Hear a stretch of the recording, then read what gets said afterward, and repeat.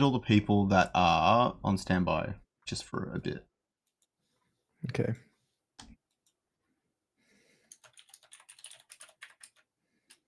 Okay, won't show we're live yet because we're on that slight delay. All right, welcome back to the Illuvium Inferno 6.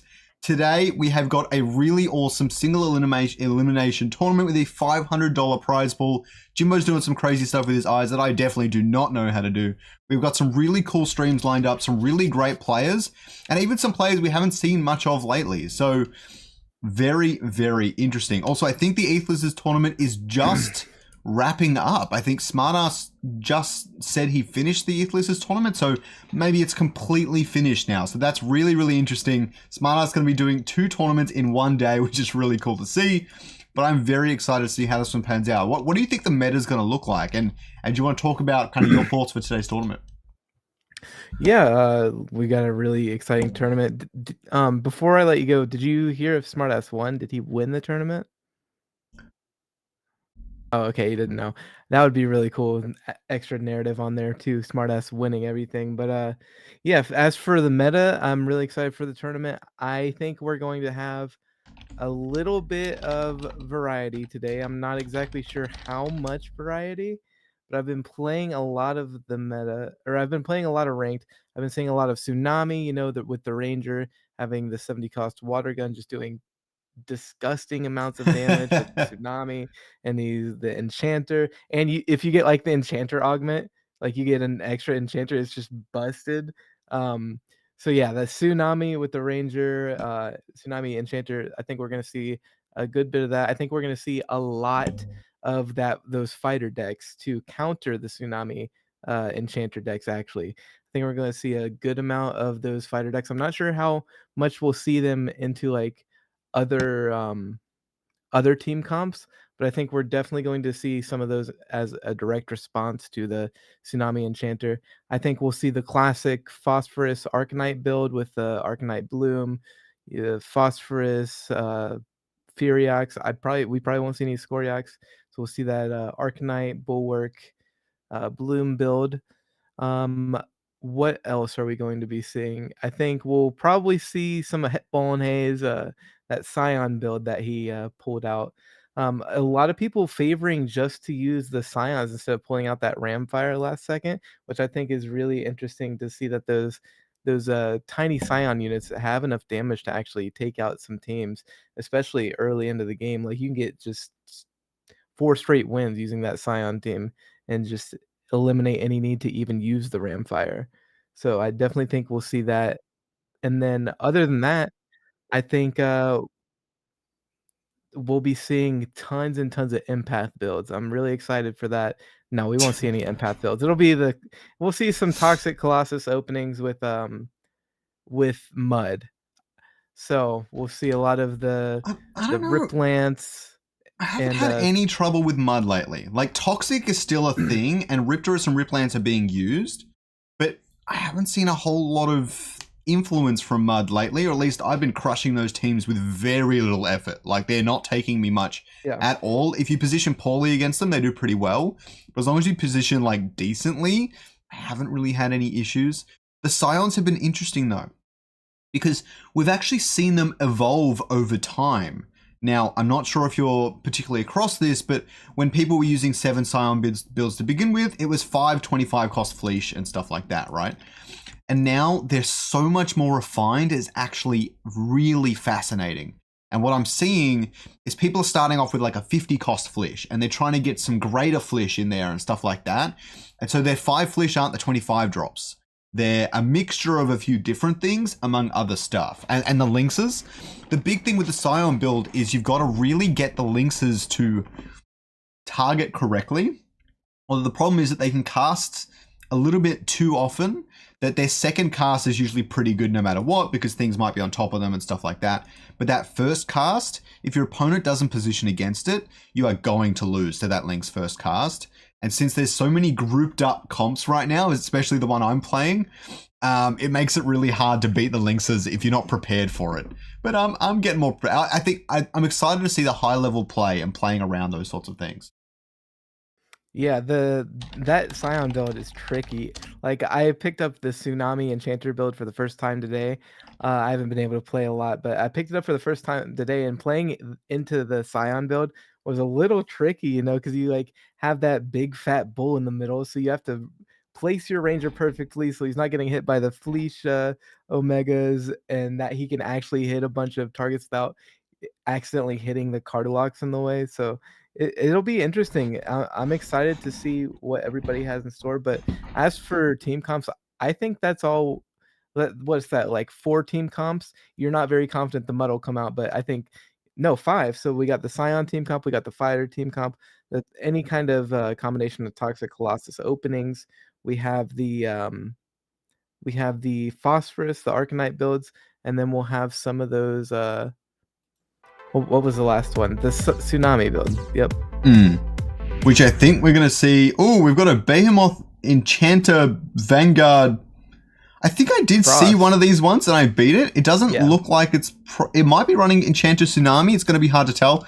So we're seeing Paz come up against, he had a really funny name, I remember. It was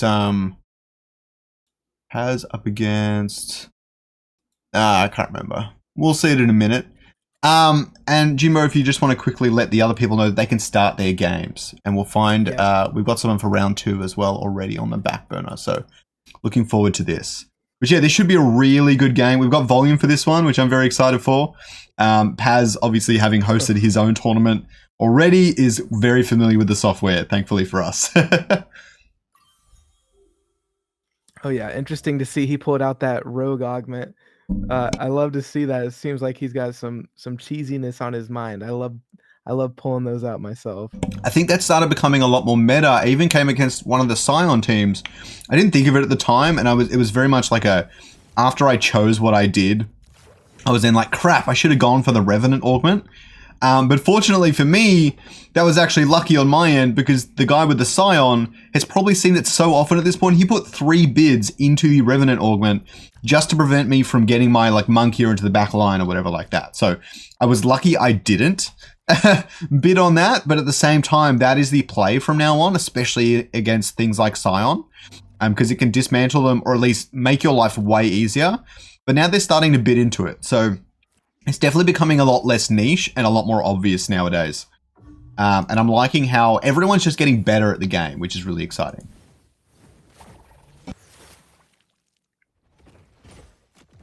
Couldn't agree more. Yeah, it just makes for a much more fun experience as well, because there's so much things that you can do with a rogue augment, you know what I mean? But starting off here, we see both players starting off that super common 3 bulwark, 3 water opening with the water Grocco, the Caribou, and Atlas, just so they can get that 3 water, 3 bulwark. And then generally the ranger with the water gauntlet is set up to win because they get the bonus from the water.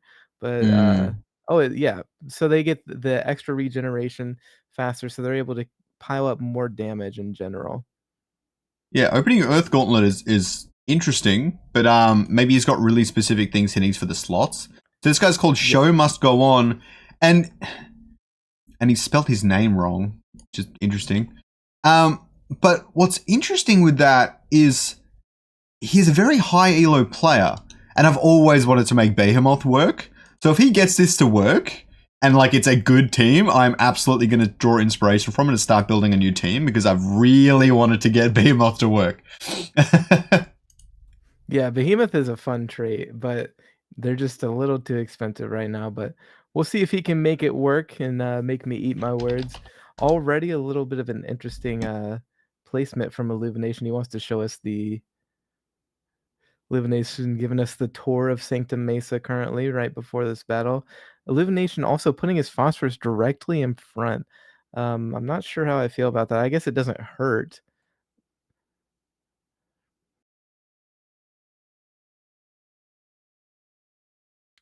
Showdown Most Go On is using his Kukaref here. Putting in the Kukaref. I can't see if he has the air trait. No, that's the water tip. Okay. Interesting.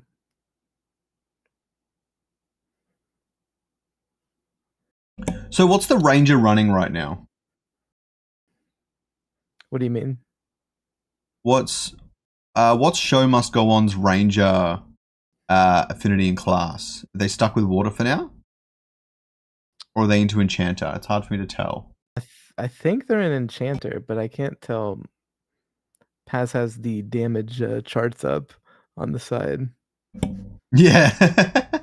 But Obviously, you can see there that phosphorus just tanking everything and doing so much damage, especially in the way that he has it set up right now. It's able to just shoot that Omega through everybody. And then he has the Furiox right behind it, able to do some burst damage. So the fact that Show Must Go On's units are all clumped up like that in this specific situation is just not looking good for him. yeah, if that Phosphorus starts being able to ramp up here, it's going to be quite powerful. I've seen a lot of the pro players saying Phosphorus is just not good anymore. I don't think that it's not good, but rather the meta's shifted in a way that makes Phosphorus a lot harder to play. Enchanter's quite a good counter to it. Because it just does so much damage and it clears out the rest of Phosphorus's team, which is quite easily because the rest of Phosphorus's team is typically quite squishy in some sense. Like you'll see Enchanter burst down those 3 water bulwark very, very easily. That Lalura putting in absolute work, managing to drag in the Kukaraf, which is very surprising to me. But he has so much healing. He has so much shields and everything like that. I don't know if it's going to break through. Yeah, that Lalura just wasted so much time there. Great placement from Illumination. Getting all of those auto attacks, wasting a ton of time, wasting their Omegas on that one Lalura, just letting the Phosphorus get hyper, do all that damage, get that Furiox going. Just that Lalura just disrupted Show Must Go On's whole plan. Oh my goodness. I think the Furiox made a big difference there. The Furiox damage, if that wasn't there, he definitely would have lost that round. So I'm really loving that.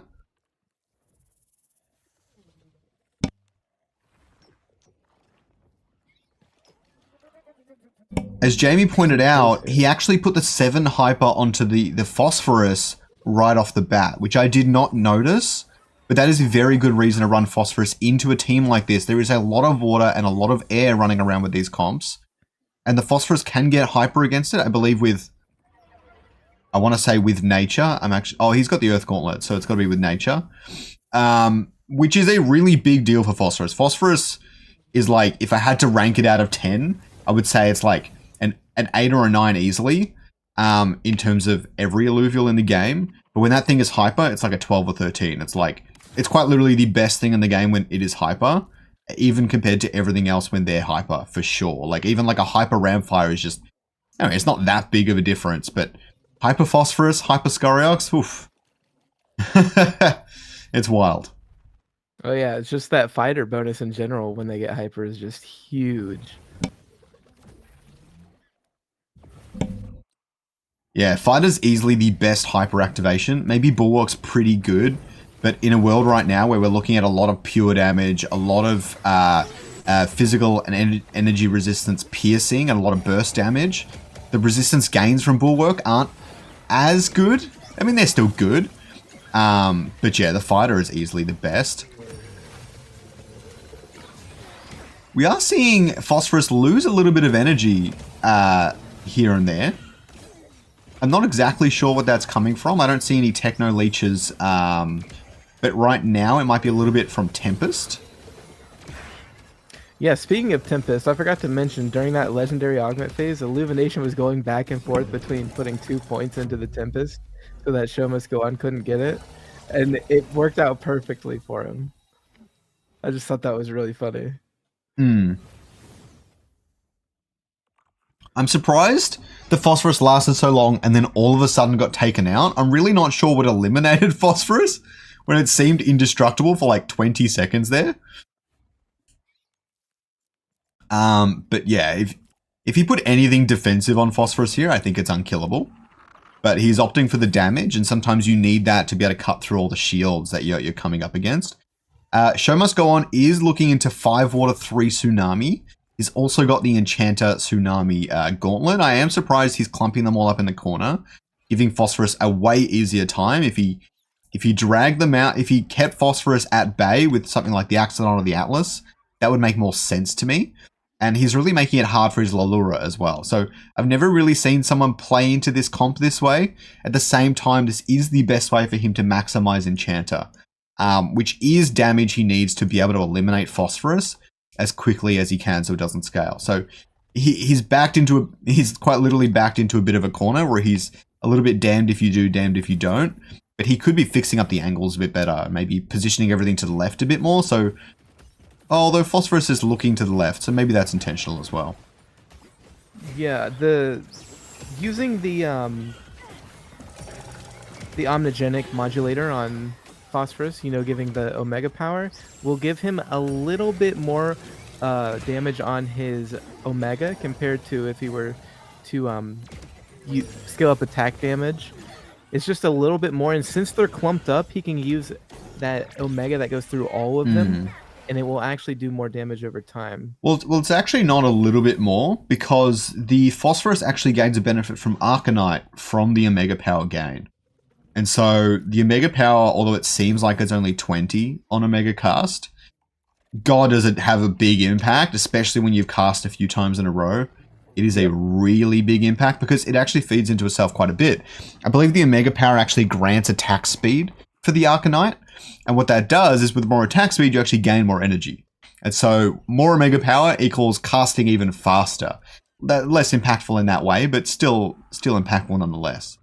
And without biogenetic suppressors suppressing that healing, this Phosphorus is literally going to be unkillable. So let's see if Show Must Go On has a plan. Maybe he rotates his entire team to the left, which would definitely which would help him not die this round. But it's a pretty tricky spot for him at the moment.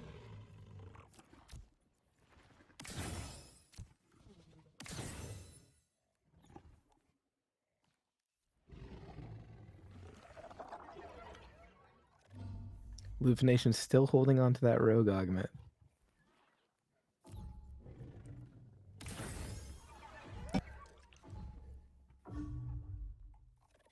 Let's see, does Show Must Go On respond at all? Only response is to put more augments down. We'll see if that works out for him.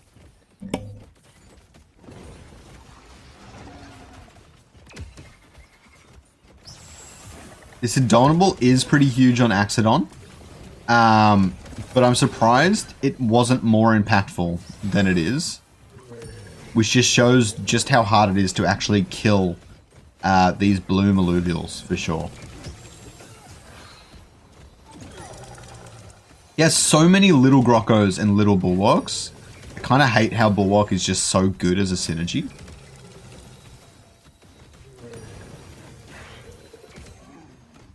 The double Indomitable, keeping those things alive for so long. Is he going to get the... He got the damage off all of them. I don't know if he would have taken him out without it. But let's have a look at that replay. You can see that Phosphorus just doing so much damage. It's very impactful, and Paz takes a really good round one. Just the burst from that Omega alone is crazy. I mean, does 75% of health of the Water Tippo's health with one Omega. Just insane. And you can see the healing as well from that Phosphorus over time, and it's very hard to deal with. You need to make sure you suppress that healing and have a good amount of DPS. The DPS on Show Must Go On's team was okay, but it was very reliant on Enchanter. And what happens with Enchanter is if half your team goes down quickly, then your damage from Enchanter is so much lower. It's actually pretty wild. Even though it's way higher than normal with the Tsunami Ranger, his Phosphorus and Furiox just took out that front line too quick. It wasn't enough time for him to get off enough Enchanter procs, and then his team just doesn't have the DPS to handle it. Yeah, the Cleanse Augment in general, like, if that didn't exist, this matchup probably looks a lot different. But with that Phosphorus, especially after he's ramped up, he's getting his auto attacks faster, so now he's getting to his energy up faster. Now he's getting to his Omega faster. At that point, like with the Cleanse and the Phosphorus getting ramped up, there's just, how do you beat that at that state? Oh yeah, for sure. So maybe Phosphorus is going to make a comeback. That would be super cool. I would love to see it. Yeah, maybe. I think it's more the case that phosphorus isn't bad, it's just not as dominant as it used to be. It has its place. Oh yeah. Oh yeah.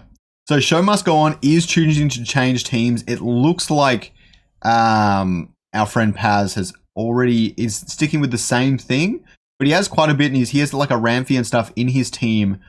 I would expect to prepare for something like this. So I'm looking forward to the outcome here. I think Ramphie is quite a good choice. I've been trying to add Ramfire to my teams, but it is very expensive to either pivot to it or use it in general. And Ramphie damage output is actually very similar. The number for the Omega is quite similar. It's more the size of the Omega that changes quite drastically.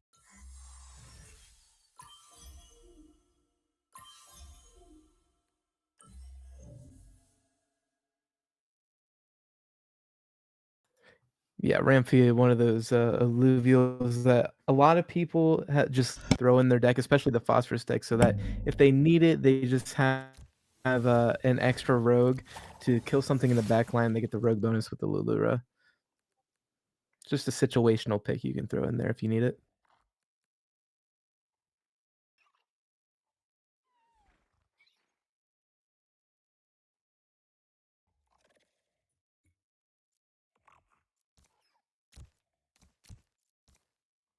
Interesting strategy with how he puts his water bulwarks. I wonder what the thought process is there. Oh, okay, and then just goes back to a normal opening. Never mind.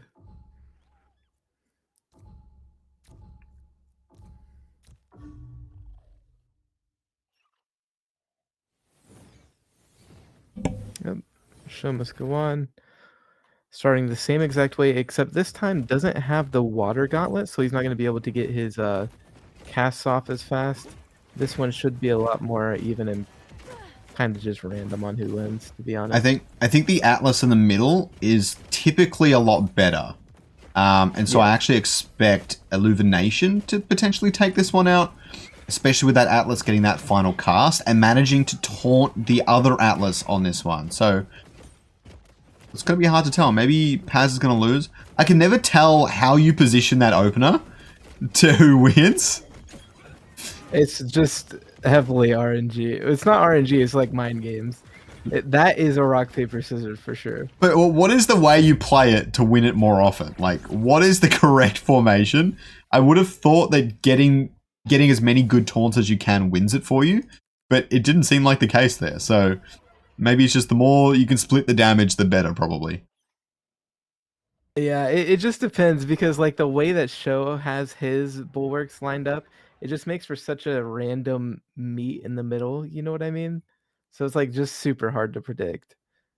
Personally, I like like you said, I like my Caribou on the outside so that it can then just move in and taunt, and that's pretty much the. And then I also like to make it where my Water Greco doesn't die early because I want him to get his Omega off.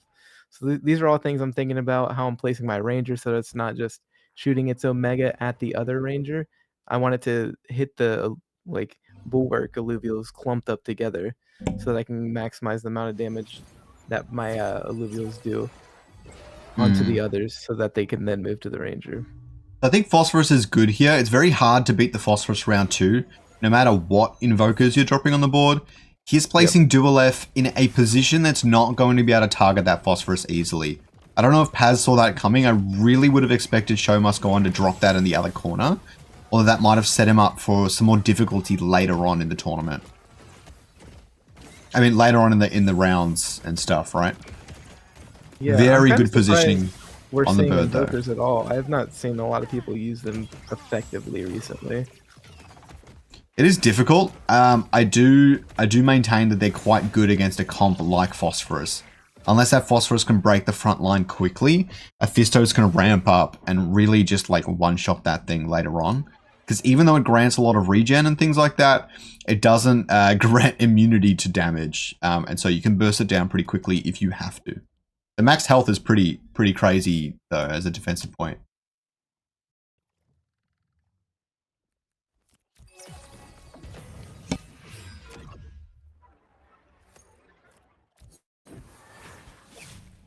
Oh, this is the Chad play right here. Throwing in the 2 rogues instead of just the standard Lilura, Furiox. This is the Chad play right here. Putting in Lilura and Rampy is wild.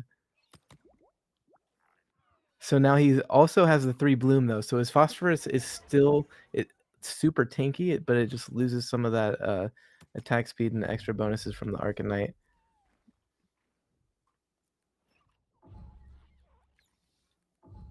Let's see how Show Must Go On responds. Not sure how I feel about the Lilura placement. Okay, never mind. It should be fine here. So he has grabbed the invulnerable, redirected the phosphorus beak, and added the sea forest. The sea forest casts quite early, so that's going to boost the Omega power of that dual F quite well.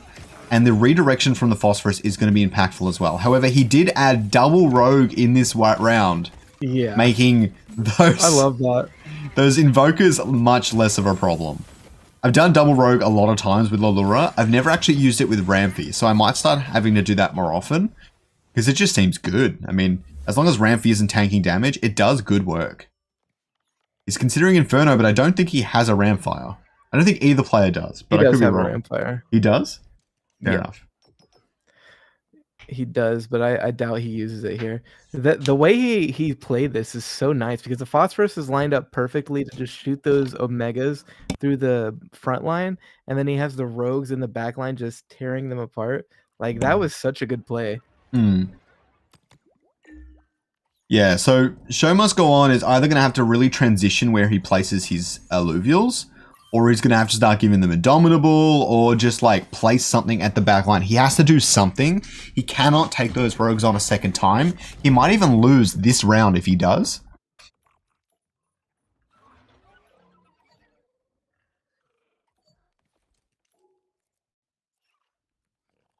Illumination turning his quality down. No, he turned it up. For dropping. Turned it up. Oh, it was ultra performance before, and now it's just performance, isn't it? Wouldn't that be turning it down? Now, if you go to ultra performance to performance, you turn up the game quality, like the visuals. All right, chat. Let us know who's right. Not a whole lot of chatter today. Don't forget to like the video. Don't forget to let us know who you think is going to take out this tournament. I believe Smartass did win the tournament before. Yes, Smartass did win the ETH Lizards tournament earlier today. He did get a bye round 1, thankfully for him. And we also have Zod in the tournament, which actually did really well. I don't know what place Zod came, but apparently he was Smartass's only loss. So if we get a grand final with them too, that would be crazy. I believe Zod is in this tournament up against Guizera. They are playing right now by the looks of it. But yes, very, very exciting. Let's see how it pans out. Round 2 has begun for some of the other players, which is very good to see. There is a lot more Illuvials on the board now, and those rogues are going down. Rampy is going to cast, which is really going to help, but I don't know if it's enough. If that dual F casts on our friend the bird at any point, that bird is going down. It is almost going to move to the back line, though. It cannot take another snail meteor. But this is going to be interesting. Here we go. We're coming up. It did take the dual F beam. That was so close, though. Like, I don't think it would have killed, but it might have. Super close to getting off that last Omega. Here they just, they just killed the Lilura way too fast. That was one of the reasons why I was a little scared about the Lilura placement. Because once you put that Sin Elf back there, now he has to be right in front of both of those beams. So oh, yeah. That previous round, I probably would have just taken out the Rampy and went back into the standard build. So it looks like he gave both augments to Lilura. Helping it stay alive is going to be really impactful. It is going to... So at 60% health, it's going to go into untargetable and gain attack speed. And at 50% health, it's going to heal up to full and heal nearby allies. Now, neither of these is going to prevent the Sin Elf beam from continuing. But it probably won't die. And I don't know how impactful the attack speed boost is going to be. The big thing he is doing here, though, is he's redirecting that Phosphorus beak. Unfortunately, that Phosphorus is going to take a lot of the aggro, which I'm not sure you want to see happen. But redirecting the beak is going to be a really big deal here. If he goes through them, that Ramfire cast will be enough to finish off the enemy team if he doesn't drop any Indomitables on the back line. He does get a pretty perfect angle onto Dualev, so let's see how this plays out.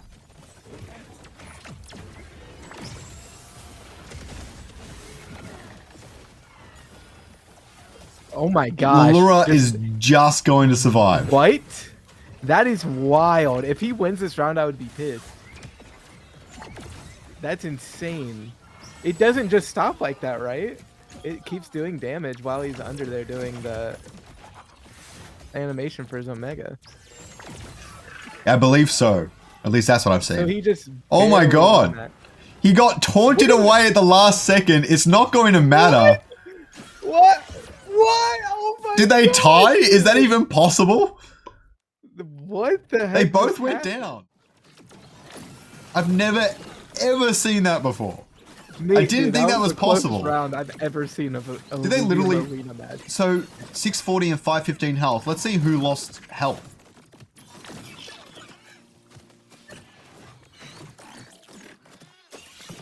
It was Show Must Go On that lost that. There was so much going on there too. The taunt at the last second, keeping the phosphorus from getting its Omega off, and then just barely went. That was crazy. Like, it didn't make the match, but like that was kind of close, right? That was wild.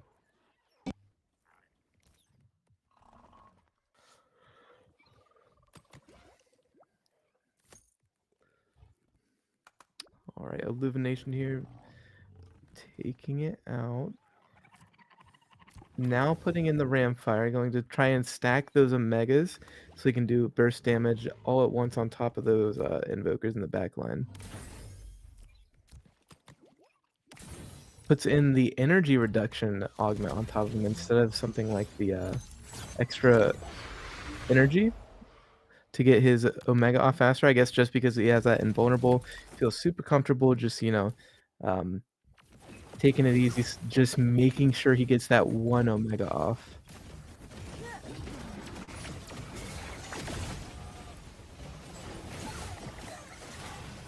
Oh my gosh. Damage. The Ramfire and the Rampy both casting is going to seal this for Paz. Indomitable and Ramfire making it very hard to work around. Show Must Go On really had to switch up the side of the board because like he was gonna deal a lot of damage either way. Yeah, great job by Illumination. Taking out the phosphorus there, throwing in the Ramfire, timing it up perfectly, putting them vulnerable on both so he can ensure that he gets both those off. And even then, it was kind of close. Just really fun game to watch all around. Yeah, so much damage. So much damage. And that is going to be game. Congratulations for Paz for the end of that one. Yeah, that was a fun game. There were some close rounds there too. But congrats to Paz. That was 2-0, right? 2-0 to Illumination.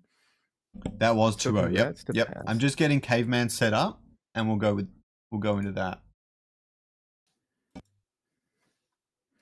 All right, no problem. Caveman, another great player that we've been seeing a lot.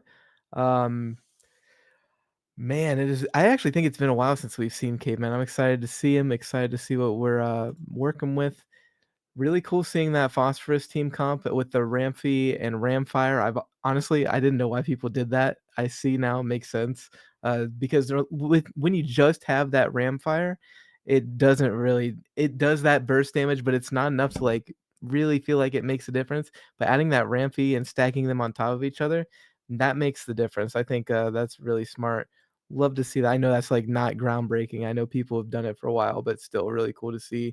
And the timing it up at the same time, putting the invulnerable on there, just great plays all around. It was really fun to watch that series. Yeah, well, the other thing is that Ramfire, although it does good damage with its auto attacks, it definitely doesn't take down things fast enough. It really doesn't.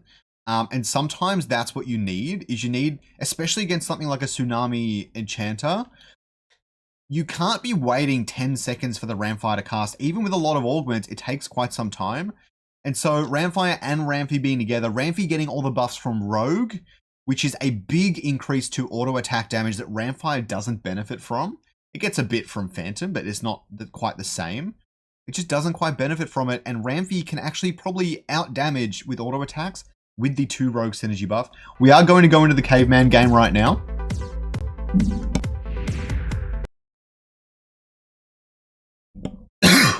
Sorry about that. If you want to start talking through this one, I'm going to quickly look for a round 3 stream to get on standby. Yep, no problem. Caveman running an interesting looking team here. He has both versions of the Cardulo and the Riptorus so that he can make sure that he gets hyper compared to whatever Sambo is going to play. That's a really that's 2 extra card slots as well inside of your deck.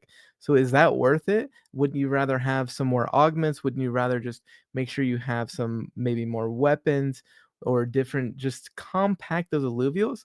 I don't know. We'll see if it works out for him. As we were saying, the Bulwark and Fighter hyperactives are probably give the best bonuses, so that makes sense there. But just I feel like Toxic falls off a little too hard for this to make sense to put that much into it, but we'll see. This is one of the strongest round ones, so shouldn't be any real problem. Surprised. So here's a tip for anyone watching, and this is just is what it is. Sambu, as you saw there, didn't even use a weapon. Always use your best weapon on round 1 if you're going to choose to lose it. Even if you're going to lose it hard, because you can take that weapon off, you should always have it on, because what happens sometimes is that they also play that game. They'll also play that mind game. So they'll leave their weapon on, and maybe they have some armor, or maybe they just leave their weapon on and use 1 alluvial. That way they have the advantage in positioning the next round, and they got a free win.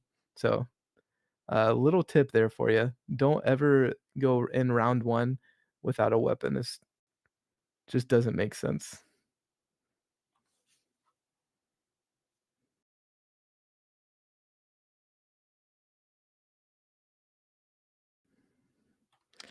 And Caveman here now goes and puts in the Kukaraf, and Kukalos has the gauntlet on his ranger, and now he has the enchanter bonus on top of it. So now he has 3 enchanters, but since Kukalos, same line, he doesn't get 3, just has 2, but they both get the bonuses that enchanter would give. So interesting choice here from Caveman, though, having the main focus of the team being the chanter instead of that tsunami enchanter that a lot of people have been seeing. I guess this makes a little bit more sense. You can keep down that phosphorus more often, but then once he gets that cleanse augment, it's just going to go down, but does win this second round, so maybe it's better than I'm giving it credit for here. Oh no, barely loses it. Wow. That hyper phosphorus, you're not going to be able to take it out. Yeah, I just caster cursed it. My bad. My bad, Caveman. Oh, it's a classic. The classic. He is going to go into fighter, which I don't know why you would do that. I don't know how fighter benefits his team so much. I know it's good because if you're going 7 air, the air fighters, there's a lot of cheap ones. And then the Riptorus Toxic is actually very, very good. So having fighter on that is great. But I've always found it quite interesting. And they're going to go down really fast to that bird. That being said, the Doka does disarm opponents. So if you can position that to disarm the bird, that's pretty crazy. He is going to put on the Techno Leecher. We love to see it. We know it is a bugged augment. I don't know if how people are going to feel about that, but it is not banned. It was way too late for us to ban something like the Techno Leecher, and I expect a lot of people to be playing it. We don't really want to mess with like a meta people are used to too much, so I don't really. Even I've been using it a little bit in games because it's a little bit damned if you don't, you're just gonna lose. Yep, it's super good on that Riptorus too, because they have the attack speed and then their Omega just gets up so fast. It's very, very annoying to deal with.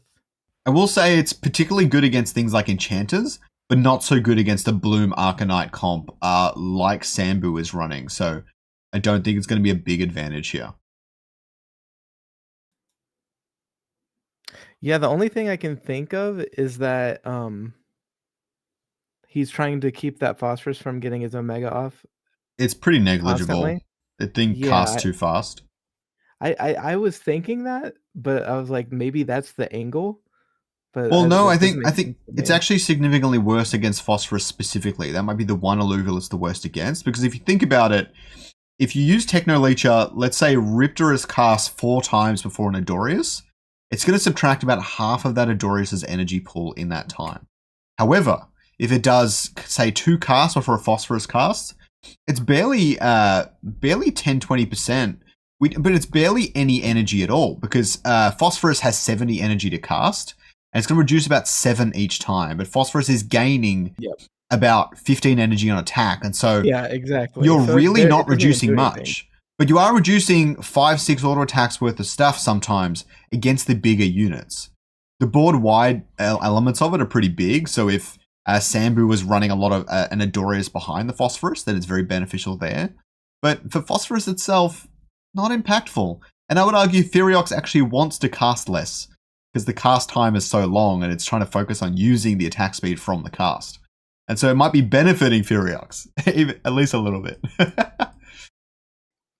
Yeah, maybe at a certain point, but now he adds in the Vermilier.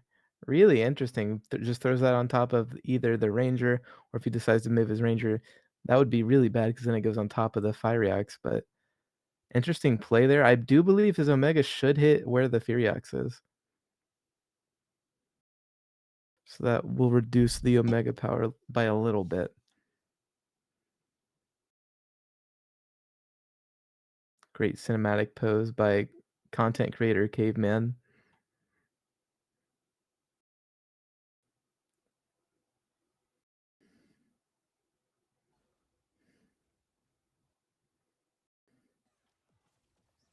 All those dodges, man.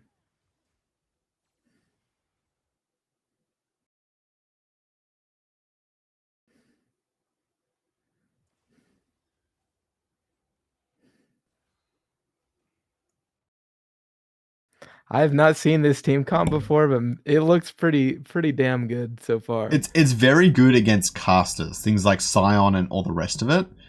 But where it's really funny here is you force Phosphorus into a corner. Because Phosphorus wants to run 2 particular augments, right? It wants to run some sort of DPS boost, and it wants to run Cleanse. And you especially need Cleanse against a Kukaraf, right? But the problem is that with that, you can't give it True Sight. You can't give it anything that cuts through the dodging. And there's a lot of it with your Tempest and or Spore if that comes out. And so, I know Spore is out. And so, Phosphorus is going to get smashed a little bit because it really doesn't want things dodging against it. Let's just put it that way. That is a big downside to using Phosphorus.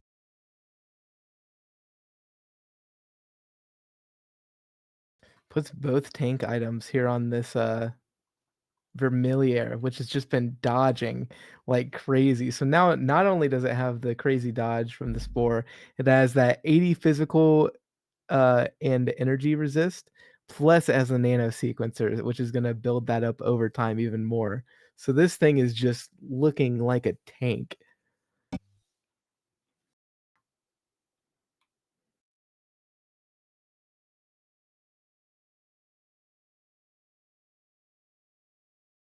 Decides to take more energy off. Interesting.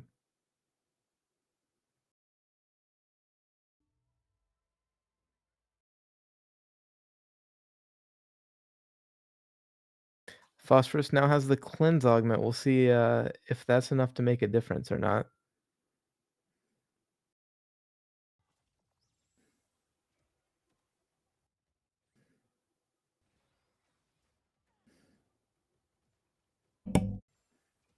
Oh, that damn Vermilier is going to be so hard to take out. It's taking both Arcanites and living. Not gonna take it out. Yeah. With the resistance boosts, the healing from Spore, and the extra dodge chance from air, it's It's not dying. This thing is disgusting right now. Oh my I'm loving gosh. this. I'm so building this team.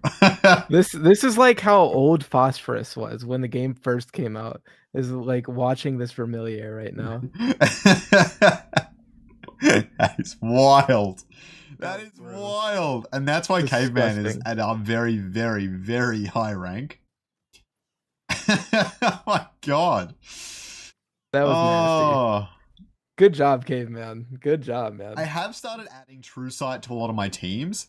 And even recently, I gave True Sight to a Monkier against a Vermilion that looked just like this one.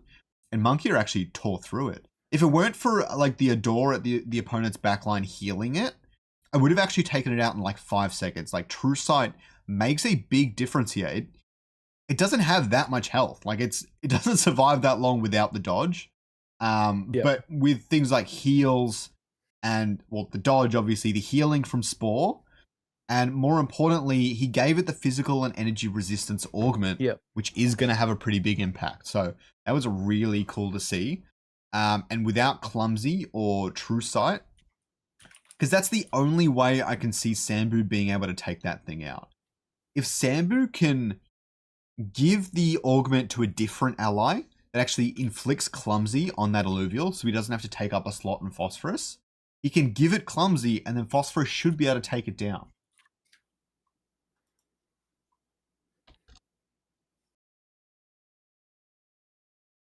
Yeah, that was a fun game. Now, what we have to think of is how does Sambo respond? Does he pull out the Phosphorus team comp again, or what does he play into this Enchanter Spore weird team comp that Caveman has going on? I'm expecting probably some, maybe some rogues, maybe some Ramfire. I'm not We'll sure have what beats to it. I see. think the one thing that might actually do pretty well against it is something like Mud. But again, you need to deal with that dodge. Like it's really good against casters, but it's even better against things that don't have dodge in them. He did only have three air in the synergy though, so I'm surprised it had such an impact. I really thought 5 air would be more necessary. But it looks like his team is built for 3 air against something like that Phosphorus, and probably 5 air against something like Invokers or Scion. We also had the Vermilion in there, right? So that's why it had even more dodge on top of it.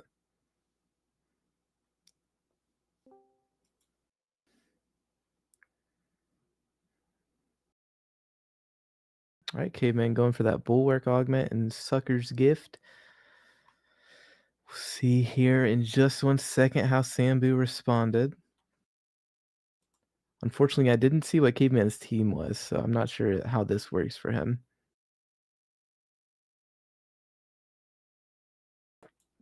Caveman now pulling out the Arcanite Hyper Carry team. Interesting. He has a Riptress in there, though. So what's Sambo running, sorry? I'm not sure yet, but Caveman's running this classic Arcanite build with the Toxic opening here with the Riptress Cardulo. I'm surprised he switched up the teams. His last team was really good. Now, I don't know if I want Behemoth or I want this one. What do I want to try next? Maybe later today if I have the time. Yeah. It'd be like that. Oh, so Sambo pulls out the same team comp as well. Interesting that he didn't try to respond with anything. I think a problem I've been having with my team is my team runs Cardulo and Rip Lance, and you can't open this round 1, and I have no round 1 that can beat the 3 water Bulwark. God, Riptress does well. Just Toxic is so good against Bulwark specifically, especially with that Taunt max health gain. Oh yeah, just tears, especially round 1 when you just have these small little bulwarks. Like he just tears through them. Riptress is the tank killer. Sure, true. I'm not sure how he builds out his team from here, but I guess we'll see. They both have the bird, right? Yep. What I found with, I want to call this a mirror, well, not quite a mirror. What I found with matchups like these that have very similar builds is the positioning matters the absolute most on both players' ends. And more than that, whoever can position their hyper carry the best will typically win the game. I've done a lot of mirrors with like berserker type teams, and what I've found is if my Rip Lance goes down before his Rip Lance, I'm gonna lose. Or if my Monkier goes down long before his Monkier, I'm gonna lose. But sometimes there are exceptions where even though my Monkier went down first, my Rip Lance lasts till the very end of the game and things like that. But really, positioning is so key, especially on those hyper carries. I'm looking forward to seeing how this one pans out.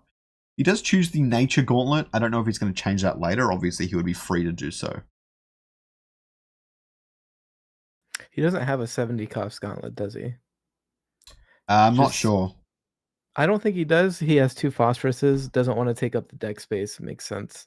Hyper phosphorus is probably better than having a 70 cost gauntlet in this specific team comp. Make that clear.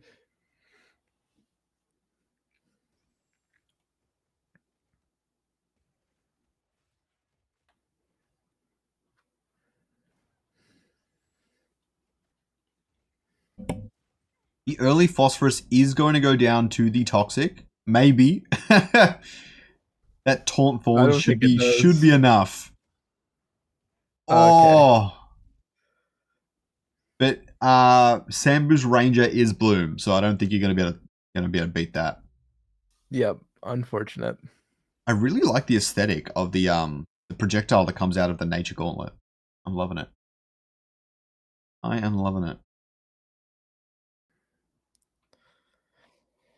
Should be interesting. I'm surprised the Toxic wasn't enough to take out the bird here. Ooh, decides to put in the earth-based phosphorus so that he can get hyper off of the opposing phosphorus later, like late into that specific round. He does have a bulwark chip. Personally, I would like throw that on phosphorus straight away. 100 resistances would be insane. Like really think about it. 100 resistances on phosphorus. A nano sequencer can't even get that high, right? Like maybe to like the very end, 45 seconds. But bulwark is probably, if you're going to build tank, a bulwark with 5 bulwarks is probably pretty damn good. Well, it also gives you the opportunity for 7 bulwark. Because what do you need? You need phosphorus and Furiox, and you can get 7 bulwark off that with the chip. I don't know if he has that in his team, but that would be crazy. His entire team would be so stacked. Yeah, I don't think he has he does have the water bulwarks actually, so I don't know.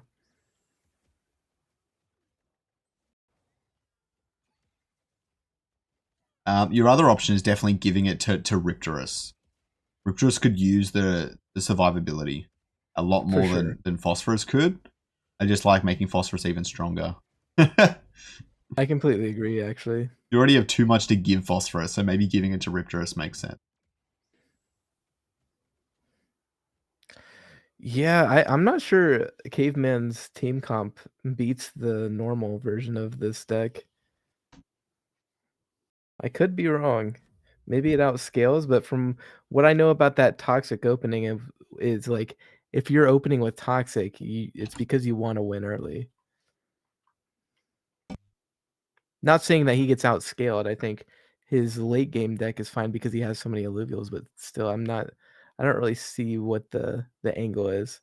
I'm definitely missing something, I'm sure.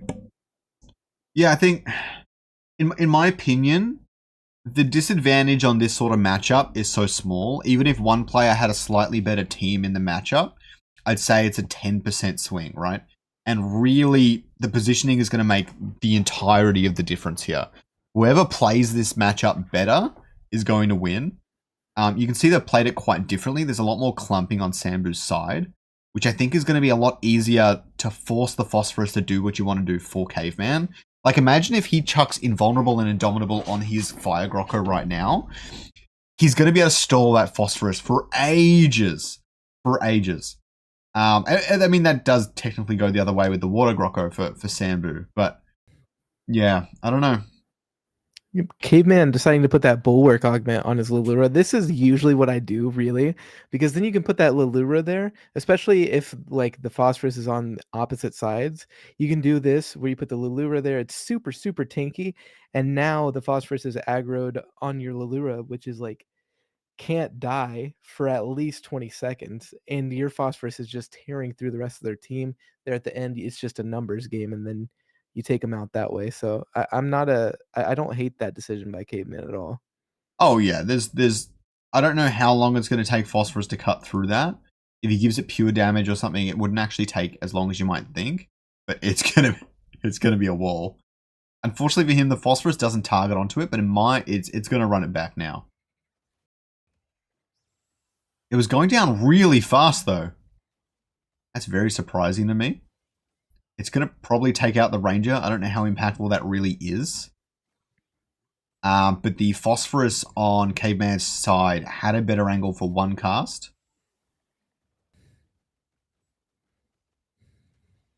And the Lure doesn't stun anything. I don't know what knocked it out of its Omega. But that is going to make quite a bit of a difference. There we go. It did taunt for a little bit, but yeah. It's a hyper diff. What's crazy is I didn't notice this, and I'm going to run it back so that we can watch it again. Did the Ranger beat Lolura? It did. Oh no, the Furiox turned around. Okay, that makes more sense. Okay, yeah. But what made the difference here was while Sambu's Furiox did get hyper, Caveman's Phosphorus having hyper, we've talked about it many times on the stream. Your Phosphorus having hyper is just next level. It's so good because the attack speed scales so well on him.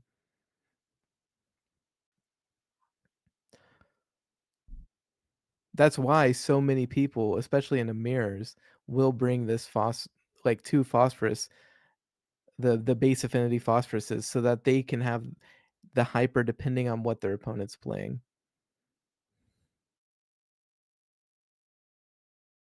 Yeah, for sure. For sure.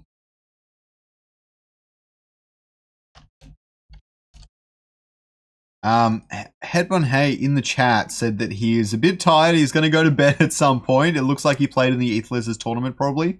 He did say that he was training Caveman a bit. So Caveman's got some Headbun Hay inspiration here, maybe, or they were trained together. So looking forward to it. Caveman is a very good player. He's right up there in the ranks, and so is Sambo. So we've seen a lot of top tier games already. Oh, is this game 2 that we've seen? We've seen top tier games already, but I'm looking forward to even more. Yeah, Sambo playing very, very like normal with his placements on different rounds, augments that he's using. Caveman's playing like a wild man. Like this dude's cracked out. Like he's playing with the graviton piercer, the fission igniter, while Sambo is just playing very by the book. I love the graviton piercer. I've been using it more often. It's very good, especially in this 1v1 with the birds. Yep. Man, I'm loving it. Plus, it'll apply to the Omega as well. And so that's a lot more damage on that Omega. Like, he's getting the Omega power. Let's say the Omega gets up to 400 or 500 damage. And the resistances from 5 Bulwark that Sambo's gaining is probably going to reduce that damage by 30-40%. But you're going to gain back 20% of that or so. And you cast so often that really stacks up over time. The only problem is that your Phosphorus is a little bit less tanky and a little bit less resistant. So you've got to position it extra well. But I don't think you really generally need cleanse unless your opponent has mud, to be honest. There are a lot of stuns in this, but I don't think it's impactful enough. It's more impactful if your opponent starts spamming Siphon Matrices, and then Caveman's Phosphorus is going to go down like a wet rag. Yeah. I mean, the stuns really aren't that big of a deal because, like, right, the Grokko's stun range is outside of the auto attack range from Phosphorus. So it doesn't generally get stunned by any Grokkos. The Lilura can be annoying depending on how you angle your own Phosphorus. But yeah, using Cleanse in this matchup specifically doesn't make sense to me. I don't think Sambu's using the Cleanse. I think he's using the damage reduction, though, I will say. I'm not sure. We'll see if the little immune thing pops up after he casts. Yep. I think you're right. Oh, I didn't see any immune, so I think you're right. Yeah. And I don't think the piercing from Graviton Piercer is actually going to help against damage reduction. Oh no! Caveman's positioning with his phosphorus, man, just lining up perfectly for Sambo to knock it down with his phosphorus and Theriax at the same time. What happened there was Caveman moved his units over because he fully expected Sambo to move over himself. Because if Sambo plays this board the same exact way and Caveman doesn't move, even with the augments that were placed, there there would he would have just lost.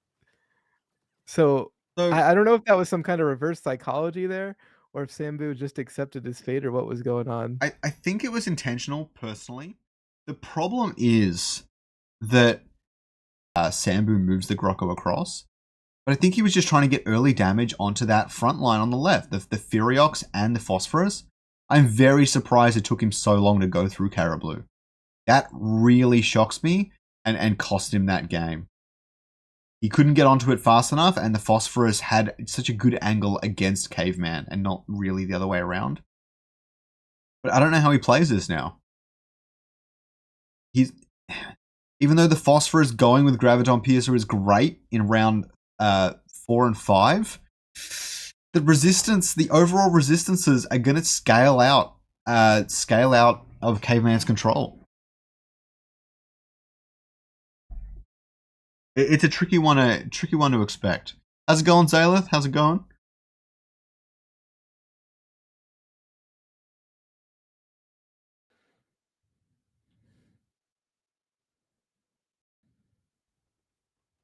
We are Interesting. going The to see exact case. Grocko with the Indomitable from the Legendary Augment surviving for a very long time. Caveman's Phosphorus is doing a lot more work than Sambu's right now. The Riptorus is going to go down really fast, though, which you hate to see because he really needs as much DPS as he can get to cut through this. His Phosphorus does have a good angle on Furiox. It's going to lose it now as the opposing Furiox moves, but he has a lot of damage onto it. He's going to get a taunt up soon. Let's see if the Furiox takes it out first. It's got pure damage. It is going to be able to cut through Caradulo, but the Furiox on Caveman's side is still alive, so it doesn't matter. And I think this is going to be game. And Caveman does end up taking the set.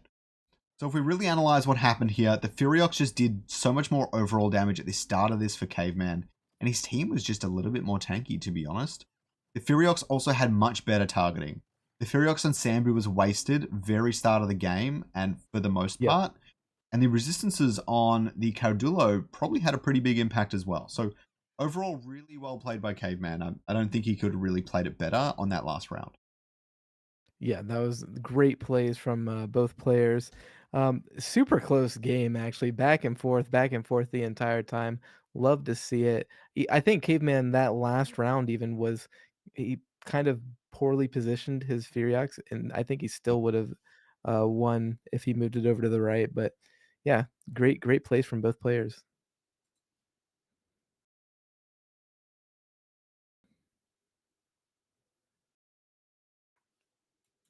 Interesting, you did say at the beginning of the stream a lot of the top players don't think phosphorus is any good anymore. I think we're seeing here that a lot of these the other top players disagree with them. I don't think anyone would bring any troll builds into the prestigious Illuvium Inferno, personally. We're fighting for the big bucks here, boys. What's up, SJard? Seeing you in the chat. I know you didn't register, probably because you're in the 8th Lizards tournament or something like that. All good.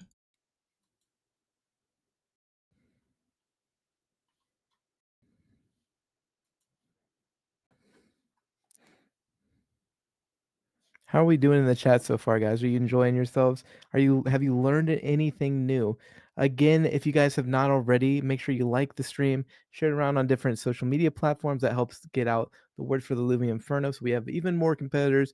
We can have a bigger prize pool, and also we get that name of Illuvium out there. We get the word about blockchain technology out to the masses.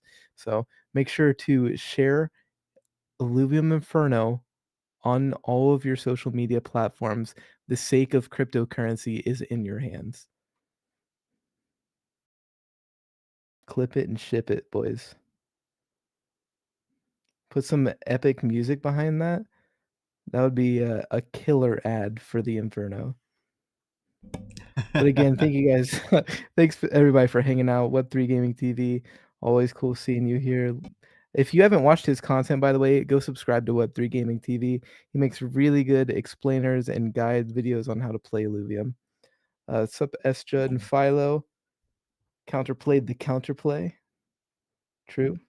Ryan Harrison, Brian the Brave. How we doing, Brian the Brave? Awesome to see you guys here. Really excited to get into some of these next games.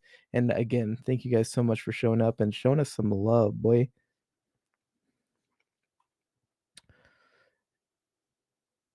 I've hopefully got Patate coming in, or Patat, or however you say it. Patat. Patat.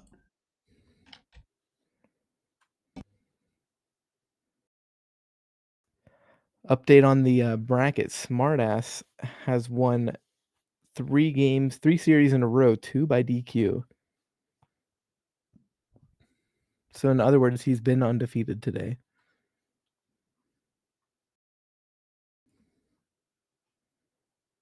Just more people we see. DQs are so random. Oh my I know, they really are. Whitey, the winner of last week's Inferno, is currently in a series against TTBD Goons.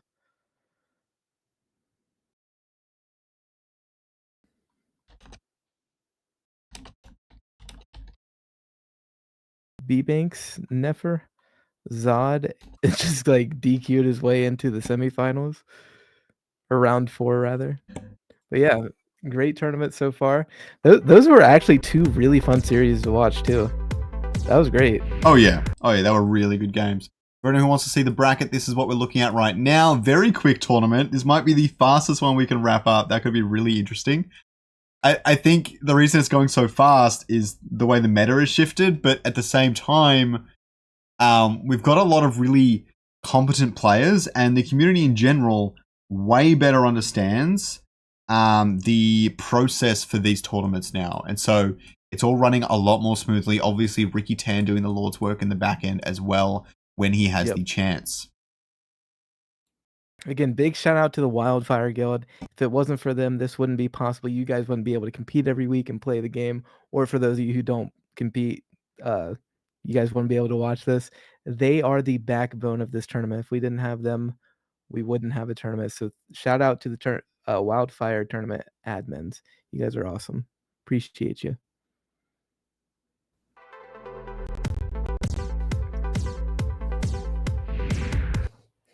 We've almost got Patat's game up. Looking forward to it. Oh, good. We've only seen Plats today. I'm feeling a bit left out that I'm not Plat right now. I used to be Plat. We're not talking about it though. I used to be for a bit as well, yeah. Yeah, we're not gonna talk about that. I'll talk about it next week when I'm Plat again. I've been trying to push up to it. It is tough out here right now. It really is. And you'll come up against, when you're in gold, you come up against a lot of low Plat too.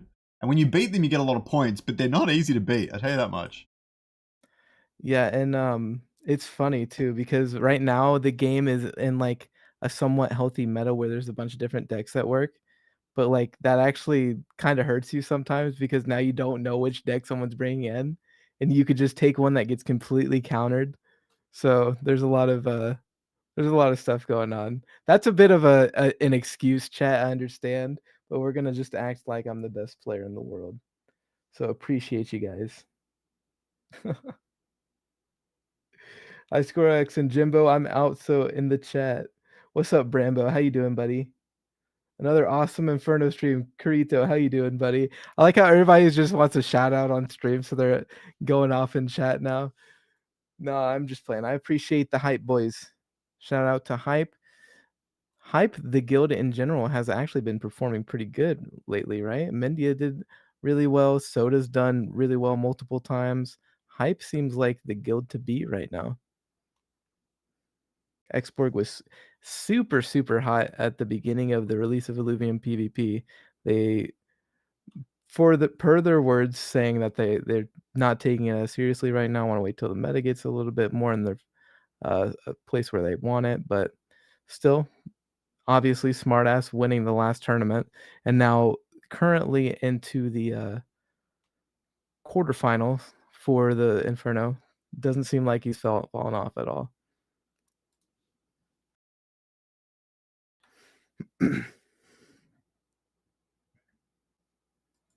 Unfortunate to see that Storming got DQ'd. Probably wasn't just able to show up, but Storming always a really fun player to watch. Super competitive, really smart. Zeptile also got DQ'd, which is another unfortunate one. Really fun player to watch. Comes in with some interesting picks. Plays really smart. Mindia also. It was the day of DQs, boys. It is what it is. People be dropping I after feel like the I'm East losing my Lizards voice tournament. now. Yeah. I'm the one doing the Lord's work. Everything's on me, bro. Nobody else does anything. No, I'm just playing. But it's been really fun. The Inferno's been a great time so far. W for Wildfire, true. Big W for Wildfire in the chat, boys. We are currently waiting for Patat to get into his game, and then it'll be up on stream. They're just working out some technical issues.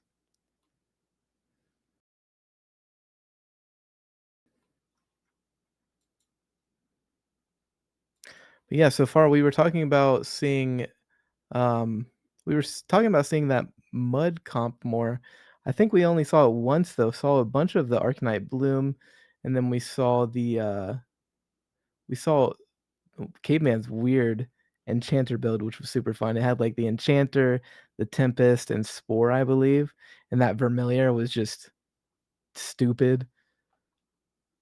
Some fun comps so far. Again, the meta is in a space right now where it feels like you can play a lot of different things compared to like previous weeks where it was like only 1 or 2 decks are viable and there's maybe a third that's okay.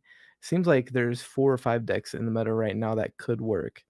So we're in a really good spot if you like variance or variety. Some of the top players that I've seen prefer more when there's only 1 or 2 or 3 decks that are meta. That way there's less variance going into ranked, so they don't get unlucky with a team comp that just completely counters them. They like more of like the head-to-head mirror matches. That's where the real skill comes into play, it seems. Goodness gracious, unfortunate. Patat playing against someone who has the DQ. Yeah, so he DQ'd. I managed to get Nixsatara on. I believe this is game 2. I'm not entirely sure what happened with game 1.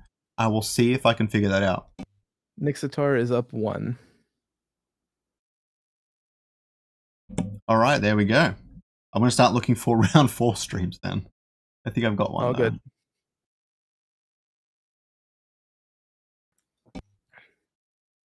Nixsatara coming out with the Tsunami Enchanter build. He has the Axodon for the extra Tsunami.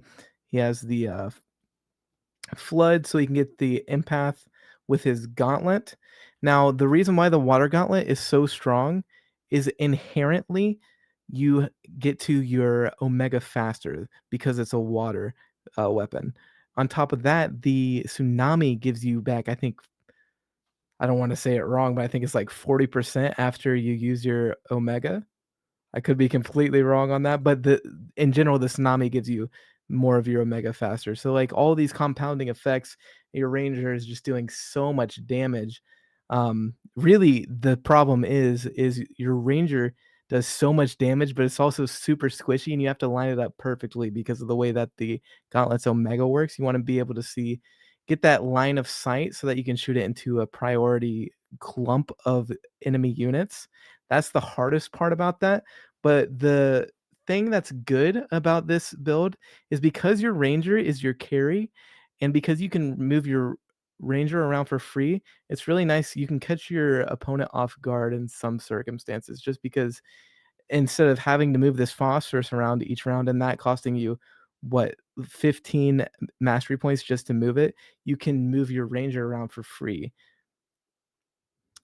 And that adds an element of surprise where the opponent doesn't always know what's going on, but This comp that Nixsatara is running as well, the Scion comp, is actually really good into this because you have to think really hard about how those Fleesh and all those Scion Omegas are going to go so that they don't take out your Ranger, because they very easily can, because again, your Ranger is super, super squishy, especially without any armor or anything on.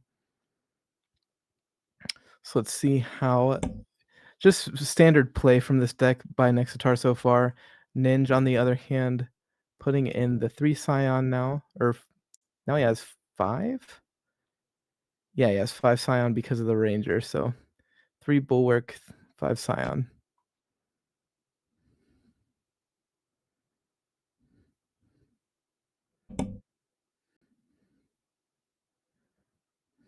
Oh, that Flish Beam is pretty huge. It does stop the Flood from being able to gain energy. But he did manage to redirect the beams very, very well. It's good seeing the Scion comp come out here, though. I'm liking that.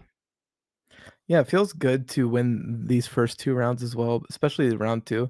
For me, I don't know how true this is, but for me, it always feels like that Tsunami deck is kind of weak on that second round. So it feels really good to... Ooh, and he's BMing, throwing up the emotes. I respect that.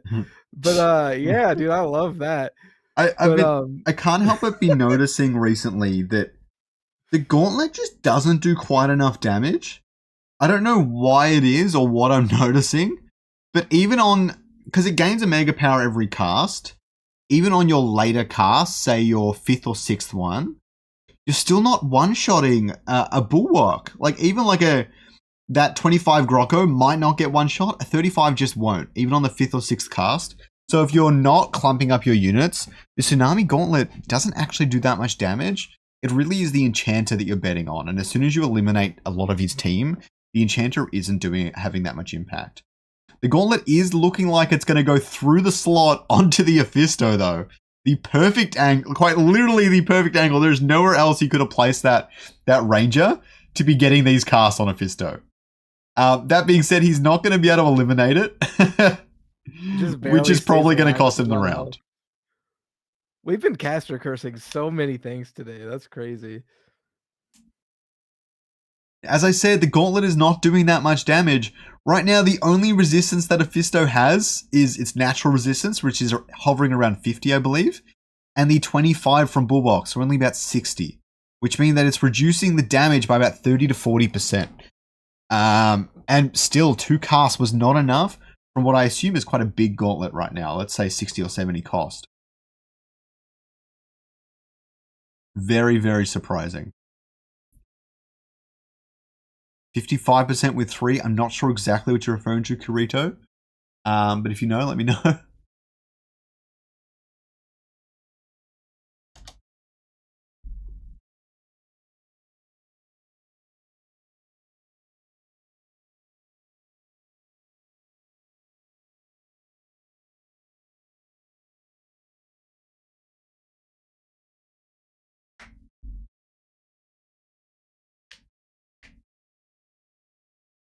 If that Ophisto starts getting defensive augments or damage augments, I don't know what they're going to do. One of the most interesting parts about the Ranger, especially when it comes to the Tsunami Gauntlet, is it's very hard.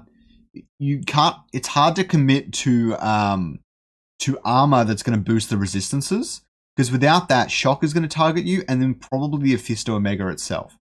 And that Ranger is going to go down like a sack of potatoes, right? You're unmuted right now. I hope you're alright. Yeah, I'm good. I'm just waiting to see what's going to happen. It's going to be interesting. Only has 6 water on the side of Ninja. I think he's fine with that, though. The Shock is going onto Cookerless. He's getting in that backline real fast. Yeah, you see now as well, his Ranger is 2-shotting that Ophisto. It feels pretty good for him. Yeah, but the minute he chucks Indomitable on that front line, I don't know how Nixsatara is going to break through it. That being said, Nixsatara is a game up, so we gotta respect it. We gotta respect it. He's clearly doing something right.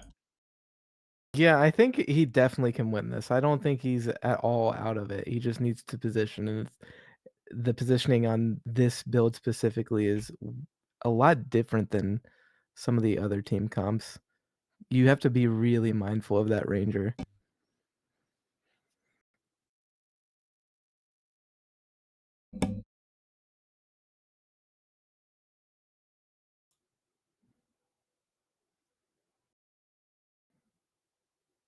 See, if you were to ask me, I definitely think you chuck Indomitable on the Cookerless, because it's being targeted by shock right now, which means that it's likely going to be the thing that triggers the Ophisto Omega.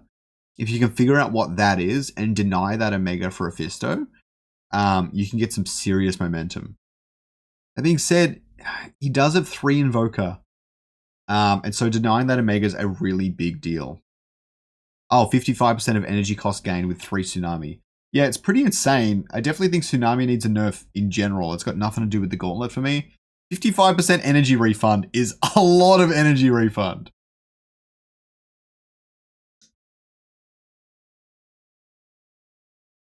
Like, it doesn't need to be nerfed much, but 55% is a lot.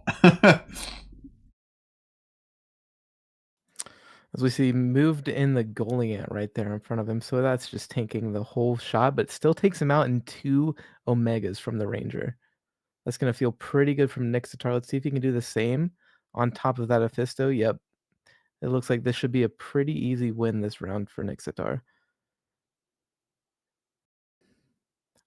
Like you were saying, I really would have put the Indomitable on the Ophisto there, but I don't think it would have even mattered for that as well. What I did love to see was the resistances on Flood. That is insane. Yeah. Doubling down on that. They're taking the Flish and the Sin Elf, and meaning that Flood's pretty much never going to go down, and you're going to redirect it quite well. Now, it wasn't particularly impactful here. It only slowed down the Flish a little bit. But that's a crazy play that I don't think I've ever really seen before. Yeah, it just felt like all of the Scions on the opposing side, I can't remember what the guy's name is, but all of their Omegas weren't lining up at the same time to get that burst damage off all at once. So they were just hitting like this or that target, but not all on the same one. But the Flood was just healing them back up. And with the Tsunami, it was getting its Omega faster and faster, healing sooner and sooner. Just was not able to take it out. I don't know if the right response was to clump up the Scions but I think focusing on a way to figure out how to get those Omegas on the same target, ideally at the same time, probably should have been how he responded. But easier said than done as well. Yeah, a really interesting game. I really liked seeing the way he played around the Scions. It's clear that he's seen them more than once, especially with the Lynxes. He spread out his Bulwarks. I'm so used to playing with clumped up teams, especially when you're running Enchanter Kukuraf, that you need to play completely different against those Lynxes. If those Lynxes cast through your team, you lose, right? It's very, very, very simple. And yeah, he played around it. He's used to it. He played around pretty much every element of his opponent's team. You can see that he's got some high-level play, especially in the way that he's been practicing this team a lot. He knows what to do, and he's played quite well. I think he could definitely go to the finals if he's used to a lot of the matchups, not just the one. That really is what it comes down to sometimes when you're playing this game. Yep. Yep, Nixsatara is someone I've been talking about every single Inferno. Really like the kid. He's pretty funny, but other than that, I think he's actually a pretty decent player, and I think he's been underperforming in the past Infernos. I don't think he's like top of the line like Viper, but I think he's a good player, and it's nice to see him finally get into some of those deeper rounds into the tournament. Yeah, we might have to wait a little bit for our next game because the check-in for it hasn't quite started. It will kick in 2 minutes. And then we'll get Batat up really, really fast. And then we'll try and get that game going where Batat will actually be coming up against, and let's bring it to the bracket. Oh yeah, I love this.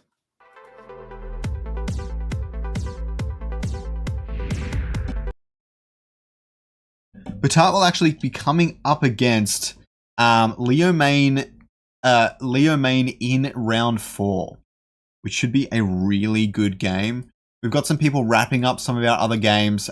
These games are going pretty well. Sandbirdie's running a little bit behind here, but that is all good. And yeah, Lowello still hasn't played a match yet.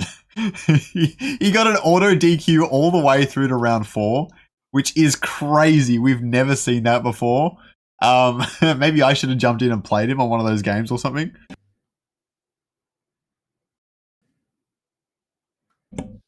Absolutely bonkers. Nixsatara also going through to round 4. We've got Zod through to round 4. Has come up only into one game so far. Some people have had a really tough heat this time around. Like we've got who had a first game and a second game.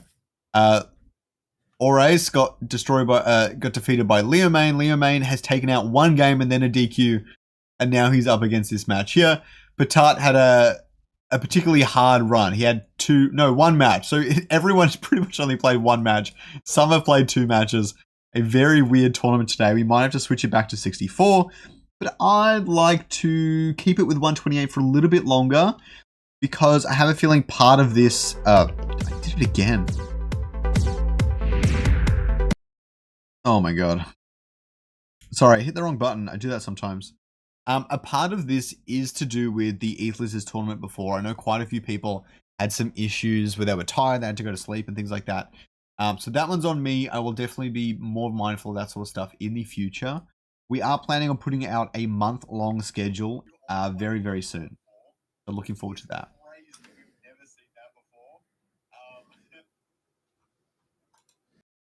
But yeah, looking forward to this game. Jimbo has dropped out for a hot minute. He's coming back now. Here we go. What just happened? I think your thing dropped for a second. Maybe your internet or something. My bad, chat. What did I miss? So, what have we seen so far? We've seen a lot of Tsunami. Well, a decent amount of Tsunami. We've seen quite a few Phosphorus, even though I haven't seen that in the ladder for like 50 games straight. I'm telling you right now. We've seen some good combinations of the two. And we haven't seen Mud yet. I think, did I say that at the start? I predicted we might not see any Mud. I feel like Mud's fallen out of the meta quite a bit. Colossus, obviously, as well. It's very underwhelming compared to Bulwark. But I don't know what we're going to see in the final few heats. We haven't seen any big rogues. We started to see Scion, but it didn't do particularly well yet, at least. And we've seen that full air comp, which I didn't think was as popular as it was. I know it was made popular by Hetbon Hair, and he's been using it on the ladder. I didn't know other people had picked it up quite a bit. I think it's just because Enchanter is so good, at least against Phosphorus. Otherwise, Phosphorus would be everywhere, right? Yeah. Yeah, I think what we've seen so far, besides maybe Mud, is pretty standard. I still think we'll probably see a Mud team. I feel it in my bones.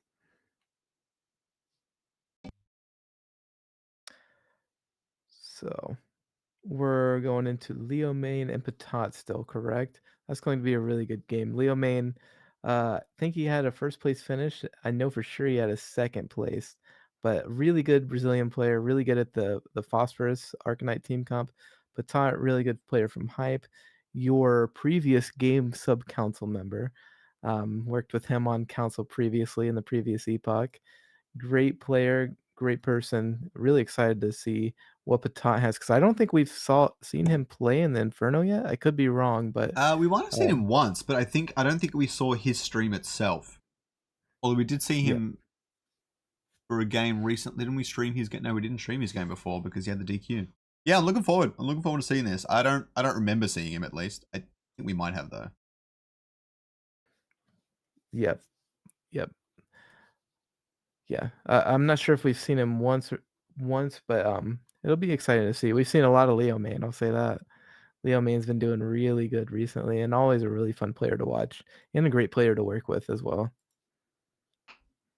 I'm looking forward to this one. What's the check-in timer is at? open. It looks like they've both checked in. Nice. And they're getting through the match code now. Oh, Ricky Tan checked him in. Maybe Leomane is having trouble with some stuff? We're not going to get another DQ, surely. That would be par for the course for today. Leomane has won one game today, so I would hope he's around.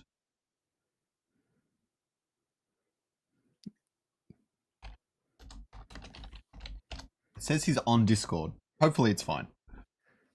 Yep. Smartass in the chat talking about his team comp. Someone asked him what he was using. He said, "You'll see later." Smiley face. You love to see it. I'm keen for that. I don't even know where he is on the bracket. He's there he on the is. bottom. He's round 4 Round as well. He will be taking on Ligaron or Felbaros next. I've never seen Felbaros before, and he's won 2-0 against Brian the Brave, and 1-0 Yeah. against Ligaron so far. Which Brian the Brave, really good player, second place finish previously. Ligaron also, I think he had a top 3 or top 4 finish previously. That is going So to be these a aren't fire bad match. players. That is going Really to be an good players. insane match. All right. I'm going to shoot Smartass a message. All right, we're going into the game. Wait, let me just double check I've got it set right. Oh, I didn't have it set. Thank God I checked. Okay, here we go. Nice. Let's see what they got in store for us. Leomane versus Patat. Arcanite up right into someone who's using an Arcanite comp. Definitely, if he's not using Arcanite himself, I'm not sure if he is, but even if he's not using Arcanite himself, you definitely want to take that away. You don't want the enemy being able to get 4 Arcanite. That's for sure.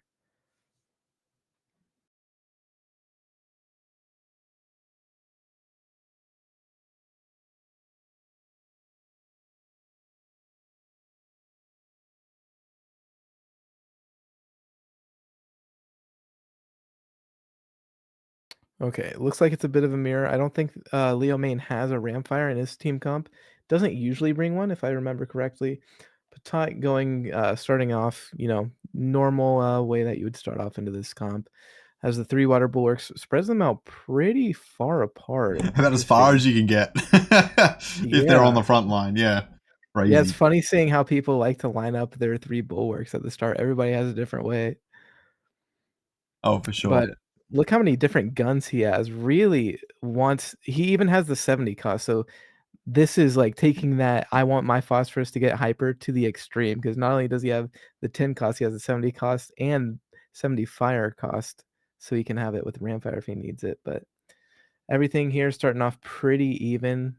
Not very surprised by that. They have the exact same setup. Both place their units the exact same way as well. No way. What are the chances? I don't know. Like getting them the same way around? You got a 50-50 split there at least. Yeah, this is a straight up flip of the coin right here. The Rangers are in different spots though. Yep. The Rangers were targeting different Illuvials, which made a pretty big difference.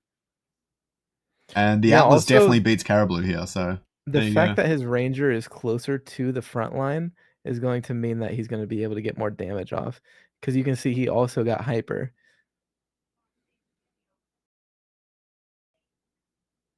And those small differences, especially on round 1s, those small differences make a huge impact. So just this might not ever matter to any of you who are watching, but just so you know, ranged attack carries do more attack damage per second if they're closer to the unit.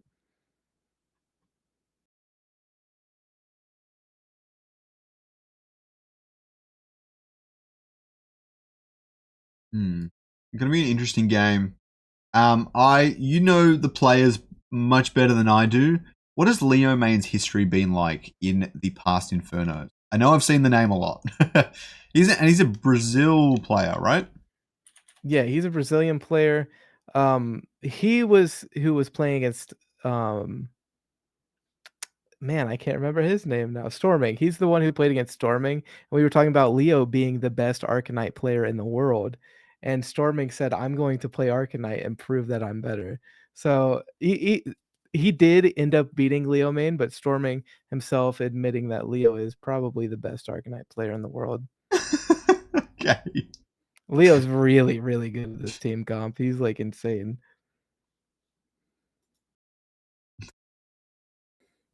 I don't know what computer Patat's running, but we might be frying it.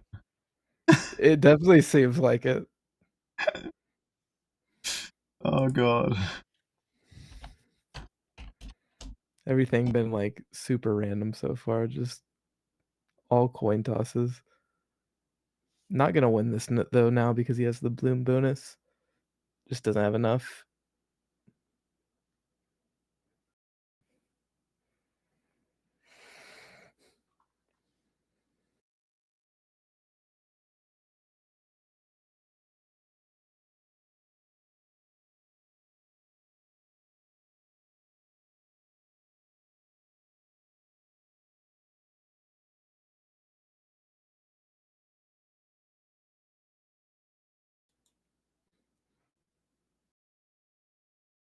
This round 3 is interesting because in the mirror matchup, this is the round where things start to like change up a little bit.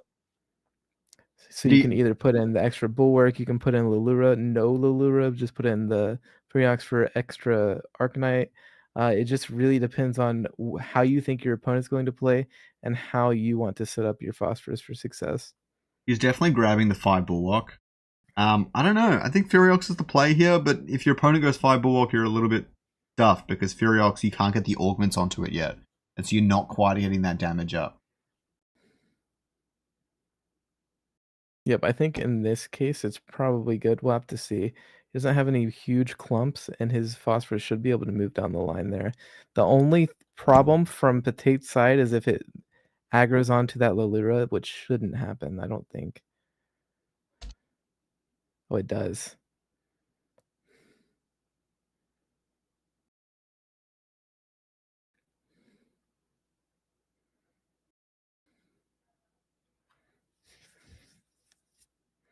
Looks like he's still good to go.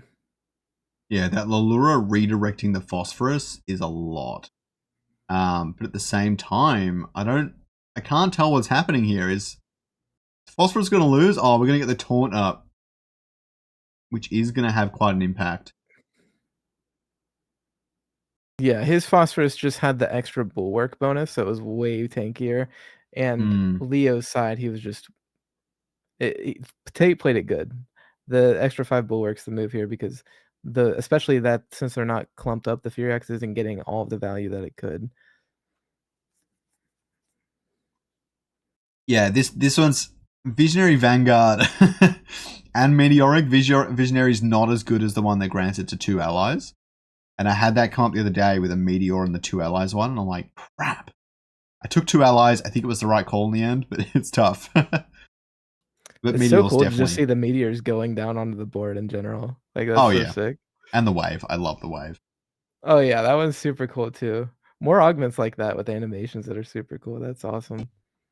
Love this.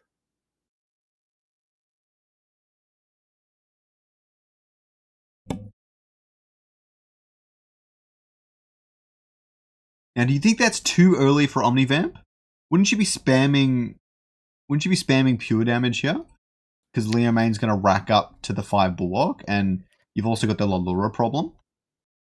Yeah, personally, if I'm not dumping both of the lifesteal augments or already have at least the damage augments that I want on Furiox and Phosphorus, I would never do that.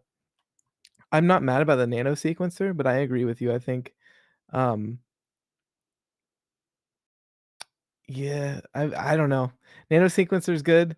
Furiox could have pure damage as well instead. It just depends on how you want to play it, I guess. His Phosphorus is going to get the maximum amount out of that nano sequencer, so I don't hate that, but I don't think it's the best play. I probably would have went pure damage as well on Furiox.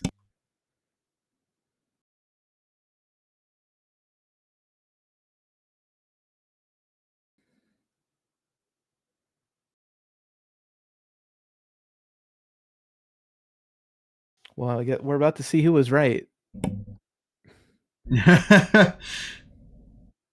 5 Bulwark Nano, and you're only having the Phosphorus fight off at 30-second mark is pretty good. But the Furiox being alive is a big deal. The positioning on that Furiox is just built better.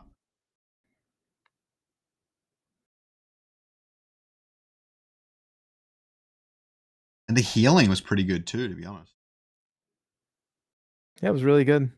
It was super close until the Furiox moved its position, and that phosphorus from Patat started getting like right there, just aiming right Oh, at the Furiox. damn. That That's the only way he hurts. took it out. That's Yep. crazy.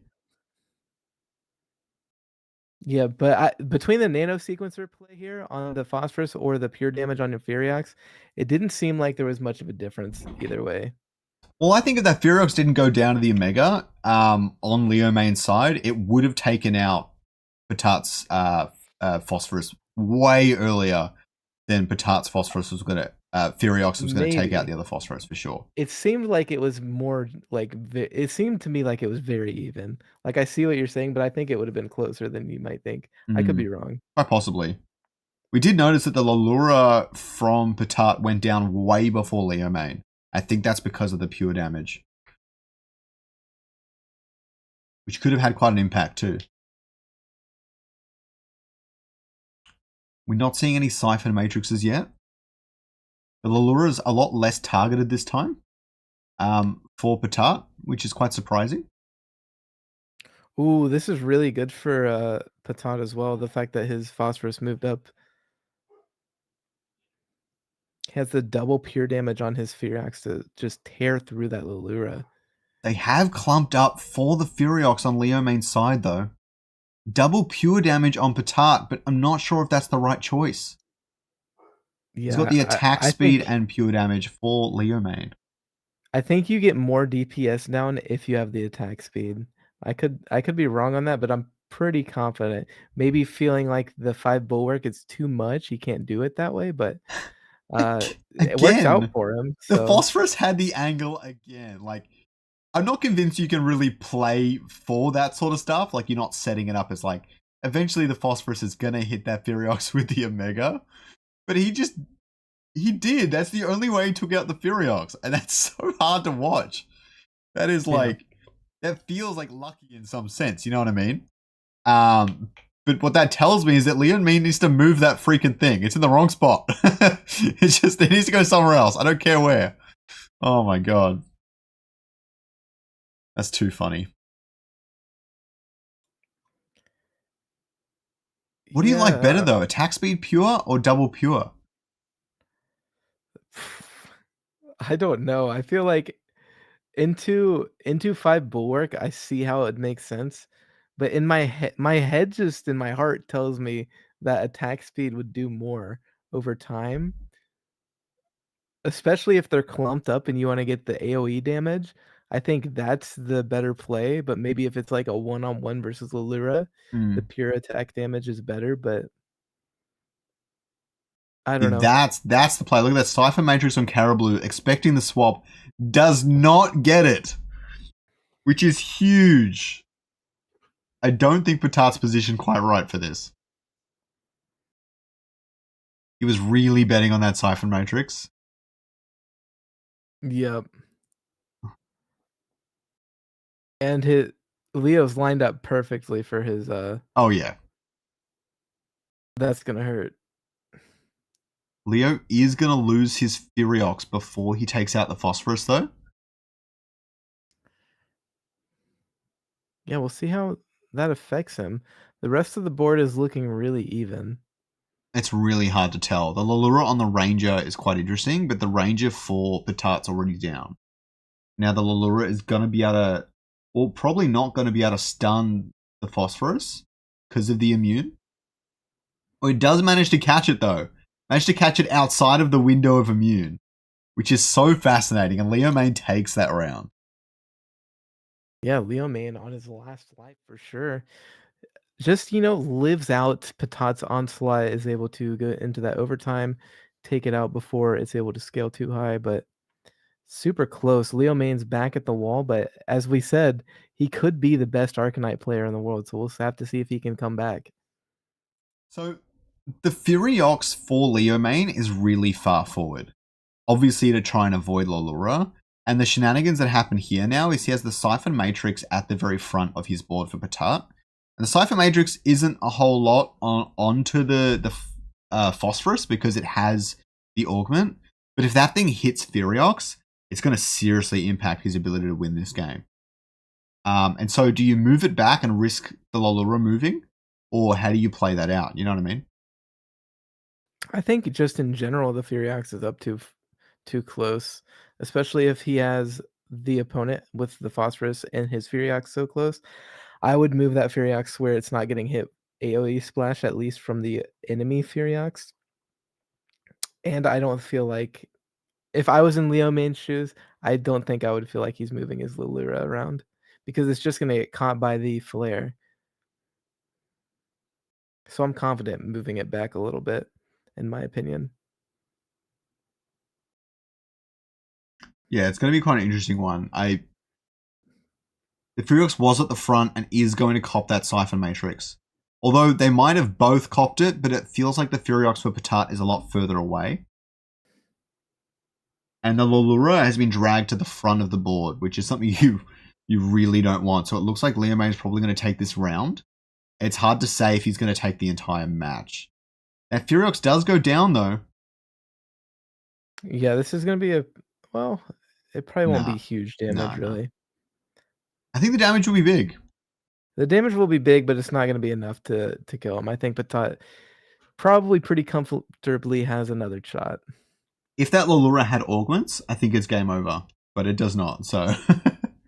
Now, do we think Patat's sitting here kicking himself for moving his units over compared to where he was? Because that was closer than I thought it would be. Yeah, no wonder we were so split on it. Yeah, he needs to stop that phosphorus from going down. It's taken too much heat, and it's got the wrong angles. Without fixing that, he is going to lose this game in the series. Hey, Tallulah, how's it going? Mr. Dick King showed up in the chat as well. Headbone Hurt said they're probably playing the damage reduction instead of immune. I think that's quite likely. It's quite a good ability, really. 100%. It wouldn't make sense to do it any other way, I'd say. Yeah, I wasn't really thinking when I was talking about that, but unless you're up against Mud, it makes sense for them to be doing the damage reduction. Same reason Lilura is doing such a good job against them if you can set it up. Now, I don't know if the full switch is the right play, but you definitely need to protect Furiox. I don't know. This seems like he's overcommitting. Ranger at the back is good, though. And he does have Indomitable on that Carablue. So if Liamane doesn't move, that's going to be pretty impactful with the Indomitable and Siphon Matrix. Yeah, I mean, he's at the point in the game where he has all of his augments down. He can kind of position however he wants now.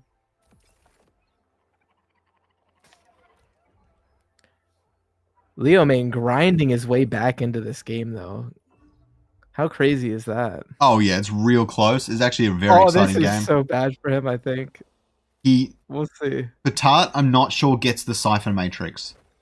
He might have gotten the Siphon Matrix onto Phosphorus, but Liamane has probably gotten the Siphon Matrix onto both the Hyper Carries. Don't know how impactful that is, but the Phosphorus has got the he did have the angle onto Furiox before. Whoever's Furiox goes down first, I think loses. Leo's Furiox was just up so close that it was getting the AoE damage from the Furiox on top of the Omegas from Patat's Phosphorus. It really is the little things. It really is. The Furiox goes down. I don't know how. Maybe it must have been a gauntlet attack. It had to have been gauntlet, right? Or maybe Phosphorus Omega. It looks like Liamane's going to take it. He's got one more Illuvial. Hard to say.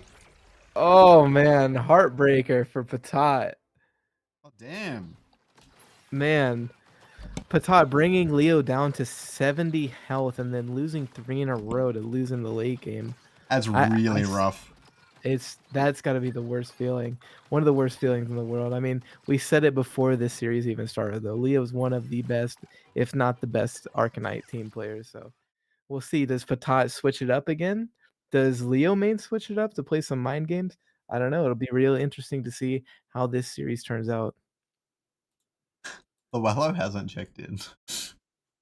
What? I know he did. I think Luello did check in. He arrived just in the nick of time. Luello got four, straight to round 4 and almost got DQ'd on the check-in. Crazy. Yeah, he finally gets to play a game. That's pretty funny. How It's we very feeling, funny. chat? How's everybody doing? I'm loving this matchup for sure. Who do we think is going to take it, boys? Let me know who you think will win in the chat after that first game. Is it going to be Leo main or Patat? Show some love to your favorite, boys. I'm just excited to see if they switch it up at all. See if Leo switches from Phosphorus, or see if Patat switches from Phosphorus. What else could they go into? What would you play into that Phosphorus comp if you think your opponent's going to play it? I think the enchanters are doing well against Phosphorus in general. I haven't seen a whole lot of people playing around it.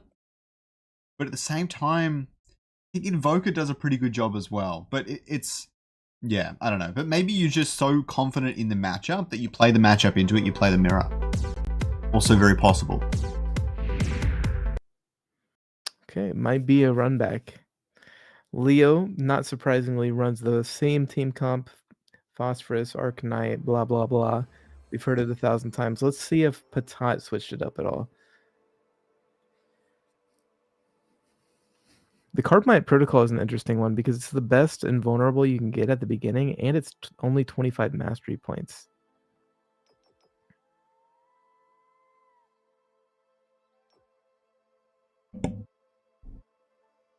We're actually only 2 hours into the tournament, and we're almost going into the quarterfinals. I love to see it. We love to see it. Shout out to Scoriox for keeping this thing moving, the competitors for keeping this thing moving and being aware, and the tournament admins. Sandbirdie and Urso are at 1-1 right now. They're having a very long game.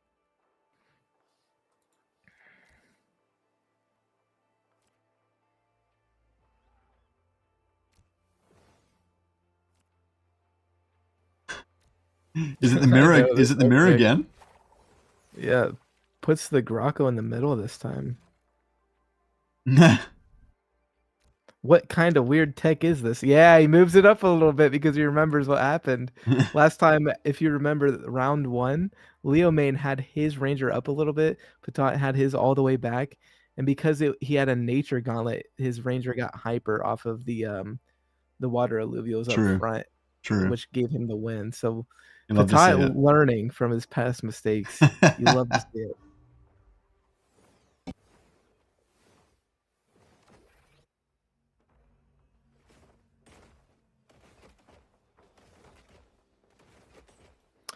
Interesting enough as well, like the water Grocko aggroed onto the ranger. And then got taunted away. That is about as perfect as you can get it. No idea if that was intentional, but I love it. Definitely not something you want. I don't think you want damage down on your ranger early, especially if you have other alluvials up.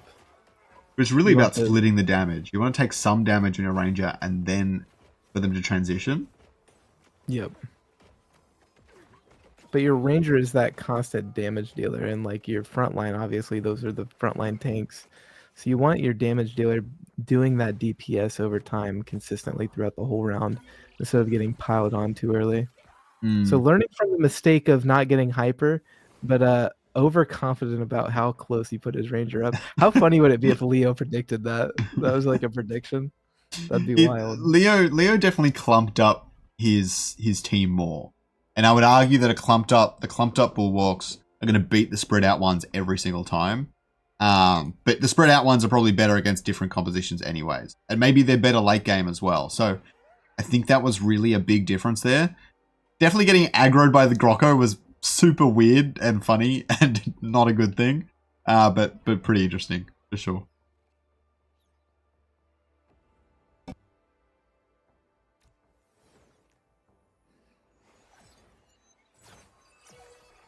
Without taking a lot of time there to aim his phosphorus so that it gets omegas off in the most beneficial way possible. Again, those small differences are, especially in the mirror matchup, those small differences are what makes or loses you the game. I have Smartass just told me that Fel Barros that he's playing against right now has a silver border around him. So I'd love to see a silver player. Damn, Silver Surfer and the Illuvium Inferno taking some wins. Hasn't lost a single game, but is silver. I love it. I love it. Why did Patat's team go down so early, and why did Phosphorus go down so early for Leo main? I really missed what happened there.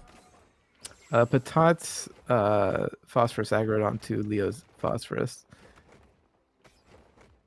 And not vice versa, so he was able to get damage down. I'm gonna run that one Wasn't able to back. heal up from Bloom. Right. Oh yeah, it stepped up forward. Yep. That'll do it. Yep, that's what I'm saying. Positioning is so key. You have to think like 3 steps ahead. I cannot think that many steps ahead. I've got like half a step ahead, which is pretty good for me. I can hardly think at all. You can hardly think at all. God. I try not to. It gets me in trouble. Dick King's asked if his alt can participate, which is in 2000 elo. No, Rich, you cannot pay Viper to play for you. Sorry. Because we all know there's no way in hell your ass is in 2000 elo.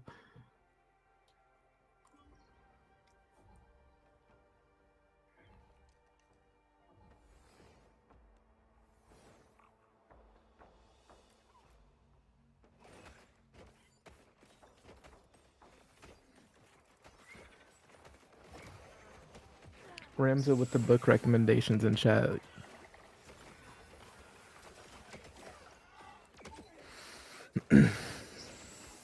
Big difference here again. Patat really favoring that 5 bulwark on round 2 or round 3, whereas Leo main really wants to get his Furiox in there.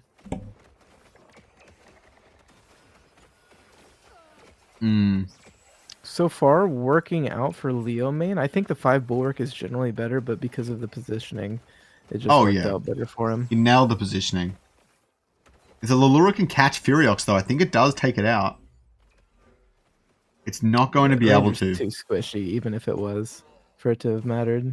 The Phosphorus is going to go down, saving him a lot of HP here, which is going to be impactful.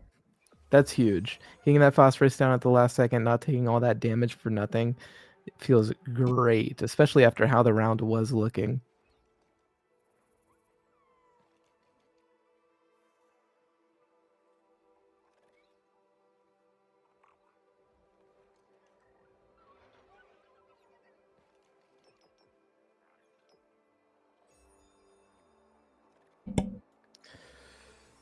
We have a man in the crowd booing for some reason. I'm not sure what that's about. Maybe he really, really, really doesn't like Leo main and doesn't want him to win. Maybe he has money on Patat. Not sure what's going on there, but people in the crowd are going crazy for the Illuvium Inferno. Now, the Furiox on that spot's really interesting to me, but it tells me it's very specific to avoid Lallura interrupting it and getting in its way. You can't really place it to the left because then the Phosphorus has the potential to aggro onto it or strike through. You can't place it on the very right because then it's probably going to get distracted by Lallura and you're going to lose a lot of important DPS onto that Phosphorus. But I would argue maybe it's a little bit too off to the right. And I have a feeling it's going to set up a really bad angle. Yeah, I feel like it's going to get hit by Phosphorus. Yeah. I'm feeling the exact same way. It's the flare at the back is great. That's how I'd be playing Bullbox at the back as much as you can. The Ranger, I don't know how good it is at distracting Lallura, but you can take out Lallura if you want to. Just not many people go for that. They just wait it out until the very end. But you can take it out. Unfortunately, Patat's Furiox is just not aggroing on the big clump that it needs to be. Though his Phosphorus is getting hypers. The Furiox has got the AoE damage onto it. Furiox from Patat did take out the opposing Furiox. That Lallura has been distracted the entire fight. So maybe the Ranger is the right call. It also doesn't run very far when the Lallura goes into the ground, meaning the Lallura doesn't actually get dragged into the rest of your team at any point. Phosphorus does go down, reducing the damage from that output there. Yeah, honestly, I do think Leo main is such a great Arcanite team player, but especially in these early rounds, I could be just crazy, but it feels like Patat is always one step ahead of him. He's got really... That was really good positioning. Me and you thought the Furiox was a little bit off. But it turns out it just took too long for Leo Main's team to cut through on the left. And the Furiox couldn't reposition at all. The Caribou and Grocko. Too hard to cut through. Leo Main's Furiox also aggroing onto Patat's Lilura, so they also had that kind of issue going on there as well.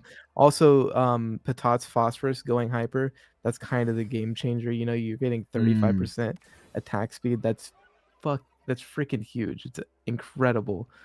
So that's really big for him. Yeah, this is going to be interesting. If he doesn't move this Phosphorus and Furiox this round, its Siphon Matrix is really going to hurt.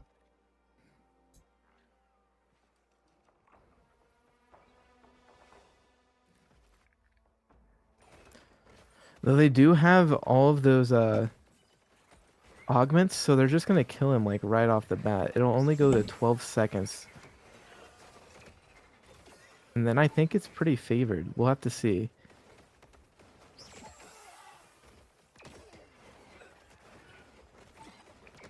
Yeah, that Leo's Furiox on the Lilura. Looks like they got the same thing going on, kinda. This is good. I don't know if he has enough damage to out-damage him. Yeah, there's also the AoE from Patat's Furiox. Leo's Phosphorus is just too close to his Furiox. Yeah. That AoE damage doing way too much. That's cost him two. That's cost him 2 rounds now. Yep. You've got to separate them out more.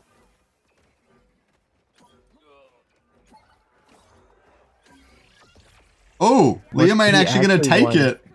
No idea how. Yeah, I forgot that overtime does it by how many units they have on the board. If that goes forever, Patat's board looks healthier from my perspective. But yeah, overtime coming in there clutch for Leo. I think that's an interesting diff here where they're really choosing to play the anti-Lilura completely differently in this game. And in this case, if they ever go to overtime, having the Lilura, because of the regen Phosphorus and Lilura both have, having that Lilura alive is a big advantage in overtime. And having the Ranger alive is a really big disadvantage in the overtime because it has such low max health. Although it is percentage max health, so it's probably not that bad, but still.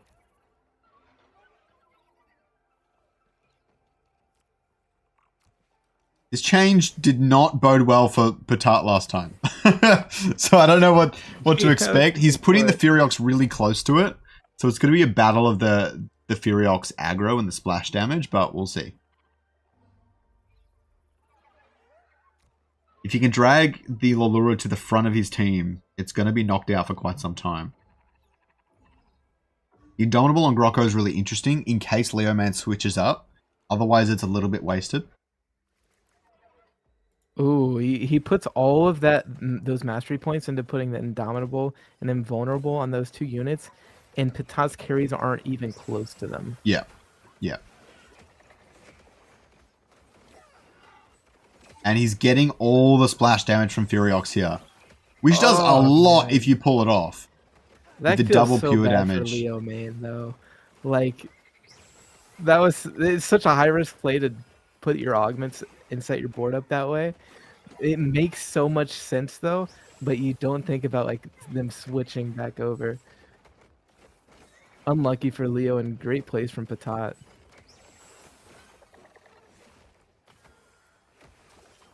You know, I'm really not minding the Arcanite mirror now that we're not seeing it every single game like we did in the first few tournaments. It's pretty fun. Arcanite's quite an interesting team, right? Because people say that the Arcanite's quite easy to play because everything's just overall quite strong and there's not a heap of crazy stuff you have to do with positioning. But at the same time, I would say the Arcanite mirror might be one of the highest skill ceiling mirrors that we have in this game right now. Besides maybe some of the Enchanter mirrors are interesting, but they're definitely not as high skill ceiling as this because there's so many angles and things you need to consider. And nothing else in this game really has that yet, except maybe Titan Ore, but that's a lot more forgiving than something like the Beak from Phosphorus. So it's a very high skill matchup. Yeah, I personally love these this specific mirror. It's just so much fun to watch and see how different people optimize their units in different ways. How they position is very unique to them. It's so much fun to watch right now. Like really seeing the meta come into a fruition and see what it's all about. It seems like we're Christopher Columbus right now, figuring out how is this game supposed to be played, and the meta is just changing so quick each week. I'm having a blast. So much fun, and the game's actually good. Like I love it. You love to see it. Looks like they both switched. Yeah, I know. And that Furiox is still right next to the Phosphorus, and he's got the perfect angle. I think Leo Main's done in this one. Leo Main's really not getting a lot out of his Lilura. No, absolutely not. Pretty big outplay here. Yeah. Although that angle on the Phosphorus is good, it's the tank Phosphorus, right? It doesn't have the Omega power boost at all, so it's not really getting anything out of that, and just doesn't have enough. I think the Omnivamp on the Furiox is helping quite a bit. Oh yeah. Although, yes, 3 on the board might really help with this overload. And it goes down. Leo Main lives to see another day. Oh my gosh. It's just like there's so many factors going into it, especially when overtime kicks in. It looked like for sure Patat was going to win that. But Patat or Leo Main having enough units on the board to win through the overtime. Especially after he gets Patat's Phosphorus down.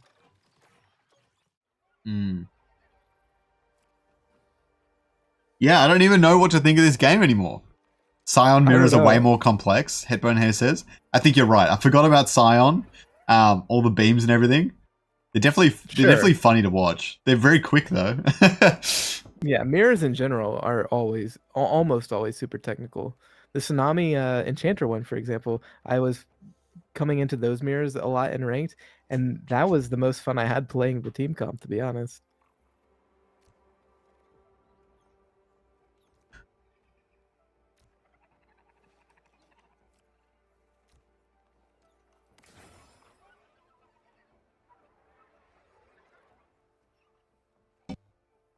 All right, chat. How are we feeling? Do we think from this point forward, Leo Main has it? Is he going to keep getting into that overtime and keep taking out Patat? Or is Patat going to come away with a win here? Let us know what you think. Let me know what you think. Patat moving his Phosphorus around just slightly, maybe trying to get, especially at the beginning of these rounds, get his Furiox out of the way of that Phosphorus's Omega.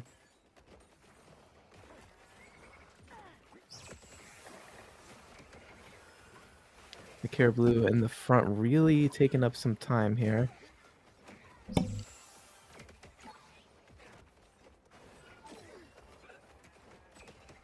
Oh, there we go. Looks like Leo Main's board has so many more Illuvials on it. It's like Leo Main with the attack speed on his Furiox, it just feels like it's doing so much more damage because on a single unit, the double pure damage seems like it works better. But when they're all clumped up like this, having that extra attack speed, especially because you have that extra attack speed, you're getting even more attack speed when you get to your Omega because you're getting to your Omega faster. So it's like, I think overall the attack speed is almost always better. They're not really getting to their Omega. They're not really getting to their Omega faster because of the way it works. But does the pure damage not go on the group from the splash damage? What? Like the Furiox with the pure damage, does it count in the splash damage? No, I don't think it does. I see. I spoke with Kyle, and I'm pretty sure he told me it doesn't work like that. It's only on the target that it's targeting. Could be wrong. If you guys know in chat, please let us know. That would be wonderful information. Philo did mention that Leo's Ranger is carrying. And I hadn't really paid much attention to it, but I think he's right that the Ranger is doing a lot of damage with the angles here. And I don't think he has a big gauntlet for Patat, which is a pretty big disadvantage. Patat does have a big gauntlet. Equipped? Yeah, he's using his... Yep. Oh, okay, yeah, I think you're right. I think his angles just weren't as good Yeah. because the way that Patat had his board set up in the back right corner, that's where the Ranger was angling towards, and his whole front line was there as well. So. Oh yeah. Yeah. I don't think this is much better. That Ranger is going to cast straight onto Furiox.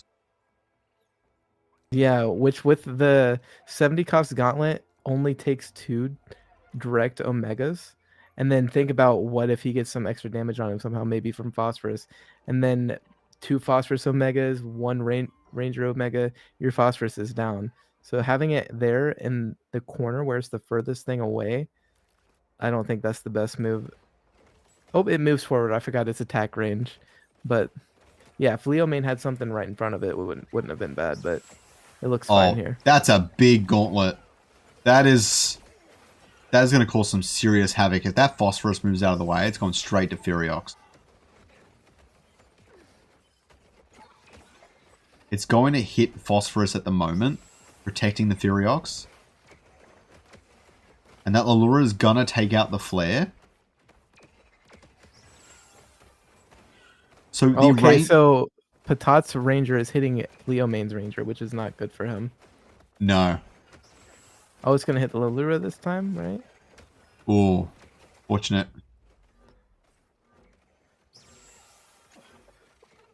This is so close. Ooh. Oh, and Patat takes it last second. 15 HP. We have got a game, ladies and gents. Woo, 1-1. Going into game 3.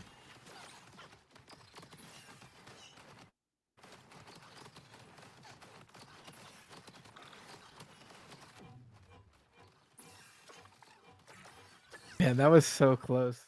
We're just sitting here watching every detail because there's just so much going on. Man, this is a great matchup. Patat really showing up today. Even the last game that he played felt really good. Honestly, I feel like Leo is a step behind, as shocking as it is to say that in this Arcanite matchup. I just feel like Patat is a step ahead, just slightly each time. I'm not sure if Leo Main has any other kind of comp that he can pull out of here and maybe take Patat out with it. I'm not sure if he has one of the enchanter builds maybe that he can target that Phosphorus with some crowd control before he can get its Omega going, or maybe just snipe it out, maybe use some invokers. Not really sure. We'll have to see what he can come up with, or if he wants to change it at all. Maybe he says, I'm Leo Main, I'm that guy that plays this. I'm going to show you that no one can beat me with it. That would be pretty Chad of him as well. We'll have to see how he wants to play it.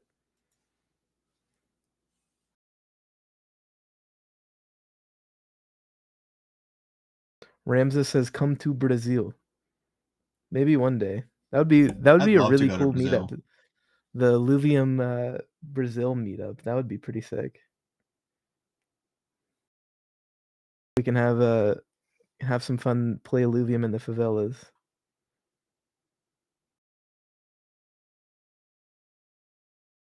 GG's in the chat. They come up in the chat. I love that. I never noticed that because of the delay, but that was a great series. People are really into it, I guess. Oh, it was such a good game. Yeah, I hope this last one's just as close. Both games have been super close. If this last one's just like one person getting their butt whooped the entire time, that'd be so sad. Well, do we think they're going to change teams? I hope they don't, to be honest. I hope they don't, but I think they will. I think one person. Actually, I take that back. I don't think they will. I think Leo's really comfortable on this build, and he thinks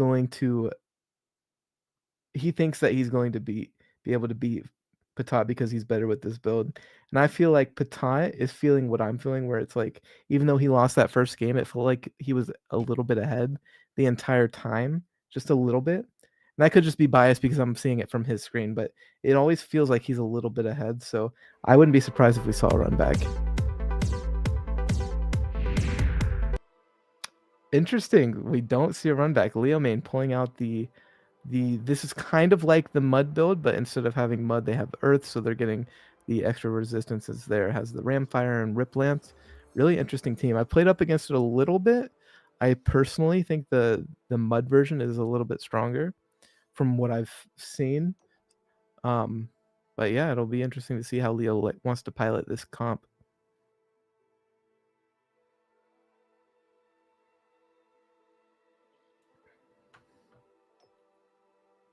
I can't remember what front line he had, so it might be the case that he takes this toxic chip. We'll have to see. I couldn't remember if he had a Cardilox or Rip Lance or anything.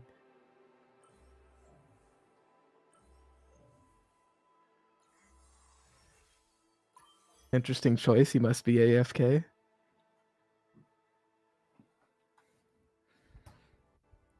Okay, so Patat decides to run the same exact team comp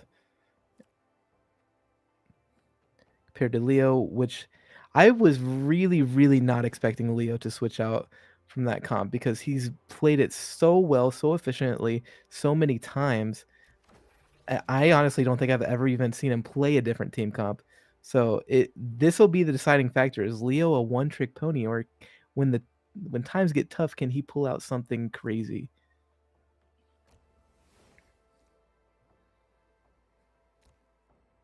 Really thinking about how he wants to set up this round one. I guess he wants the Caribou right there so he can put his Furiox in the back line. That way the Caribou is going to taunt away the gorilla that is going to be coming out from Leo main later into this game.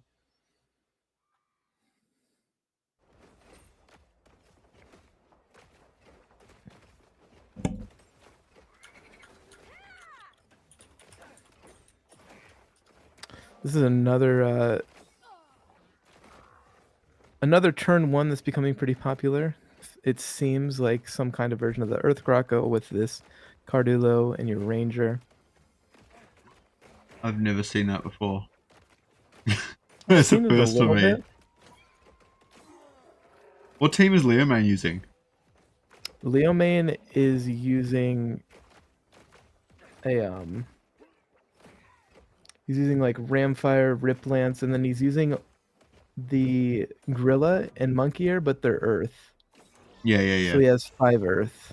This is the Enchanter Earth, right? Huh? No. No Enchanter. Okay.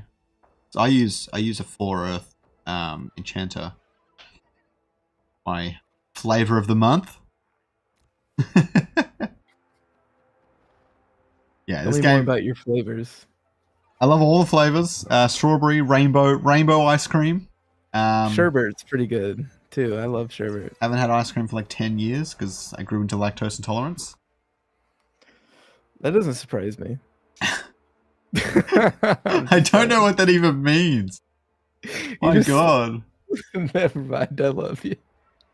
It's nothing bad. Anyways, back into the game. Pretty standard turn 2 here from Patat. Positioning a little weird. I wish I knew what he was trying to do. I think it's just box up that Furiox. I'm almost confident that's what it is, but still a little interesting. But turn 2 obviously just puts in the Phosphorus. Leo main, on the other hand, putting in his Berserker. So he's got double Berserker, 3 Bulwark, and he's got the 3 Earth.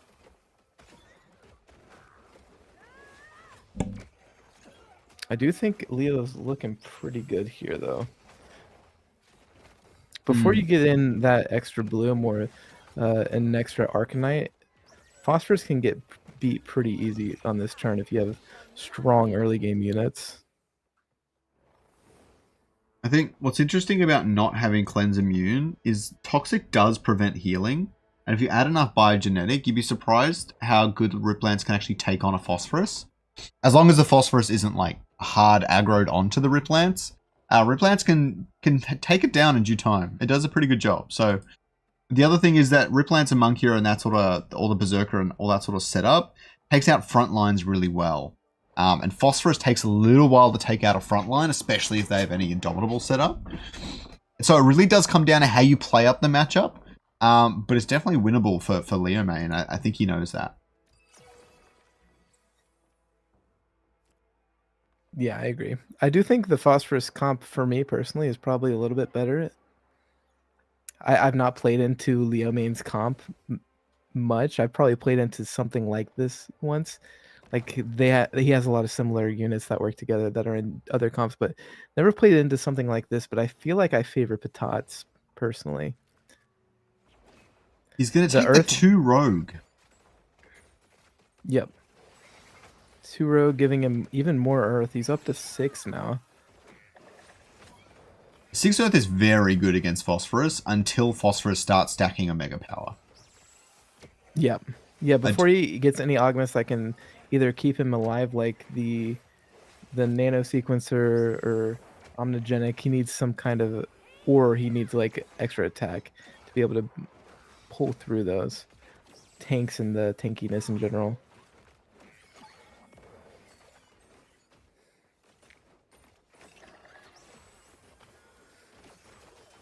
That Lura is unkillable. Lura seemed... Did they buff his defense? Because I feel like nothing is killing him. I feel like when the game first came out, he was easier to kill, but... He has the earth buff, and he goes untargetable often. So it's really tricky. I think the earth buff is the big thing there. Oh, I meant low Lura, but Lura, yeah, too. No, Lura with the bloom just has so much regen that it's hard to kill. It's ridiculous. Yeah, because he gets the regen from bloom, which actually boosts every... I don't know, is it 8 seconds? No. 4 seconds? It's often.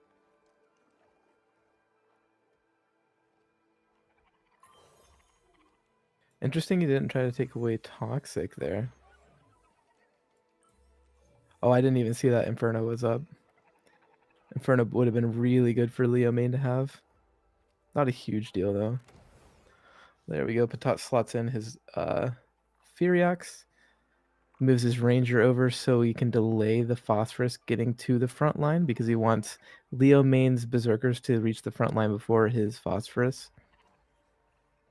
Generally, that just works out best so that they don't all aggro onto Phosphorus right away. 5%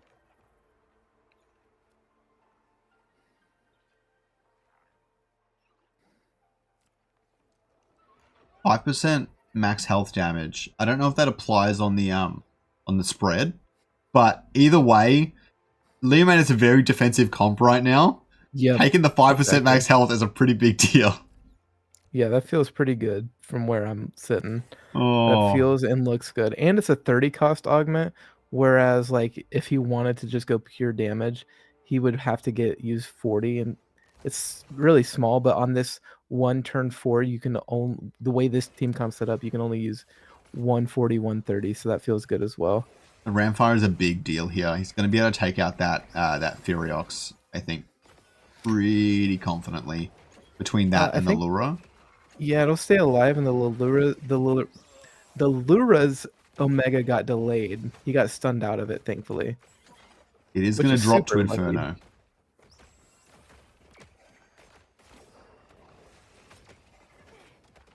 Now, Patat has no choice but to protect his Furiox. That's really the only target for Ramfire here. Ramfire's not doing a whole lot otherwise. Because even then, Furiox didn't have any more aggro left on it. Furiox actually managed to clean house pretty well, but the Inferno killed it. And you can't really avoid that. It doesn't have a whole lot of self-sustain. The Omnivamp is going to help. If he's betting on just that, I'm not convinced, but it is going to help. Yeah, also, like, the Lura getting taunted right before its Omega goes off feels really, really, really good for Leo main, because that's... Or it feels really good for Patat, even though he still loses, because if Leo's Lura is able to get its Omega off, it's going to do the same thing we saw earlier in the tournament, where the Rampy and Rampfire burst damage all at the same time. The Lura has crowd control, and that's the main use of its Omega, but don't forget about how much damage it does. It can do a decent amount of burst damage all at once. So, like, lining those up at the same time to kill that Furiox is what he's going for, but that Lura getting stunned out at the perfect time feels pretty bad. Oh, yeah. He's got a way faster cast on Ramfire now, which is not only going to do damage earlier, it's actually going to set off the Inferno earlier as well. Exactly. Really good Holy point. Damage.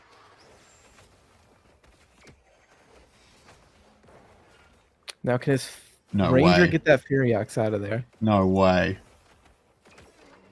He can't. Yep. Oh my god.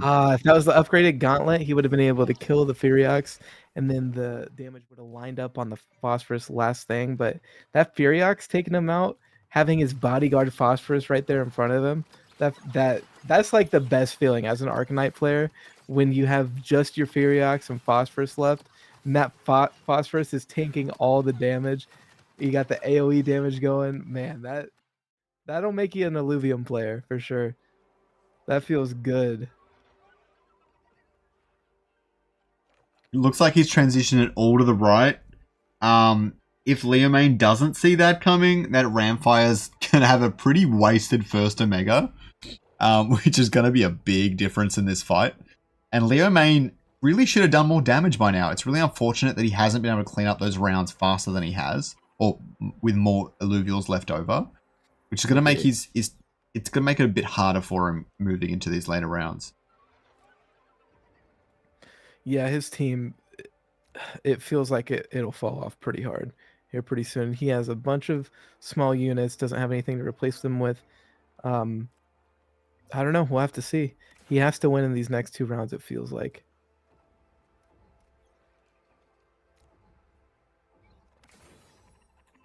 The problem is, especially with this Ramfire not getting its cast off on the Phosphorus right away, that thing with the Nano Sequencer, that all of his damage units aren't going to get even close to this Phosphorus until it's a Mega Tank. Kills the big Ranger right away, which probably had the 70 cost gauntlet on it now as well. Huge. Phosphorus gets directly onto the Ramfire. That's game over. And so does Furiox. Yeah, that's game over. I don't think Batata's losing. I mean, no, sorry, I don't think... No. Yeah, Leomane, right. Yeah, I think Leomane's going down here. Oh, no. That is game. Well. Man, it felt like in that series, there were so many abilities for Leomane or just for this game, for Leomane to come in and win, without playing some mind games, moving some things around, really not allowing Leo to get any value out of his Ramfire. 100 cost unit, it has to get a good Omega off, because it only gets one generally. It has to get a good Omega off, or it's going to be a complete waste of 100 mastery points. And not just 100, 170, because he had the augments on there. So gets his Omega off, doesn't get any value out of it. Great play from Patat, outplaying and just winning the battle of those mind games. And Leomane, thank you for playing. Always, that was a really fun series, back and forth the entire time, really high level and really fun to watch. Thank you guys both for competing, and we'll see Patat later into the tournament. Yeah, I'm currently trying to figure out which game to watch if we jump to the bracket.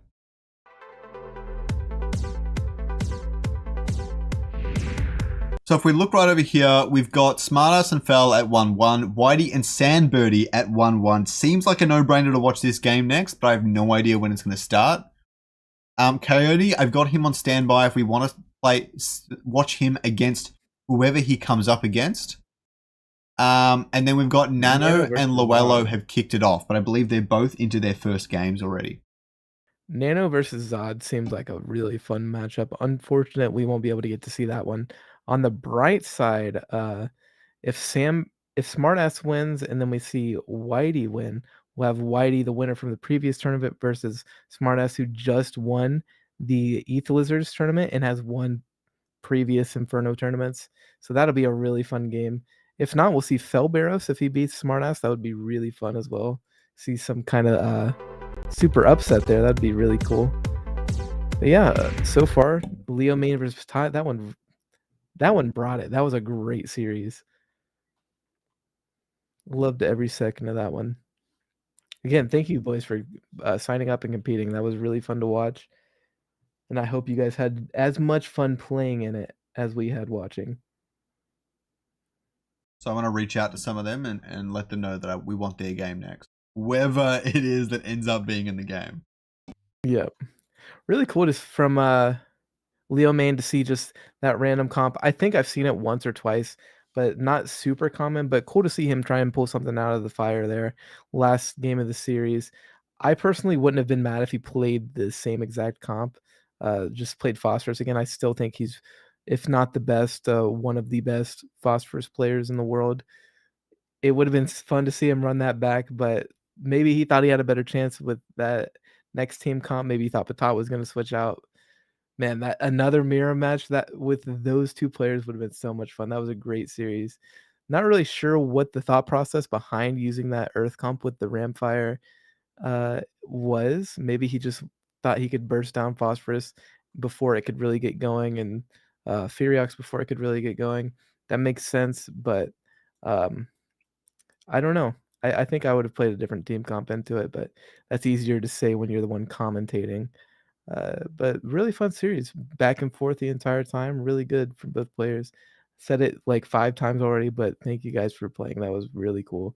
Really fun to watch. Hopefully we get to see Smartass in this next series. Not the one coming up that we're about to show, but in the quarterfinals, that would be really fun to see him against either Whitey or Sandbirdie.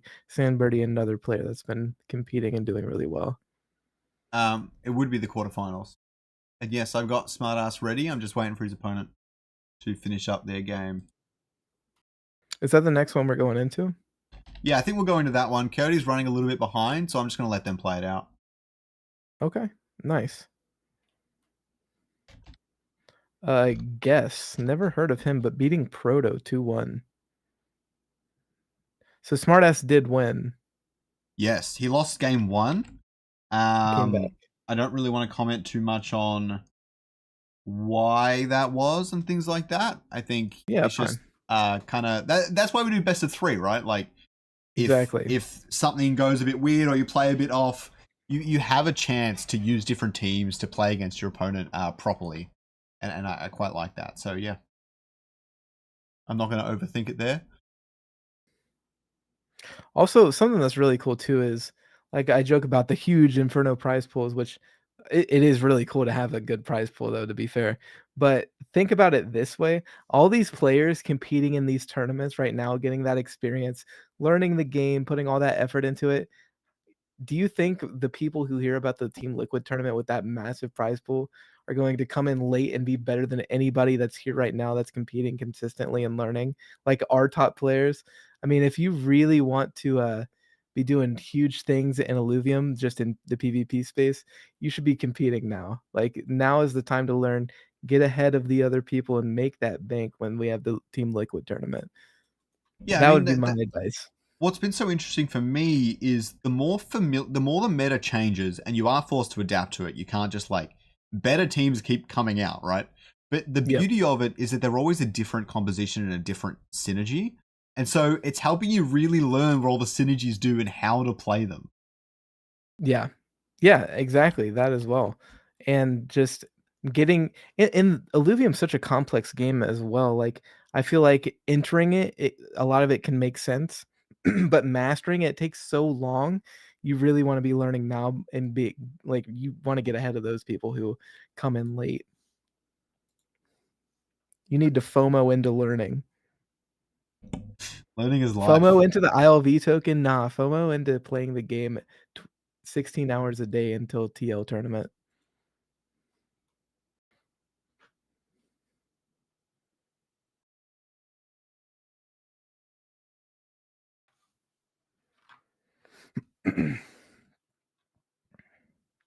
But how are we feeling, chat? Are you guys alive still? Are you enjoying the Inferno? And do you have any suggestions on how to improve it? How we feeling, boys and girls? Let me know you're alive. But for me personally, I mean, we have some of the dead space sometimes that just happens, but this tournament has been running pretty smooth. At the beginning of the tournament, I felt a little weird with my commentary, but we're picking it up now. We're picking it up. I don't know what that was. Yeah, this next game, no matter who's going to be in it, it's going to be pretty wild. I'm looking forward to it. Yep, this will be a really, really fun one. Whitey and Sam Birdie 1-1 currently in their series. Looks like they're a little over 35 minutes in. But so they should be finishing up pretty soon. Again, Smartass beating Felborough, someone I don't think we've seen before. But until he went up against Smartass, who a lot of people say is the best player in the world right now. Not everyone, that's definitely contested, but he Felburrows goes 2-0 against Brian the Brave. previous Inferno second place. Ligiron, I think another previous second place finish in the Inferno. So two really, really hard players to play against right off the bat, and now then played into Smartass and took a game off of him, who was probably one of the best players. This Felberos guy seems like someone to watch out for. I haven't had a chance to play in a tournament myself, but I'd have to assume that playing these games back to back so quickly has got to take a toll on your mental, both the best of 3 and going into future matches afterwards. And that's a part of the tournament structure is no breaks, get into it, drive it through, and the better you beat your opponent, the more of a rest you get for your brain. Yeah. Oh yeah. I mean, it's real tough playing. Imagine like how they felt during the first tournament where it was like 12 hours, and like coming to this probably feels like a cakewalk, but still like having your brain going like that, like always trying to think of this or that situation, how to outplay that situation if it happens. But what if this happens? Like that happening in your brain 24/7 for 5 hours straight is very, very fatiguing.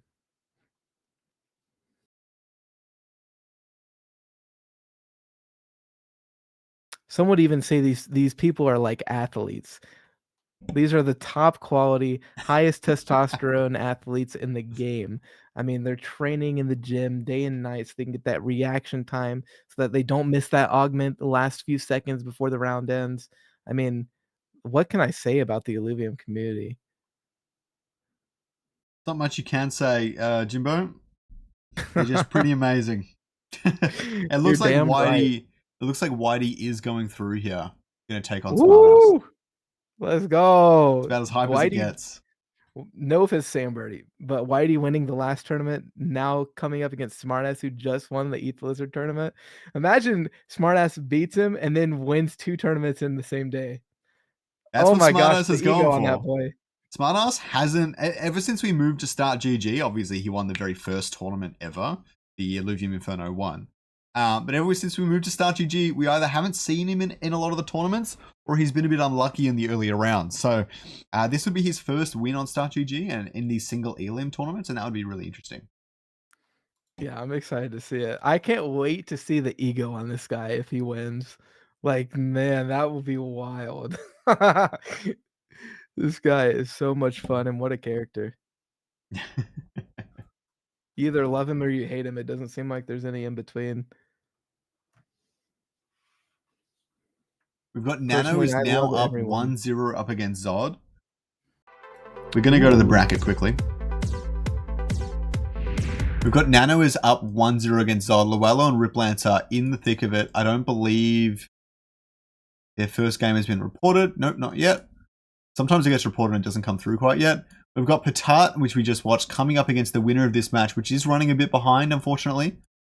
And so we will have to hold off this game here. And then Smartass up against Whitey, obviously. So looking forward to that. Yep, number 3 versus number 6. Ooh, this is going to be a fun one. Smartass saying in chat, he's 100% convinced the person we were just talking about who played into him, beat Brian the Brave, beat Ligiron 2-0, and then took a game off of him.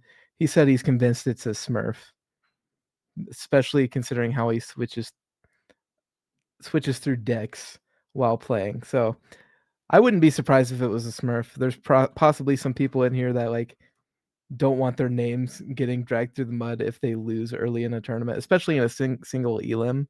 You know what I mean? So I don't even honestly, I really don't blame you if you have a Smurf. I wouldn't want to be taking that heat. Yeah, but like you mean like in the tournament to like hide who Yes. you are. I think the weird part about that is you'd have to make a new Discord because people are getting tagged in the Discord and stuff, and the Discords are linked. And you can't really get away with that. So I don't know how easy it is to make a completely hidden identity. We would know, but they wouldn't. Who the wouldn't? Viewers wouldn't. Oh yeah, quite possibly, unless we called it out. Yeah.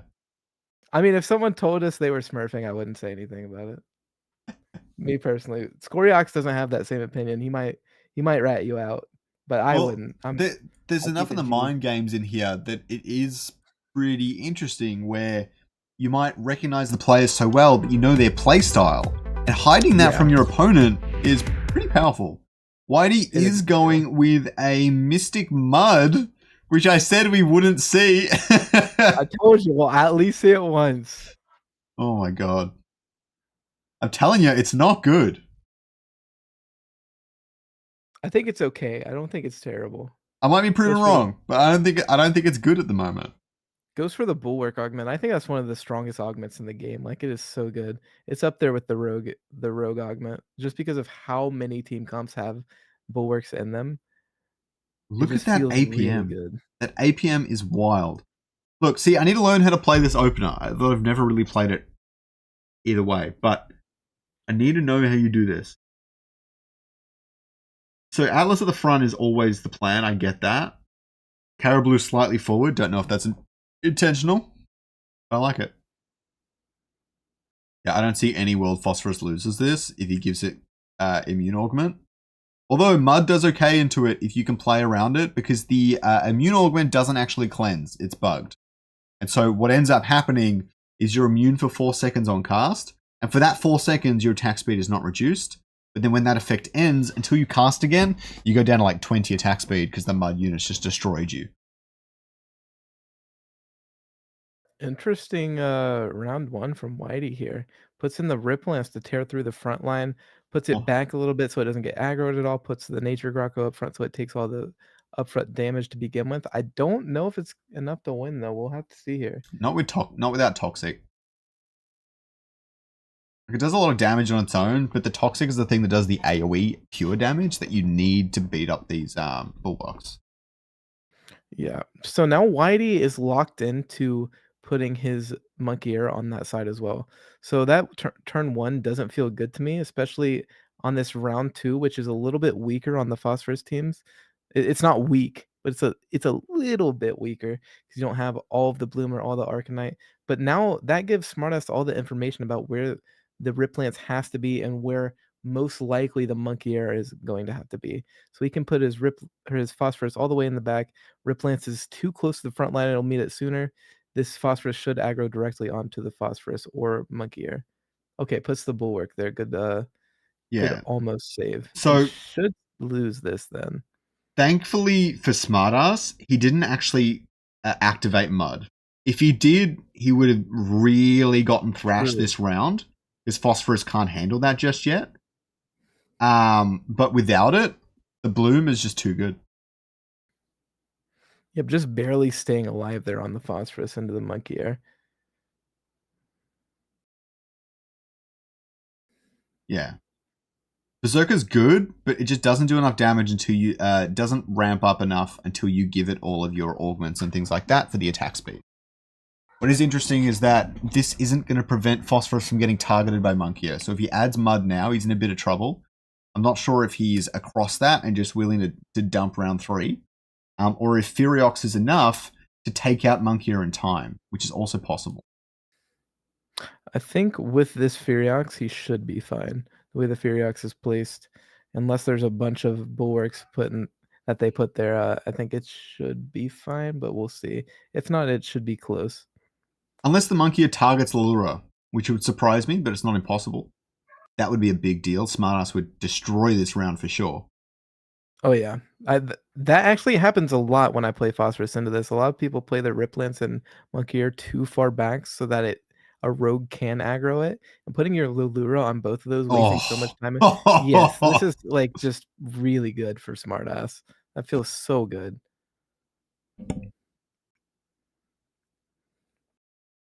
He does have Mud up, but the Furiox and Phosphorus targeting that is just too much.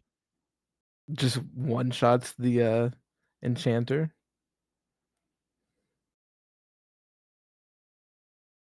There's no Enchanter. That feels really good. Not the Enchanter, the Mystic. Misspoke. Oh, yeah. Bulwark's up again. Berserker is as well. Yeah, big one. It's actually quite a good augment for evasive veiling as well. There's so many auto attackers in this game right now. Both hyper carries on both teams do not want to get blinded for 5 seconds. It is 50 cost, which makes it a little bit worse. Yeah, than honestly, it could be. all of these feel pretty good. Oh yeah, Omnisource is pretty good. Yeah, I don't hate that play at all.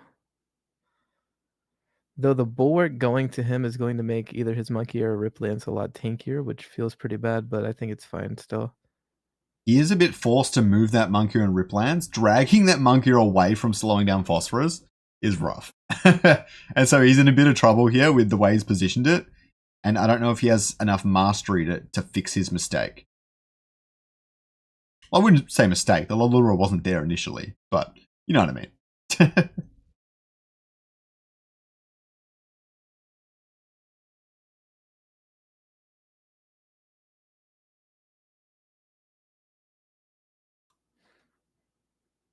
Also, they don't get a ton out of it because they're not clumped up far in the back. So the Riplance has a lot of attack movement speed. So it kind of like just gets out of the way when Lulura uses Omega, but still it makes a difference. Like losing your Berserkers the first 5 or 6 seconds into the fight when you're playing into a Phosphorus, which usually it doesn't yet, but usually has augments that are building it up throughout the round. Puts in the Predator Monkey and Ramfire here. So really putting pressure on that back line. He does give himself the immune augment and not the damage reduction. The Gorilla actually really hurt here. So outside of immune, Phosphorus is attacking quite slowly. And that Ramfire managed to cast on Fiery Ox, bringing Whitey back really, really well into this round. Well, he's gonna... Oh! Yeah. He really could have used that extra damage. So that's pretty unfortunate on Whitey's end. Yep, that's going to feel really good for Smartass comparatively.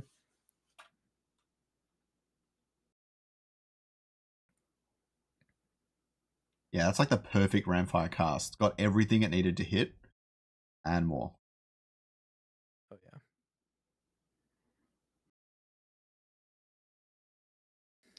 It'd be interesting to see how he plays around this. Can the Grocko move the Ramfire? I'm not entirely sure. The Phosphorus is a little bit too fast. But if he can, then great. Because it looks a lot closer than it is to the Phosphorus, even with the movement. So I think he will drag it out, but it'll be tough to say if that Ramfire's Omega is still going to hit the Furiox or not. I think it'll be close. I think it'll still hit Furiox, to be honest.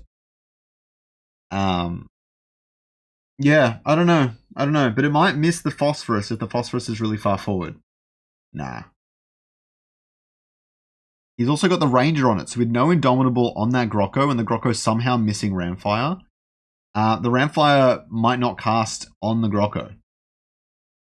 Fortunately, it does, but again, there's like no damage to Furiox though. The hell? Did he only activate 5 Bulwark that turn? Because that's huge. No, I'm not sure how he held back up on the Furiox. Yeah, let's watch a replay because it did hit him. What happened to Gorilla this time? Oh, Gorilla went on the Grocko this time, which is a big difference to going on the Phosphorus before. Yes. Not adding the mud to the Phosphorus. Look at the Furiox healing back up. What is that even from? There's the double Omni from the Grocko standing next to it. I see. Yeah. Has the lifesteal. Okay. Nano yeah, he was Zelda healing up super fast. Oh, yeah. Well, when you're getting the splash damage, you'll heal off of all the pumped units you're hitting.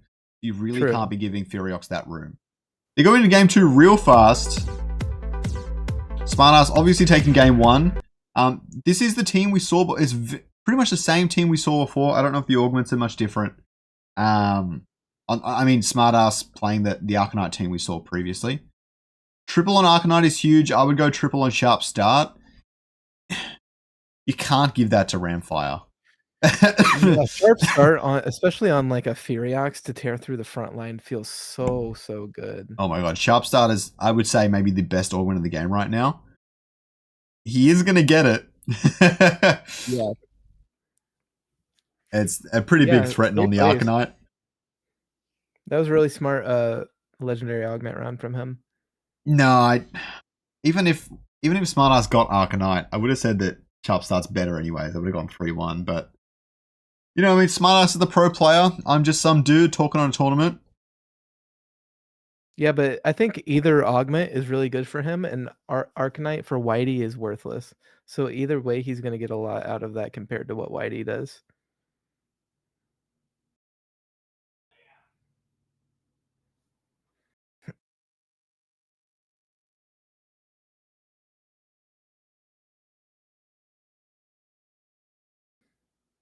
Oh, Caveman said in the chat that the Ramfire did not crit on Omega in that instance.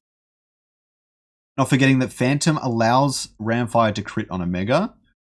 And with the added bonus of of Phantom and the base chance, I think Ramfire is about a 50-50 to crit. So it depends how often it auto attacks. And it was just on either on a different seed or just, yeah. Because the seed's random each match. Interesting. Okay, that makes sense. It's essentially set like, I don't know quite how to word it, and I could be wrong here, so don't take me for it. But your seed might set your crit to happen on a certain attack. So a certain seed might have you crit attack 1, and then if you have 50% chance, it's every 2 attacks. Or a seed might have you crit on attack 2. And that will play out differently for the Omega. So you've really got to get that crit chance up.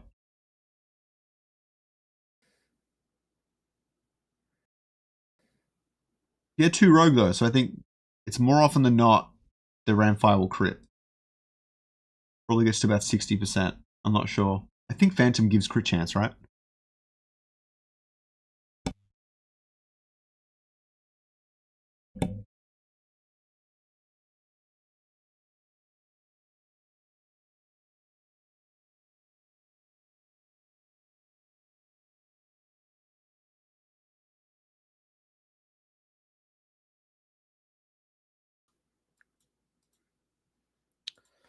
Phantom gives 15% crit chance to Omega Power on crit, 150 energy damage to surrounding enemies for 2. Okay, so it's only 15%. Yeah, so it's a little bit tricky to trigger that, and you almost need to give it the crit chance augment to guarantee that if that's a large source of your damage. That being said, crit's only 150%, so it's really not that big of a difference.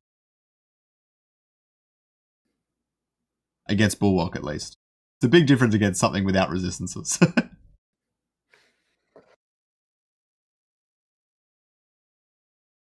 Those clones. Gonna distract the Phosphorus a little bit longer. It can make a huge difference, though.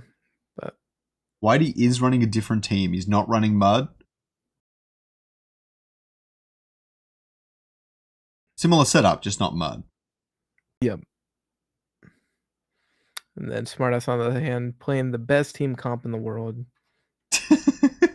Just pulling it out again. Sharpstart Phosphorus is mental. I can't wait. He doesn't even need to give it the cleanse augment anymore. You can give it the damage reduction, but I don't even think you need that. Yeah, that's... Surely you just give it the parasitic link and just give it the Omnivamp from that? I remember I Kill used them all. to get the tier 3 or the stage 3 parasitic link and stage 3 pure damage on Phosphorus used to go so hard. Oh my god. Let's see how Whitey does this. I don't know if he has the matchup here, to be honest. He has to position extremely well to be able to win this. I'm not convinced. Yeah, Smartass positioning really well into Whitey. This seems like the pretty standard opening. So smart plays from Smartass to open the way he did with his bulwarks. The Berserkers here are pretty good. They've got really good angles against Phosphorus's slightly off angle. But if Phosphorus turns, that Omega... They also... Oh, the Lulura just barely missed. Oh, so much healing and so much health. Phosphorus is going to go down. Whitey potentially picking up quite a bit of damage here.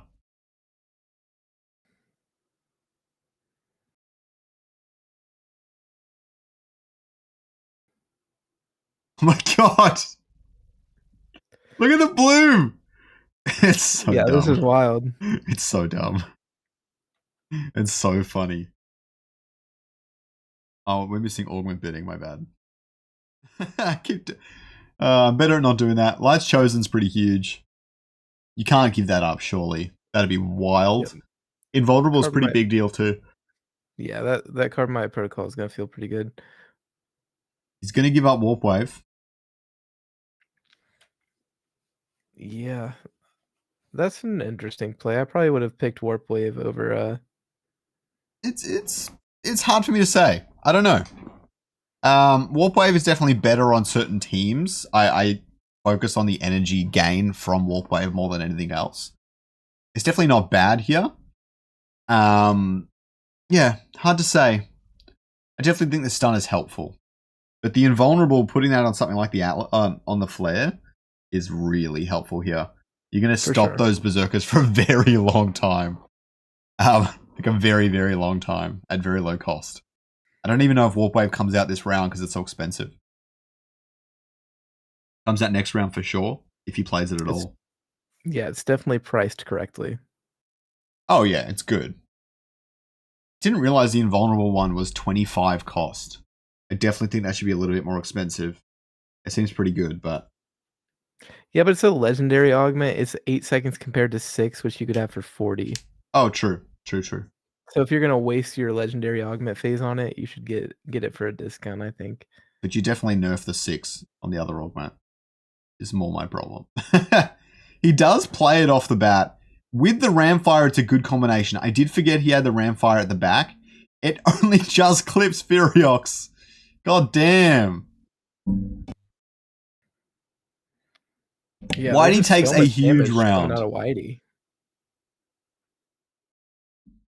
Clipping Furiox was a big deal because it's very easy for him to pull off the Inferno takes out Furiox pretty confidently there. Even against 5 Bulwark, so it must have crit. Yeah, we saw it crit there.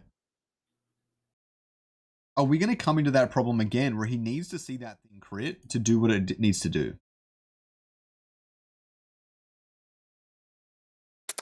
It's definitely possible. I mean, the crit, the extra 50% damage, that can mean the enemy's Furiox stays alive with 10% health and is able to get back to 100 with the Omnivamp, or it dies early into the match and it's not able to get that DPS down. Like it'll make a huge difference. We are going to notice the resistance come onto Phosphorus, and he has the mastery point bug, which I noticed before, which sucks. Yeah, that's unfortunate, especially on such a crucial round. You've got to move the Furiox for sure, right? I'm not sure if you need to move it, especially now that he has Omnivamp on there, but I don't know. I have no idea. I'll just be honest. It is going to clip Furiox, kill the Ranger. I don't know why the Ranger over there is better,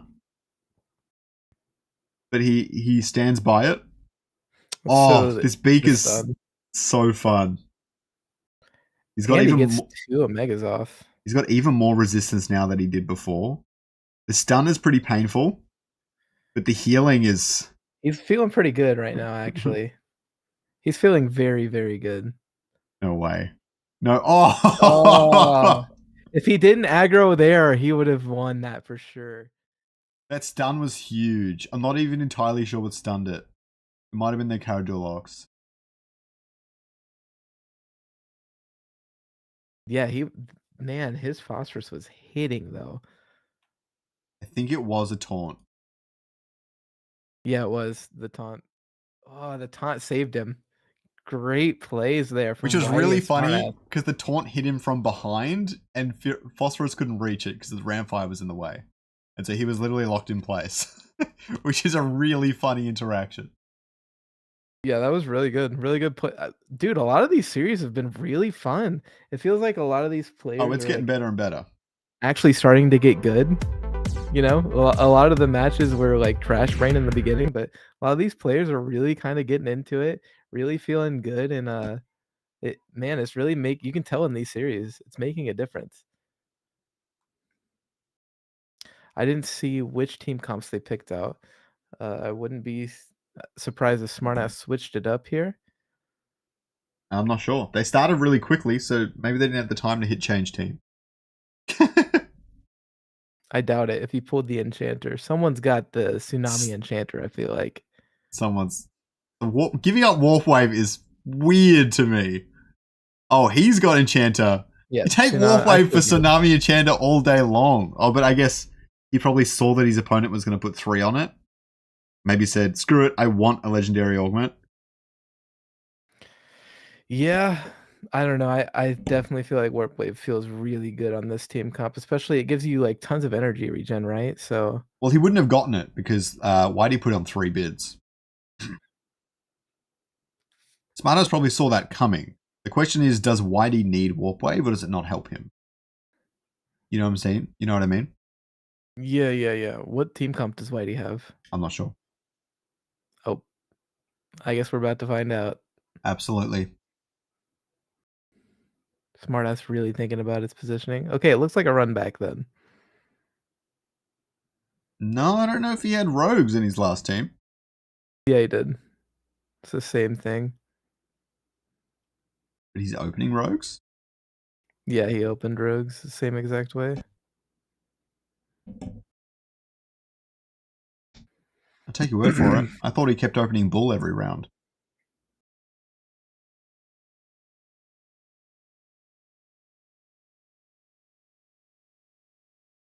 We are 1-1 chat. Let us know right now who you got taking this game 3 and thus taking the series. Let us know, boys.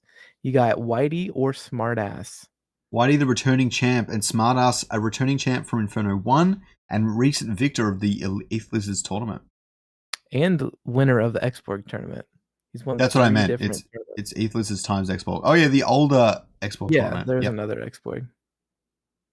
3-time champ against 1-time champ. This is an interesting play. I've done this a lot with my Flood. The problem is which works into Whitey's team because he has rogues, but if all of the units are on all the way other side of the part of the board, you get your ranger stuck here with the Flood in front of it, which feels pretty bad. But because Whitey's using all these rangers, he's kind of coming to Smartass. Smartass is more than comfortable just putting his ranger there. Especially into a round where he doesn't have to deal with a Rampy or Ramfire, like tons of burst damage that's like in a AoE area. Agroko's gonna reduce a lot of energy from Lura and Grilla. Not a complete game changer, but very helpful. It's actually going to get healed up by Flood and stay alive. And you see here, this is the thing I was talking about. His rangers there can't get attacked by Gorilla because of the way the Flood's set up. Now the Gorilla can Omega over to him, but he can't actually do damage to him or auto attack him once he gets there. The Ranger actually got stunned out of one of its casts before, but this Tsunami Enchanter is such an early game comp. Like, it's really strong these first few rounds. Whitey's going to really have to have a plan for preserving health rather than actually winning these rounds. So I'm not convinced he can. Yeah, especially when he gets the 70 cost gauntlet on, that's when the damage is really going to start piling up, and that's going to feel really bad if you're losing, if you've lost these first 2 waves into it.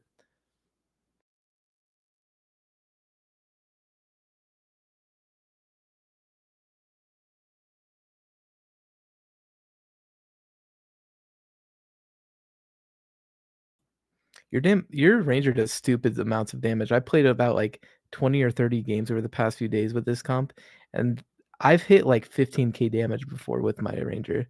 It's just stupid. It only works if your opponent clumps up. Otherwise, the individual shot, it just takes so many shots, it does a lot of damage. But the individual shots themselves don't do that much. So if they heal up, if they're not clumped up, you're really not getting that much impact. But that's why Smartass has positioned in this way, which is really interesting. It's forcing the opponents to clump up around his team. There's really no other way to put it. Like, I think we wouldn't be shocked if we don't see him throw Indomitable on Atlas at all this game to make sure they eventually run up to him. Yeah, and he has the Centennial Augment or whatever that gives Omega power to the furthest unit when it dies. Oh, yeah. Which is going to go straight to the Ranger. So all Oh, of yeah. these things like are compounding on top of each other. It's going to be very hard to stop this. I believe that's the augment I'm thinking of anyways. I can't really remember. Yeah, it is. At 75% and 25%, it grants... I'm not sure if it's a Mega Power Energy. I think it's a Mega Power. It might be both to the first ally.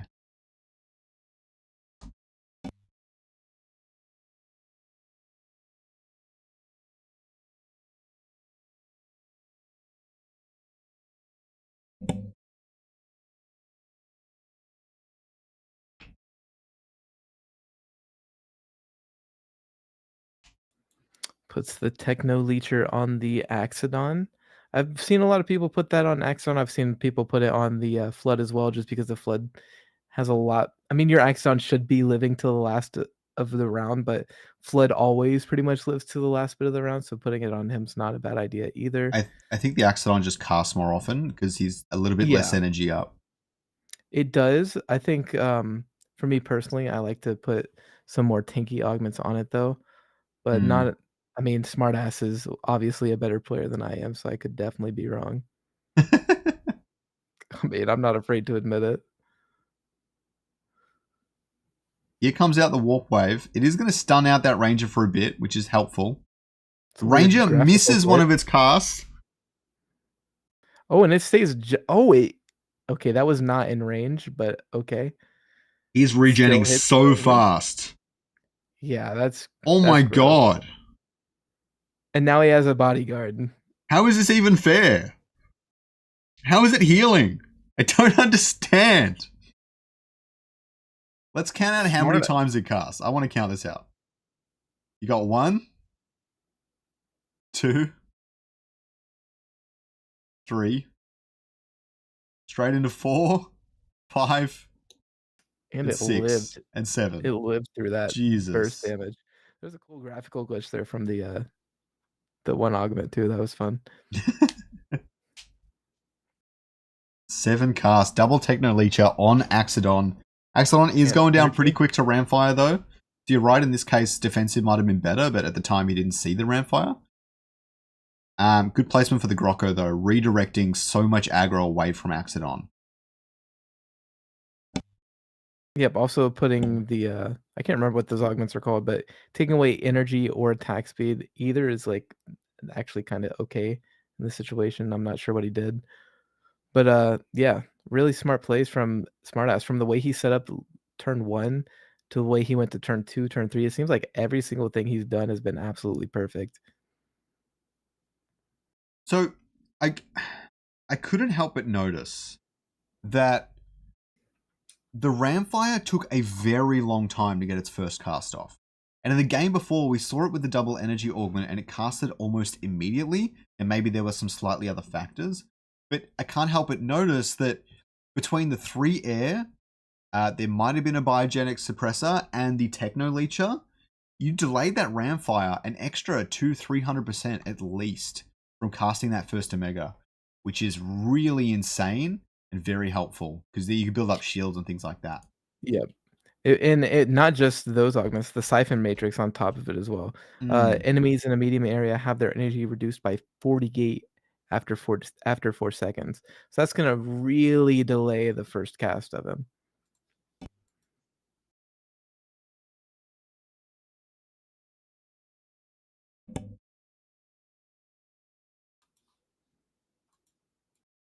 But yeah, really smart plays from Smartass. Living up to his name. Was that a 2-0 or is that 1-1? 2-1. No, wasn't it? On start.gg it says 1-1. Are we going crazy? I don't think he's put in the final. He just put it in. Oh, for what game, sorry? For this series. Smartass... It was 2-1. He lost the first one. No, Smartass won the first one and lost the second one. Damn, I'm kind of sad that series is over. Yeah. Damn it, I thought it was 1-1. Fuck. I'm definitely going to be clipping that one up. That was good. I'm actually kind of bummed. That was so much fun to watch. Great plays from Smartass. Loilo Zod are already into the semifinals, which is fun. And then Patat versus a newcomer, Guess. in the quarterfinals. So we have one more quarterfinals to get through. Unfortunately, it looks like it just started, but it'll be fine because that gives us time to watch the other semifinal, and then while they're finishing up, um, the other semifinal should be ready by that time. So really, it works out perfectly. And I just realized you guys aren't looking at the bracket with me, so you have no idea what I'm talking about. I'm just saying, everybody's like, "What is he saying?" I was talking about the bracket. So we have a semifinals coming up here really soon, and then we have the last quarterfinals we just watched, Smartass versus Whitey, and then Patat versus Guest just started their quarterfinals match, which should be fun because by the time that's over, we'll have a semifinals to watch, and then the next semifinal should be ready by the time that quarterfinals is over. So it should all work out fine. We're feeling pretty good, boy. It's only been what, 3.5 hours? We're already into the semis.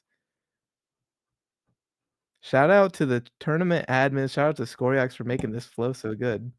It was And mostly shout out Rick, to mostly Ricky on this one, doing the Lord's work behind the scenes. I think the admins, a lot of them are out at the moment, holidays and other sorts of things, but we'll be better on organizing it in the future.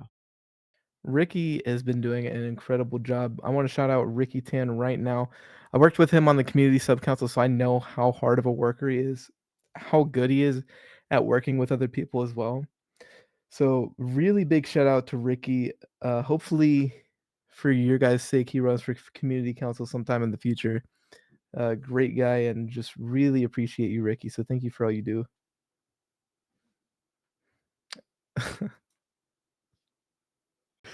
I just thought of something that no one's gonna get. I'll tell you after the stream. Probably won't even be that funny. But anyways, yeah, really fun seeing that mud team comp coming out. Fun seeing smartass I've always said this. I think that Tsunami Enchanter build is actually really good. It's just really hard to pilot. And smartass being the incredible player that he is, I think proving me right. I mean, I still could be wrong, but it was really fun to watch him set up the Caribou in that specific spot. Watch the way he set up the flood, and then the way he moved his ranger right behind it. I mean, I've set mine up that way with the flood right in front of it, but I did not pull it off as well as Smartass did. So Smartass always a really fun player to watch, and I'm not just trying to glaze. It was actually genuinely very entertaining. So thank you for signing up, and again, Whitey, thank you for showing up. And thank you guys for watching. If you're liking the stream, you can be sure to like it here on YouTube. That'll push it through the algorithm to push it to more people who can discover Illuvium and, more importantly, the Illuvium Inferno, and more importantly, Gymborino. And make sure you share it on social media so we can get more views, more eyes, and eventually probably make some money. That would be really cool. So make sure to give us money. We'll be coming out with an Illuvium Inferno coin that will rug you guys. No, I'm just kidding. But that would be great. An Illuvium Inferno coin. And don't forget to check out this channel. I just dropped in the chat, or it's about to drop in the chat. And don't forget to go subscribe over there for Illuvium Inferno highlights. Some of the major games of the tournament. So maybe you don't catch it for a weekend. You can always go and watch some of the games, and there's a lot you can learn from them too. So if you want to get good at Arena, this is going to be one of the best ways and most consistent ways you can do it, because they're going to, I don't know, we have a lot of tournaments on the channel, and there's going to be a lot of highlights. Let's put it that way. Yeah, and you can think about this not just from the perspective of like, oh, I want to watch Illuvium esports, but you can watch games back and study them from the best players. Like that's one of the main things that people do in esports. They call it watching VODs.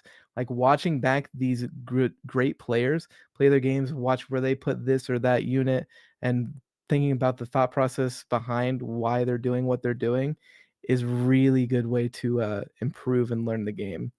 So you can also watch it because of that. There will be highlights of different series and just the full series. I'll be posting from here on out. All of the finals and semifinals, at least, should have highlights and full game videos. So if you don't have the time to watch and learn and study from the full clips, you can watch the highlights, just burn through them real quick and see what's going on with Illuvium esports. But regardless, be sure to check that out, and be sure to follow the Illuvium Inferno official Twitter for updates as well. Unfortunately, the stream has bugged out, and so until Llewellyn checks his messages, he's probably in the thick of the match. Until he checks his messages, we won't be able to get the stream back. Unfortunately. Oof, Yeah. that Technical sucks. difficulties for the win. It Yeah, is what real it rough. is. Could we get Zod in here? I can see if he's checking his messages.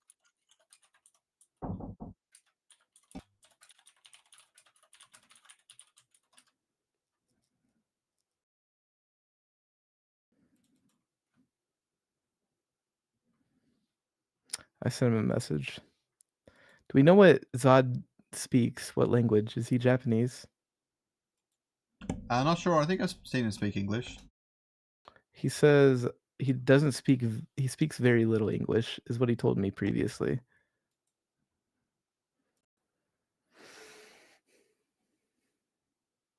Shout out to Zadkiel Lopez saying, "I love this stream." You know what? You don't love this stream. We love you. How about that? How about that, Zadkiel? Appreciate you for showing some support and some love. Again, if you guys haven't already, like I haven't, make sure to. We have about 40 people in the stream. Make sure to like this stream if you haven't already. Appreciate and love you guys. Thank you. Again, we are just waiting on Loilo or Zod to message back so we can get the big game on the screen. It looks like we had some technical issues and they didn't realize it and went into the game early.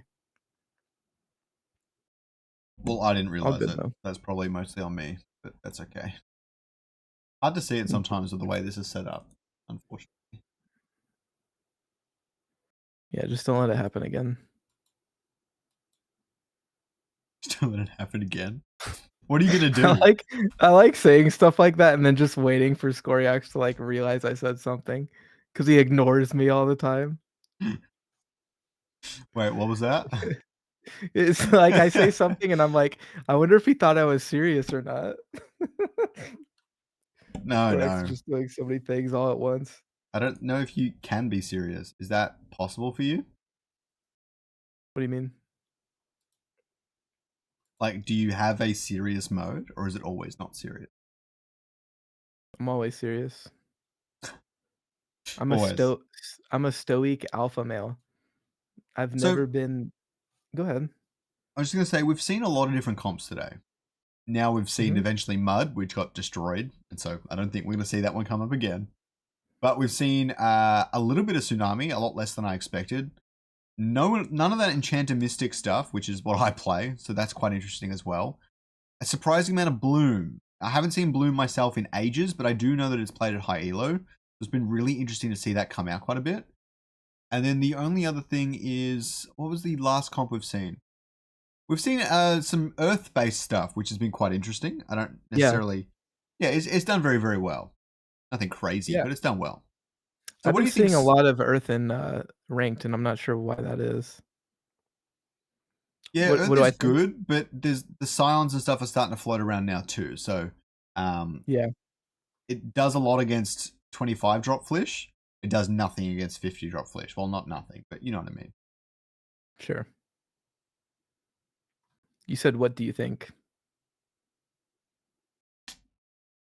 I did say what. What do you think? That's a good catch. Good You don't. catch. Weren't you gonna ask something? Oh, sorry. I was saying, what do you This think? guy. No, hold on. I was like, he's like, I did say that. I'm like, okay, go on. Like this guy's just chilling. So, what do you think's going to come up in the grand finals? Generally speaking, like, let's not try and like speculate on who's going to be in the grand finals. Yeah. In a general sense. I think we'll definitely see the Phosphorus Arcanite team comp at least once. I would be surprised unless Smartass gets in. I think I would be surprised if we saw Tsunami Enchanter just because. Well, I guess we haven't seen Low Elo or Zod play yet, so I have no idea. I think Tsunami Enchanter is good, so I think we'll probably see some of that. Ooh, we're back into the game. This is this the game one between Zod and Low Elo?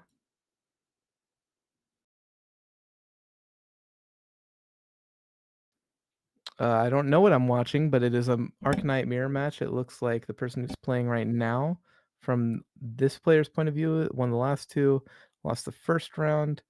Goes for the Vapor Wave Assault, wants to get the stun in there, get some extra energy. The rest of the augments really weren't just just didn't really do anything for this team comp. So not really mad about that. Makes a lot of sense. Okay, so this is low elo versus Zod. I love this adaptation of the Phosphorus deck.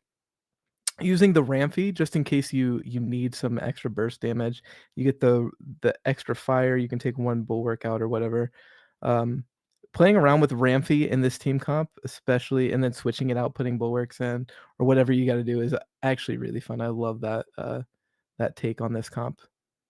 You could get the 2 rogue as well, and keep the fire damage really good on Omegas, especially Ramfire.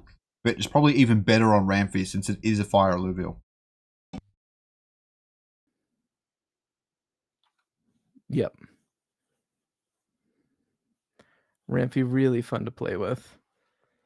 Especially if I don't know, there's a lot of scenarios where it's good, but I wouldn't be surprised if we don't see it here at all. Just depends. Regardless, okay, Zod decides to move over his Illuvials. Low Elo, on the other hand, puts pure attack damage, whereas Zod is putting the nano sequencer on his Phosphorus. He is out of the range of the AoE from the enemy Furiox for a long time. Looks like it's hitting him now. We'll see if he can out damage here. No, just not enough. And that's twice we've seen today where on turn 4, that in the Phosphorus mirror, it seems like the nano sequencer on Phosphorus outperforms the pure damage on Furiox. Now, a lot of that could be due to just positioning. A lot of that could be due just because some of it's definitely positioning. I think the Furiox was targeting Loalo's Furiox was targeting the Lolura quite a bit. And so losing a lot of its damage output to that. I don't know how impactful that was. That Phosphorus definitely lasted a lot longer in general. But definitely, yeah, you want to make sure your Furiox is targeting high value targets at all times. The problem is that you're right, even with pure damage, that Phosphorus is so bulky that it's not necessarily a good thing to target it early. But targeting it with good splash onto everything else, very, very good, as we saw in some of the smart-ass plays. Exactly. Yep, I agree. I think nano sequencer on that turn 4 is personally what I would go for. I feel like it generally works the best. But as you said, if there's a big clump, it's not a bad idea to use that pure attack damage, especially if you can get your Phosphorus to attack the enemy Phosphorus before the opposite happens. You also have to be aware of the splash damage. Yeah, there's so much that goes into it, right?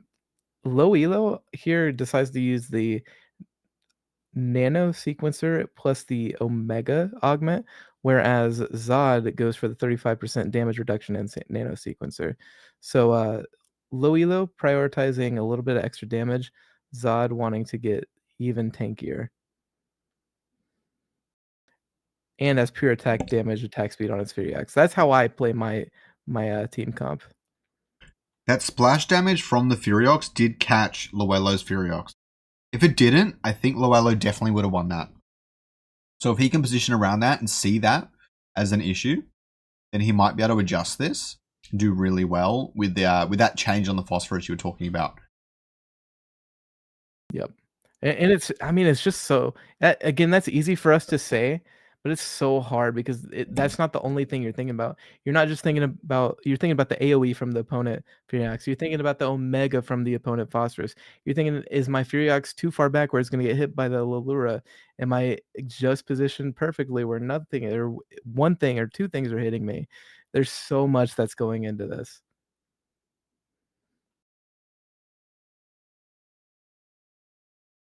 So Phosphorus probably runs top left onto the Carablue. I like that here. I just don't know at like the 20-second mark, everyone's going to come together. And the way that arranges itself, I think the Atlas is dead at this point, and the Phosphorus is actually going to be on the very right of the team and going to take all of the aggro, whereas the Phosphorus and the Furiox on Zod's side is not going to. Unless he's got a really good angle. I don't know how Loelo goes in this one, but I'm happy to be wrong. The Furiox being at the very back is very helpful, though. especially if Lalura doesn't move. If it does, he's screwed.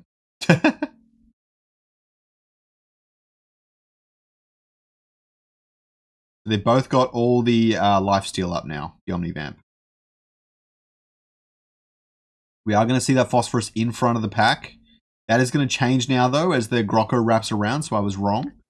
Here we go. Here's where we find out. That is doing so much AoE damage. Oh my god. That's crazy. I think attacking Getting so the fast. Indomitables off.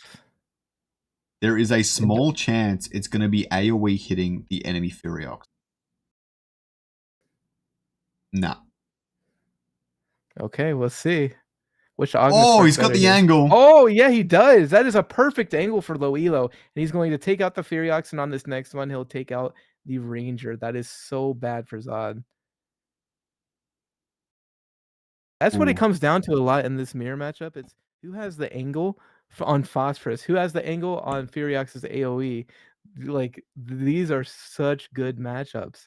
And that's what I was saying. That's the risk reward on sticking that Furiox at the very back corner. Is you risk a lot of pain if he moves the Lalura, but you gain a lot of reward in this final moments, like we've seen so many times before. If it does come down to that 2v2, what is essentially a 2v2. Yeah, We see it pay off, but now he's going to strategize. Yeah, like you said, that if you move it too far back and the Lalura hits it, that feels really painful. But man, you can't just stay where you were at. You had to do something. So I don't hate moving all of this stuff around either. What is he doing here? He's cooking. You have to move again because you have to try and predict the Lalura, and you both have a coin flip of where the Lalura goes.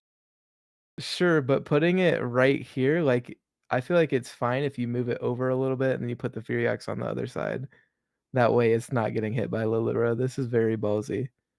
Well, he I knows like that switching, but I don't like the fact that he positioned the way he did. I think you can optimize that. I think he knows the timing now that the Bulwarks and his Lalura do meet up on the right early enough. But was that just because of the damage on his left? I don't know. Okay.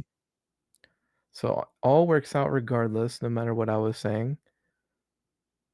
Zod moves it over. Oh, no.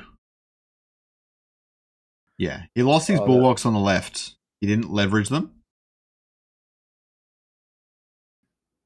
Yep, and that's going to be game, it looks like. Just too many augments on that Furiox and Phosphorus, and they're both so healthy. Oh, yeah. GG, low elo loses this first game in the series, and Zod should take it here. Yep, Zod up 1-0. Close game, back and forth the entire time, but Zod just pulling through that last second.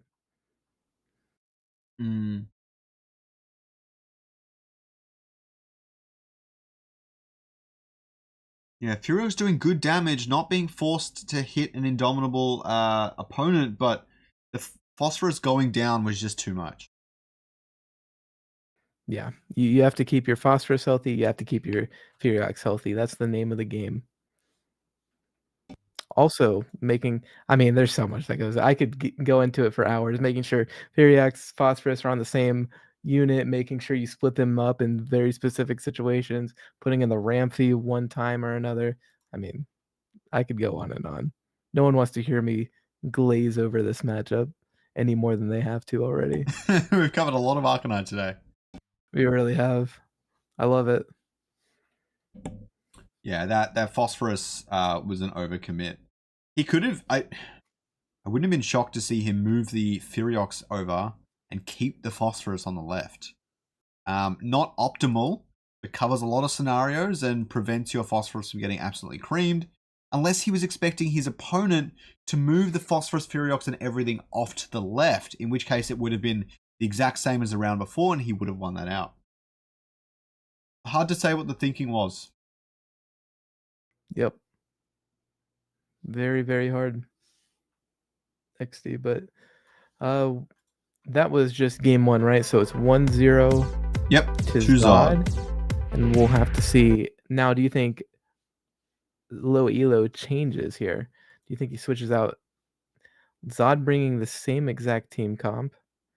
And let's see what low elo pulled out. That's a great name, Loelo. Like low Oh, I elo, get but it now. it also sounds like a real name though. Loelo. You know what I mean? That's a great name. Drips off the tongue really well. So even if you lose this series, buddy, at least you have a great name. Rich or Dick King's in the chat saying if he didn't move, he would have won. Thank you for that 1100 LP insight, sir. I'm just kidding. I'm just kidding. Rich was asking if he would have won. He wasn't saying he would have. Oh, okay. I'm just kidding, by the way. I just like messing with Do you Rich. think he would have won? It depends. I think he was better off on the other side, but moving it around slightly. It was hard to predict because of the Lulura. He didn't use a weapon here. That's interesting.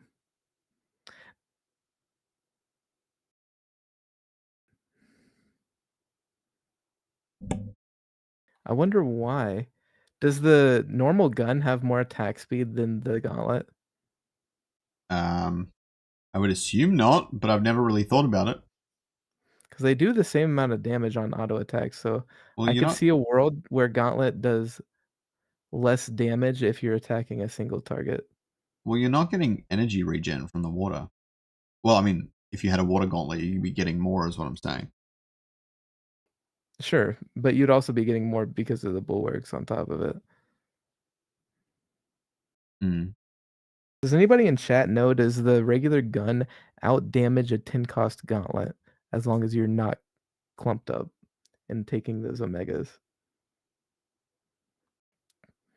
Anyways, that would be nice information to know. Regardless, again, that cool trick where you put both base affinity phosphoruses in or your carries in so you can make sure that they get the hyper that they need.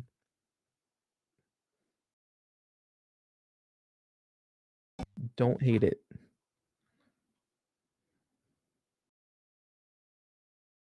Only problem is instead of taking up 3 spots in your deck, now you have to take up 6 because you have 2 phosphoruses, and now you need 2 more weapons. So it's just, are you willing to have a slightly worse late game with less augments? Or do you want a hyper phosphorus? Hyper phosphorus is pretty good, so. Regardless, we're into the game here. Both players pretty much set up almost identically. Almost. Phosphorus on the right is going to take it out faster. Not entirely sure why, but it did. The units were different, so one unit has more defense than the other.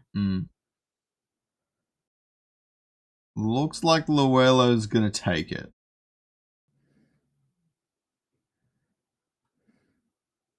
God, Bloom is so OP. Bloom is insane. I love that moment in the series where it's just like turn 2 is just Ranger Phosphorus, or just like at the end of any round, really, it's just Phosphorus, Furiox, Ranger, and they're just slapping each other, waiting for one to finally drop.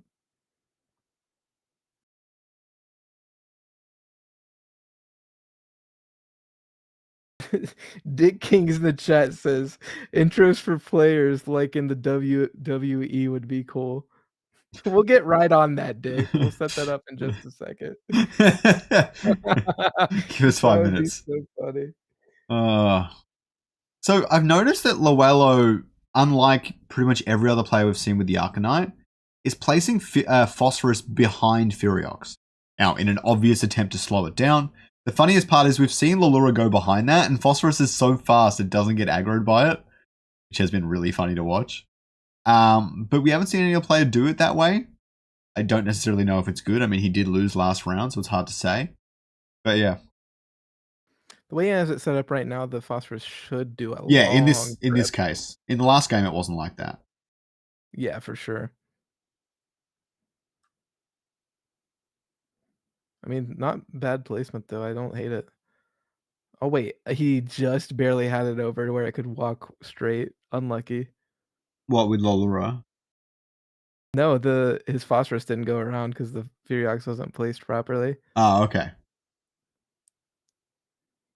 Oh, he's getting the hit off to Phosphorus. Furiox, sorry. That's wild. This could be enough damage. We'll have to see. This is going to be really... Nope, looks like almost had it. Is he going to be able to get the... No. That didn't even do damage. That healed him. I swear his Gauntlet Omega just healed the Phosphorus. Chat, am I going crazy or did that just happen? Oh, God. I don't know what's better here, Warp Wave or Veiling. I have to say Warp Wave is just so good. It's probably better, especially helping Lulura get his cast off. But at the same time, Veiling's pretty good. Yeah, that stun just lasts for so long, and it's every second. Like, that's insane. You gotta go with that one for sure, right? Because, like, while your Phosphorus or Furiox or whatever is stunned for 3 seconds, the other Phosphorus is just plowing them down, right? So it would be silly not to go for that. Yeah, the energy gain is really helpful. Like an extra cast on a Phosphorus that has the Omega increase augment is obviously useful.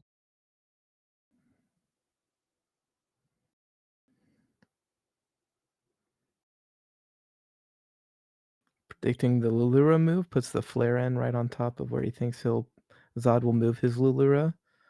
Not a bad choice. I like that.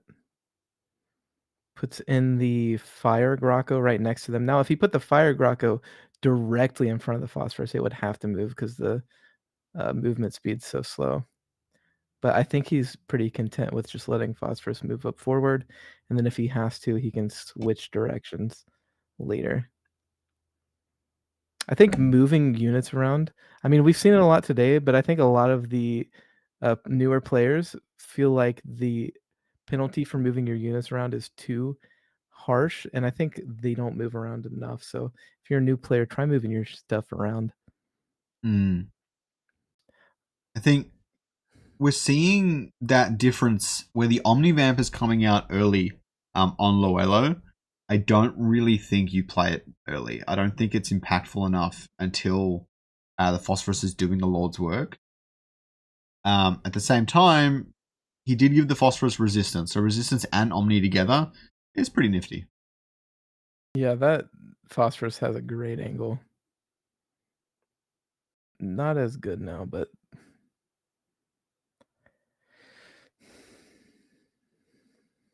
Overtime would give Loello the win here. I'd love to see the healing chart right now. I reckon that Phosphorus has healed so much damage. Oh, not quite enough. Yeah, it is. Oh, he takes it. Just barely last second comes through with enough damage. That's wild. I think he even wins if he has like extra 2 seconds because his Ranger almost had his Omega up. It's crazy. The overtime, especially in these mirrors, can really throw you off.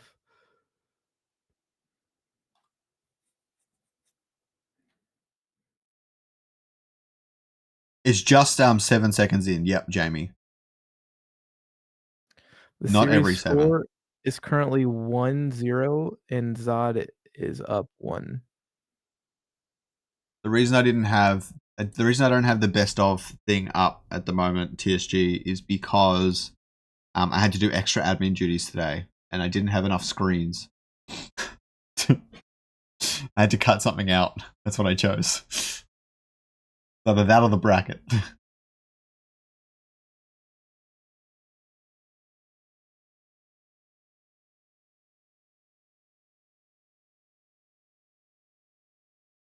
The Siphon Matrix comes out. You love to see it. Focusing on the augments on Furiox a little bit more than Loello is. I think that's going to be impactful. And I don't even know if the Siphon Matrix has triggered there.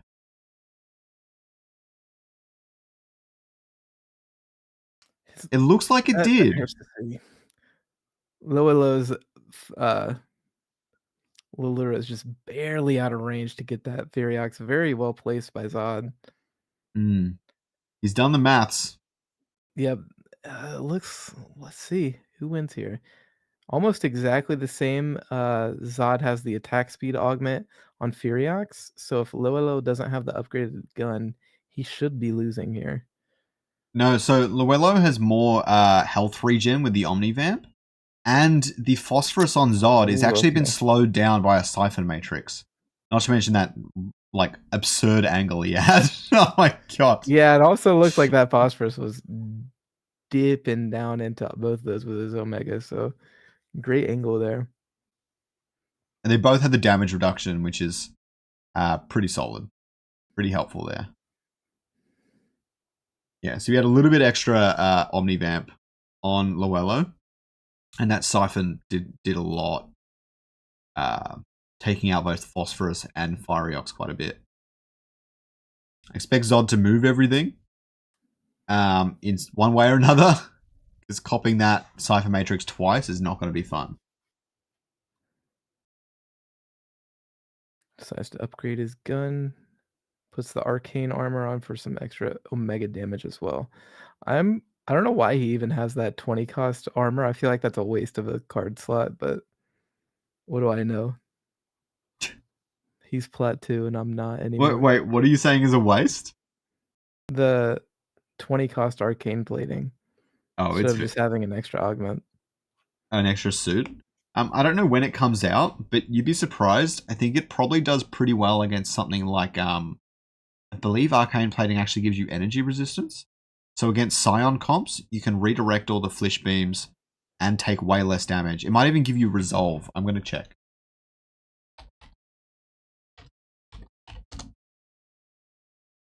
This Caribou from Zod just takes up so much of Luello's carry's time. And every single time that Phosphorus is just lined up for a nasty Omega. Like, it's disgusting. Look at that's gross. Oof.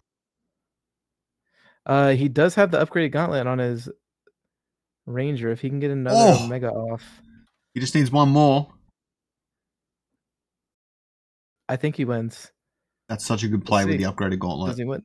Yep, he wins. Oh my goodness, Loello. Loello plays. takes it. Only loses one round, but they were all super close the entire time. The angles on both these Phosphorus Omegas, but that Ranger coming in clutch with the upgraded gauntlet doing so. Look at that damage, bro. Like, who needs a Furiox? Luello's Ranger was probably only just out of range of that Phosphorus Omega. Because we've seen it go right to the back of the board, but the Phosphorus wasn't at the center line. He was a little bit back, and that's why the Ranger was not dead right there. Just barely missing it. Super close game there. First game was super close as well. Right now, currently 1-1. Low Elo and Zod both taking at least one game. This final game will decide who goes on to that finals. Currently between the Patat and Guess in that quarterfinals, it looks like they're about 42 minutes in, and Guess is up 1 and Patat has 0 wins. So Guess up 1. Not sure what that second game happened ages ago. That second game is going very slowly. Yeah, it's probably another mirror. It looks like they're probably into game 3 and just didn't check it. And I think Patat won game 2. Yeah, they definitely go into game 3, so there must be a 1-1. I did check what the arcane plating does. Very similar to your classic Void Sash and everything, where it gives you energy, a mega power, and all the rest of it. But a little bit less so of that, and it also gives general resistances and health. And so it's a bit more of a defensive option, probably to help you use the Ranger to redirect attacks, tank a little bit, stuff like that. I think for 20 cost, very good. Interesting.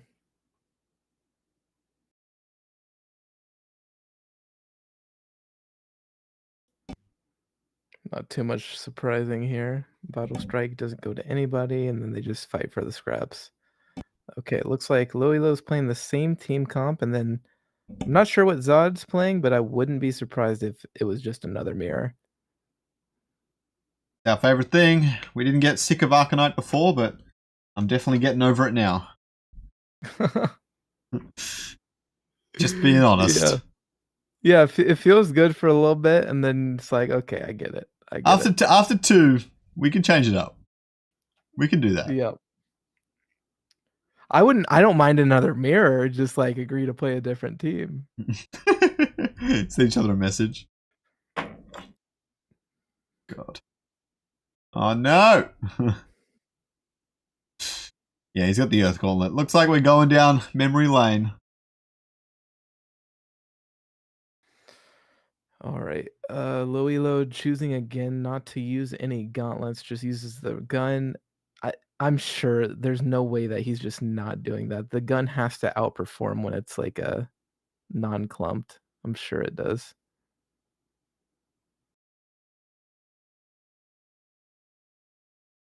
Yeah, pretty unusual. Yeah, I'm almost positive the regular gun has more attack speed on it. So probably more DPS overall.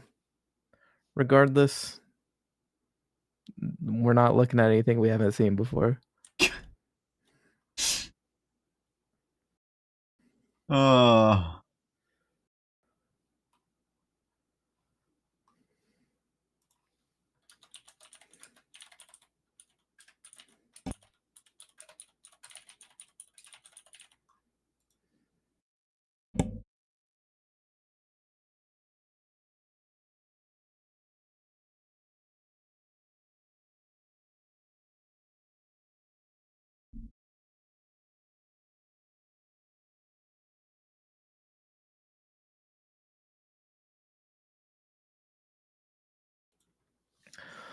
And we're back into round 2. Again, low elo, putting in the phosphorus. Zod's going to do the same exact thing. We're not expecting anything fancy here.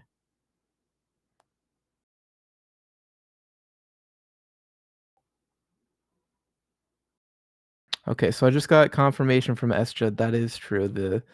The gun round 1 does more DPS than the regular 10 mastery point gauntlet No if way. the enemy's units aren't clumped up. I like that, actually. I think Oh, that's really okay. cool. So, I think that's because cool. it doesn't do AoE, right? So the cast actually does more. Interesting. Yeah. It's like if you get a good clump consistently, the ranger's like gauntlet is better. But if you're only doing single targets, gun is going to be better round 1. Interesting. Yeah, I like that. Adds to the mind games.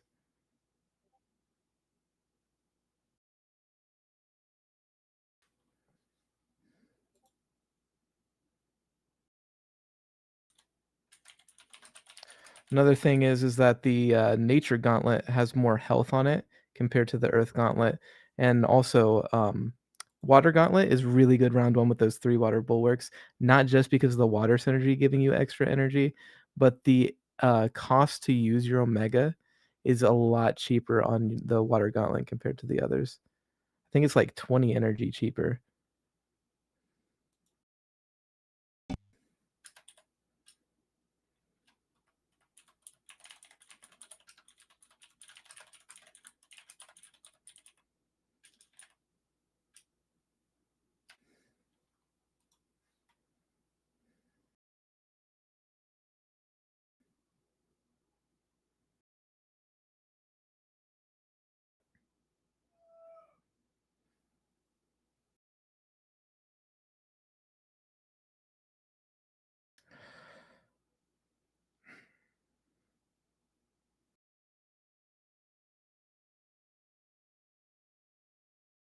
I'm surprised this round 3, it seems like a lot of people just prefer to put in Furiox and Lilura. I think there's an argument to be made here that you put either a pure damage augment on Furiox or Nano Sequencer on Phosphorus this round instead. If you can get out of the way of that Lilura, you should win. But I mean, that's easier said than done, right? Yeah, for sure.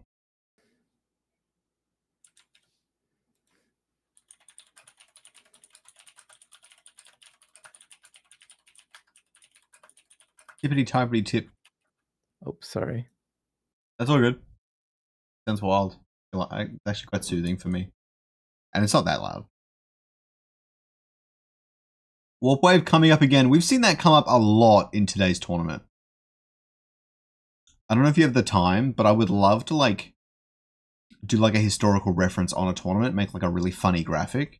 It's like in the Inferno 6, we saw Warp Wave Assault 5 times. That would be great, actually. Once we grow into a bigger and more official tournament series, we'll be sure to do that. Phosphorus cast 100 Omegas in total.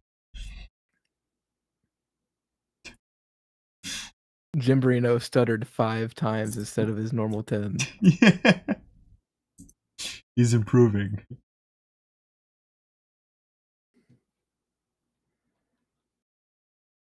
So Patat has gone down 2-1 to Guess, so we will be watching Guess and Smartass next. Interesting. Congrats, Guess, on moving into the semifinals. And good job, Patat, on just your performance today in general. Really good series against Leo Main. Lots of good games today. I think everyone's been playing really well. I don't know about you, chat, but I feel like this tournament's been more interesting gameplay-wise. Correct me if I'm wrong, but it seems like this has been way more interesting than some of the previous Infernos. Until now. No offense to these two players, but I'm tired. I think this series is fine. The first two were good. But this is interesting. We see Zod separate a little bit more. I think it's still within the range of the splash, but it's definitely got some more separation, whether that's intentional or effective or not. He full sold Theriax and he put it back, I'm assuming? Maybe he moved it. Maybe I'm just crazy. That's okay.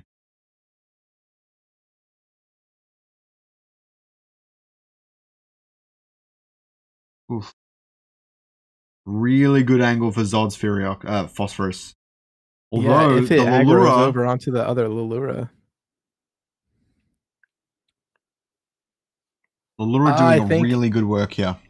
Yeah, Loilo takes it. That Lulura just soaking up so much damage, taking away all of the attacks and aggro from the priority carries on Zod's side. Great play from Loilo. You know what I find is underrated is giving Lulura things like pure damage. You know how fast it can take out a ranger with that? Yeah, I think something that I do that feels really good is putting Siphon Matrix or like just any kind of area, like any of the augments that have effects in a medium area feel really good on him. So, like you have an Invoker team, take away some of that energy. Love doing that. I'm not entirely sure why Loelo's Lulura survived so much longer than Zod's. Maybe he has a bigger gauntlet up. I wasn't actually paying attention to that. I don't think he had pure damage on his Furiax. Oh, right. If he did, though, that's why. Yeah. The pure damage Furiax is really good for taking out Lulura. No, he didn't. Zod did not, and Loelo did. So maybe that had quite a big of an impact.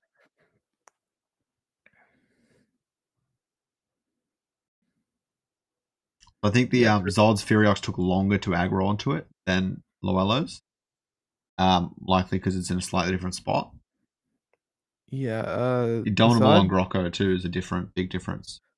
Zod has the attack speed on his Furiax, whereas Loelo instead decided to put Omnivamp, 2 Omnivamps instead of 1. So we'll see. Yeah, positioning didn't look very good for Loelo. Guy has a good angle on his Omega, but it's not doing a ton of damage. He doesn't have the Omega boosted augment on him. But look at how much healing. It doesn't even matter. It's quite literally no amount of damage that is going to be able to take that thing out right now. Yep, and now it's hyper, so it's going to outdamage the enemy. Phosphorus. Loelo has the numbers advantage into overtime and takes it easy. Boom, and Loelo closes out our first semifinal of the day, taking out Zod. That was 1-1, right? Yeah. Yep, that was 1-1. That was 2. The healing from that Omnivamp. It's unbelievable. Maybe this team should start carrying Biogenetic.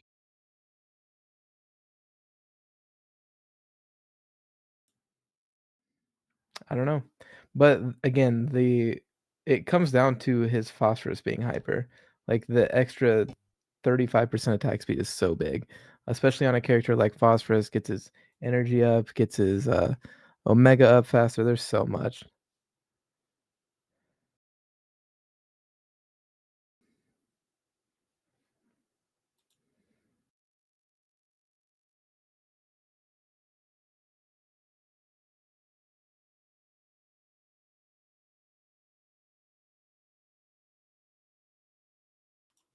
Oh my god, Just look at that chat from Jamie. Check that out.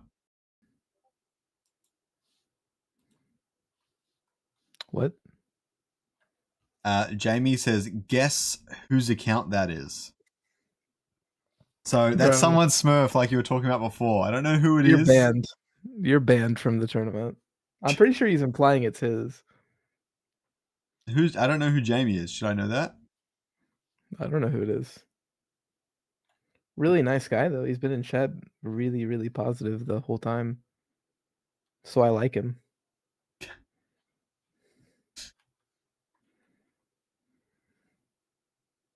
Who is not checked in? Smartass. Oh, always slow on the check in. Smartass, if you could hurry up, buddy. No, I don't feel like that. No, I'm just playing, but like actually serious. Hyperphosphorus for the win. Maybe he was getting a beer or something.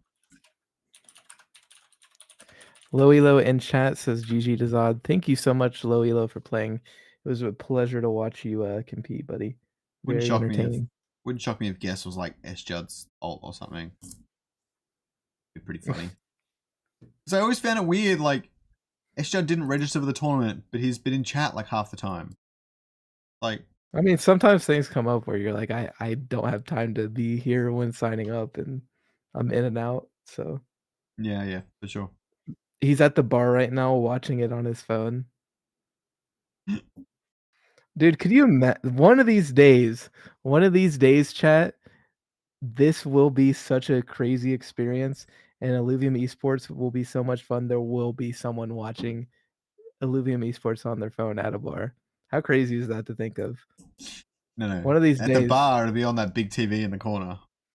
Yeah, one of these days they're gonna be watching me on the analyst desk in a bikini talking about the game. Oh my god. I don't know if you guys have this much in America, but we do have some esports bars over here in Australia. You can go there and they've got like TV screens like everywhere, all across the thing, and you can like watch whichever esport you want, sit near that screen and stuff, and watch esports while you're having a drink with some mates or whatever it might be.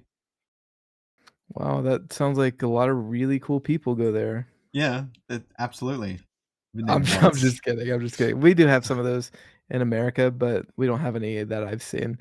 We have a like those little, I can't remember what they're called, PC bongs in like Korea. We have one of those near my house that has like really, really good computers, which is cool. So yeah, we have a lot of them in the city. There are some. I think there's some nearish to me, but I've never been big on that because I have a computer that works really well. It's fun to go with friends though. So oh yeah, you see it all the time. Anyways, we are into our next game again. Guess who this player is versus Smartass. This is going to be a great series. Before we get into it, make sure to let us know who you think is going to win this series. Is it going to be Smartass or is it going to be the new name? Is it going to be Guess? Let's see what they got and how we go into it. Looks like Smartass running that Tsunami team. Love to see it. This team is so much fun to play. Who won that last game? Was that Luello? Hmm? Who won the last game? That was Luello, wasn't it? No. Yeah. Oh my god. I think it was Zod. Oh my god, I can't even.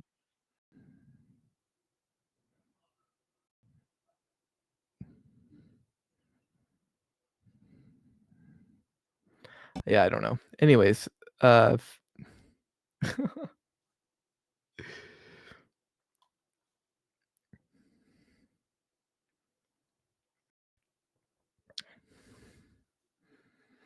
right. I wasn't really able to see what Guess was playing. Okay, it looks like it's a mirror matchup. So they both, who knows? I have no idea what's gonna happen right now. It's really hard to tell. Caribou in the center. I've seen Atlas in the center more often than not. Clearly, Caribou in the center is doing well. I think Thorns may go through Shield, so maybe that's the thought process there. He knows I don't that think most it people does. put it doesn't. No. I think But what I would guess is that the Ranger weapon is the big divider, right? Because if everyone fights their own opponent, then whoever the Ranger is attacking is at a disadvantage. And Atlas is the best one out of them all. So avoiding the Atlas taking the Ranger gauntlet, Ranger weapon is the decider in this one. Atlas has the best survivability out of all three, and so you want to protect him as a primary. Especially because if that shield lasts, then it does a lot of damage to its opponents. At least when it comes to 25 cost bulwarks. Okay, we're not gonna see anything interesting here. It's going to be Flood with Cuculus, and then he gets Enchanter on his Ranger, and then Guess is going to do the same thing.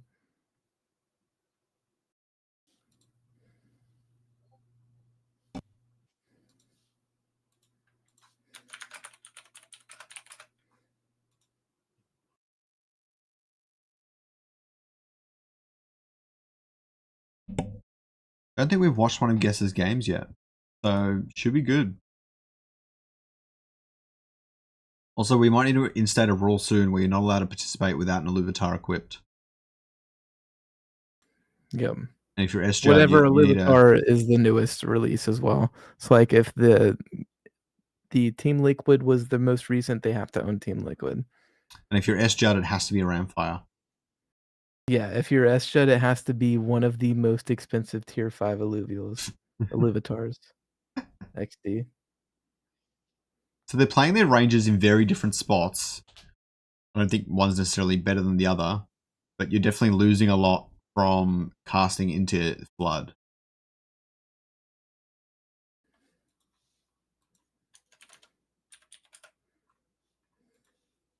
I just want to quickly remind you, Jimbo. Do you remember the first time we saw an S Judd Smartass matchup? They did Gentleman's Agreement mirror. Yeah. I'd have to say it's a very low chance they would literally mirror this team that we've only seen Smartass play so far. And so I still think it's S Judd's. S Judd Smurf. No, there's no way it's SJ. Okay. I highly doubt it's SJ. Like this team isn't like some secret strat. I know. But like Gentleman's Agreement. I hope I'm wrong. That would be funny. As long as he like reveals it at the end of the tournament, that would be fine. It's like never mind. Nobody. I was gonna make a WWE reference, but I don't even know what I'm talking about, let alone you guys watching. Like John Cena. No, I don't know anything about WWE. All right, here's where we see the change. This round 3, we see Smartass doing what I would do if you can get away with it, putting the 70 cost gauntlet on so you get that extra damage. They both put on big gauntlet. So Smartass has the armor though. That's gonna add even more Omega power. The problem is he didn't he didn't position it correctly to not get blown up himself. Yeah, he got pretty unlucky with the Guess got the positioning correct and managed to slot the gap to take out Ranger with Ranger. Carbonite's pretty big here. I don't know how big Void Cleaver is. Steam is fascinating. Doesn't help either player if they're desperate on Tsunami, which is one of the best parts of this strategy. It's not really anything else. You'd have to take Void Cleaver, right? You have to like put 1 point in that. I can't see anything else you would put it into. I mean, yeah, nothing else makes sense at all. It's one of those instances where it's like, yeah, we need that integration where the legendary augments like Steam or Class Affinity like cards are applied to whatever you're playing or your opponent's playing. That was pretty much a complete waste of a legendary augment phase. This air Lynx right here, the stoic air Lynx, is going to get hyper pretty much immediately. That feels pretty good for him. Mm.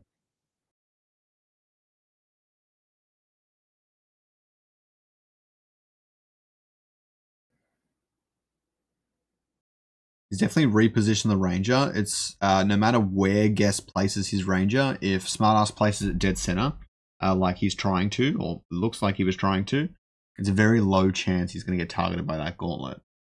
At the back, there's definitely a pretty good chance in general.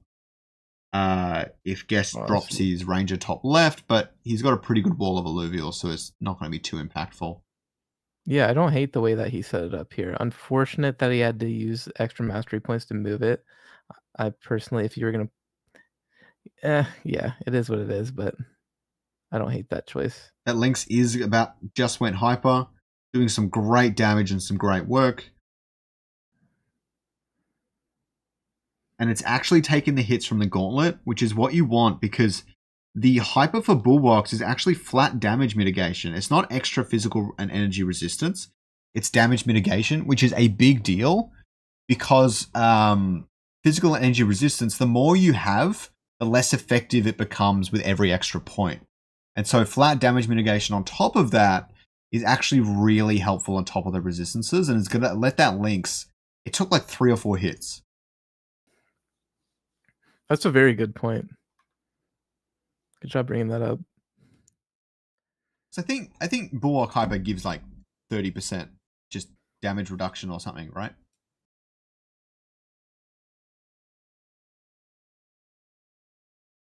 Upon becoming hyper, Bulwarks gain 50% crit reduction, 20% more physical and energy resistance, and 8% max health, plus 100 more max health. Okay. So it does get physical energy resistance. Crit reduction may be particularly helpful, I'm not sure. These aren't exactly going for the crits. Still feels good, yeah. Well, I mean, he has the dodge and stuff as well, so you definitely want him to be taking the hits when hyper. Moving the Ranger is a choice. True. Well, I mean, if you can aggro the enemy Ranger to your Grocko on the top right, that's quite a few wasted Omegas, but...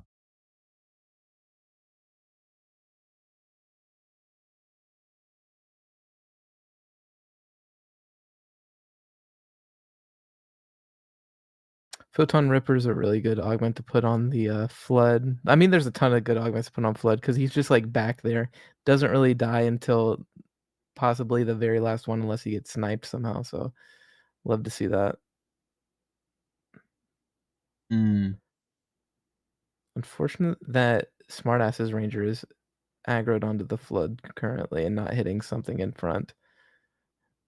Yeah. Waste about all of his casts. That's why this team comp is so tricky because you have to place your Ranger perfectly.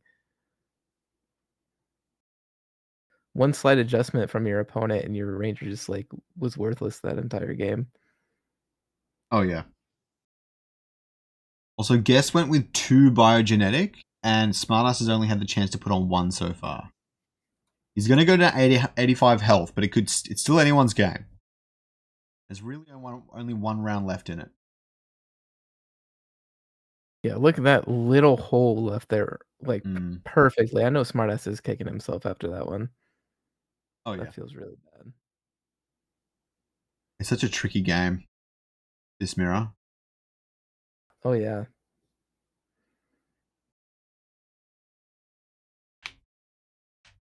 Because not just like predicting what your opponent's doing, it's like predicting how they're going to move around after like 10 seconds, after 15, after 20 seconds. It's making sure your Ranger doesn't get hit because it's super squishy and it's your main source of damage. It's making sure your Axon can get those Omegas off so it can leech some energy from the opponent.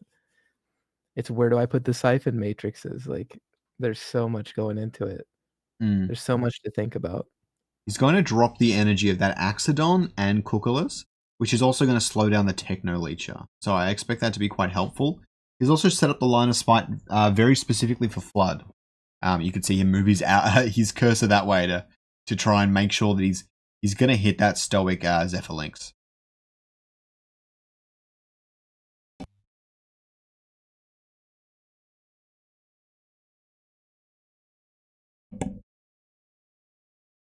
Let's see if it's enough to eventually take down the Zephyr Lynx. He does have double Techno Leecher on his Axodon, and he slowed down the Techno Leecher of his opponent's Axodon. Not quite enough. It is going to slow down. His Axodon's not going to cast, but he eventually gets it off right as the enemy Ranger is casting. So he's not going to get the full value of slowing down the Ranger. And it looks like Smartass is going to go down in game 1.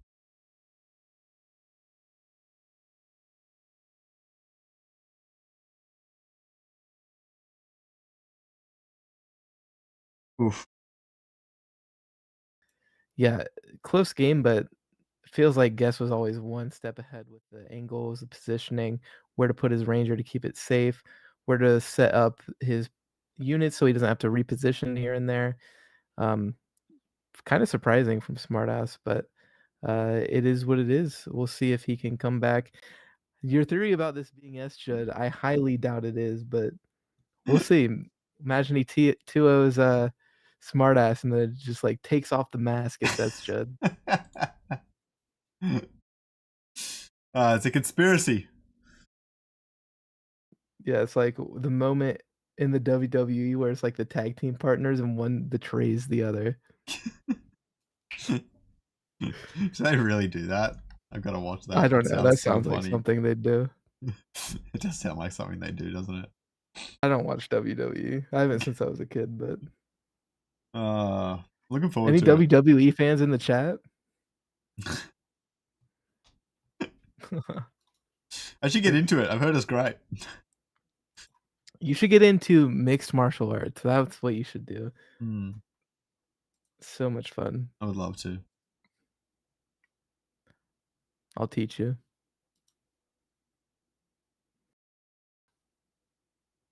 Teach me how to do mixed martial arts or how to watch mixed martial arts? How to watch it. How hard can watching something be? You got to learn what's going on. Oh, okay. Yeah, let's do it. Would you just show Illuvium Esports to somebody? They would have no idea what's happening. Yeah, you can live with it. You have to have some level of understanding to watch most sports, I'd say. So do you think either player switches teams? If I'm Smartass, I'm switching teams.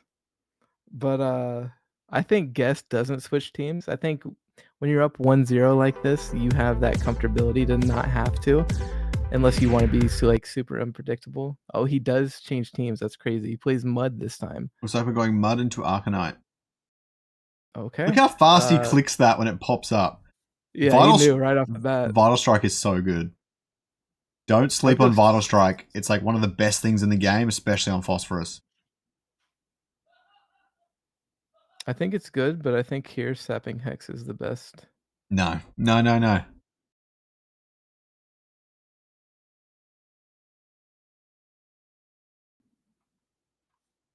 I like Sapping Hex. No. Vital Strike wins this, for sure. Smartass choked. Smartass already lost the series, says Scoriox. We'll have to see if he can bring it back somehow. Alright. If Guess was playing Arcanite, then Smartass lost. But I forgot that he wasn't. That's probably why Smartass didn't give it that much agency. Sapping Hex is pretty good against the Mud team. I'll concede that. And that's why I'm not a pro player. Well, I mean, I am a pro player. I'm just too good for playing in tournaments. Yeah, it would be unfair if either of us attempted to play a tournament. That's why I haven't so far. Yeah. But that's why we're here analyzing the game, commentating, because we just know so much more than everybody playing. Oh, he goes straight into it. Now that's crazy. Okay, I don't love it that much. This guy is cooking. Again, said it before and I'll say it again. I'm not sure it's edible. Unfortunately, he did aggro onto the one that taunts him and doesn't allow him to use his Omega starting off. That might have made a difference, but I doubt it. I don't know what this dude's smoking. This is wild. Am I crazy or does that opening just not make any sense whatsoever? He's not even doing much damage. Even like the rip lance. The hell?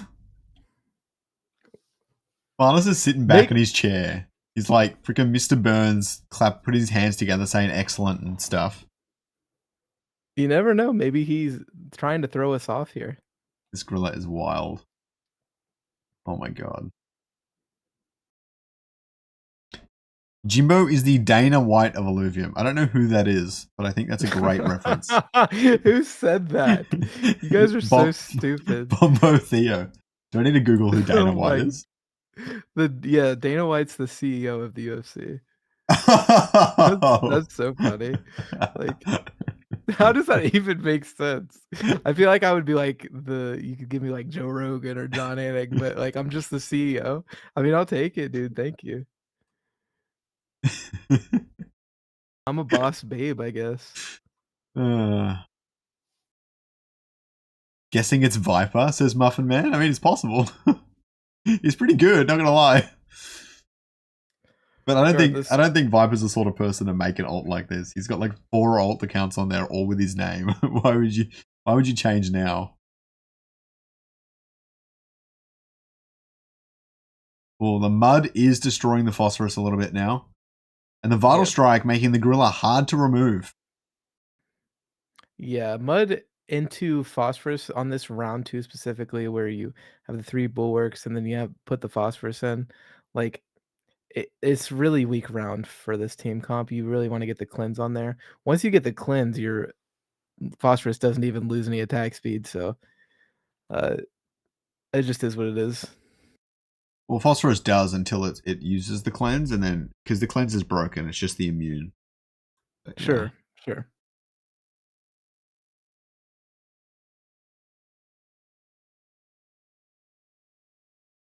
Surprised he's doing it this early. I feel like you just position around it and you don't actually need to worry about it just yet, but maybe it's not worth the risk. He kind of screwed himself, though, the way he set it up. He put his phosphorus right in front of there too early. You know what I mean? Yeah.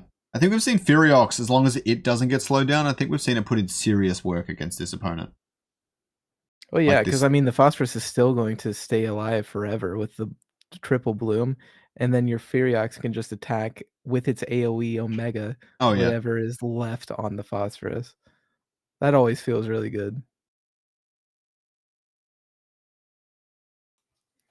Shout out Bombo from that comment, by the way. That made me chuckle. I don't even know why. It doesn't make sense, but it's very funny. I should make a tweet later where I say that.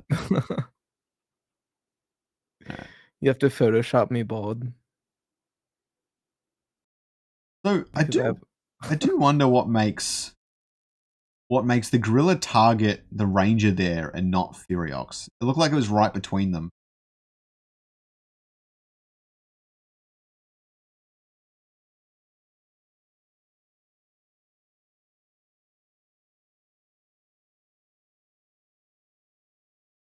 That Lalura is eventually going to go down. The phosphorus is slow, really slow. I definitely think I've heard that Mud does well into Blue Marconite. So, and I wouldn't be shocked if guessed that Smartass was going to switch up to this comp for sure. I actually feel like it's the other way around. Like, Mud should be good into it until you have the cleanse augment on phosphorus. I've heard that it's a little bit of a flip of the coin because the cleanse augment's just kind of unpredictable a little bit. Okay. But Gorilla moves to the enemy with the lowest physical resistance. So because he didn't have any armor on his ranger, that's why it went to the ranger instead of the Furiox. No, I'm not talking about when it casts. I'm saying when it first jumps, but it looks like it jumps way off to the left, which I didn't notice, so that makes sense. Yeah, because of the way the phosphorus's hexes match up, it has to move over to the left. Yep. That is wild. Has he completely blocked it in? To take some damage on the gorilla? I think, but I don't think it'll matter because, right, the phosphorus can attack, has a big attack range, and then after the gorilla's done, the bulwarks will move out of the way, then it can just be free.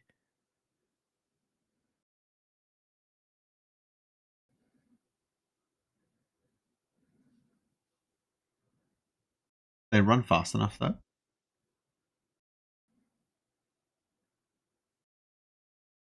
I don't know, let's see. Puts the attack speed on the gorilla. That's going to slow down the attack speed of the enemy units. He's just going to be able to get the mud off quicker. Feels really good for him.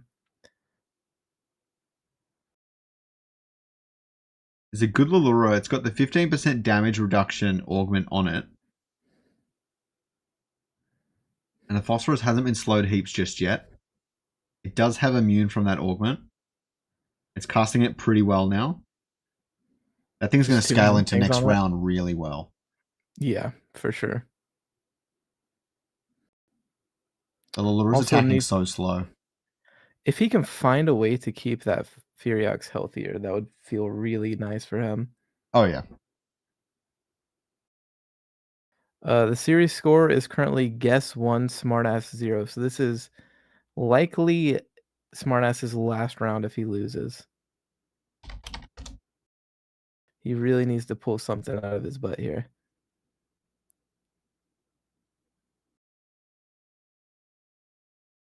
We were having some issues with the overlays, though.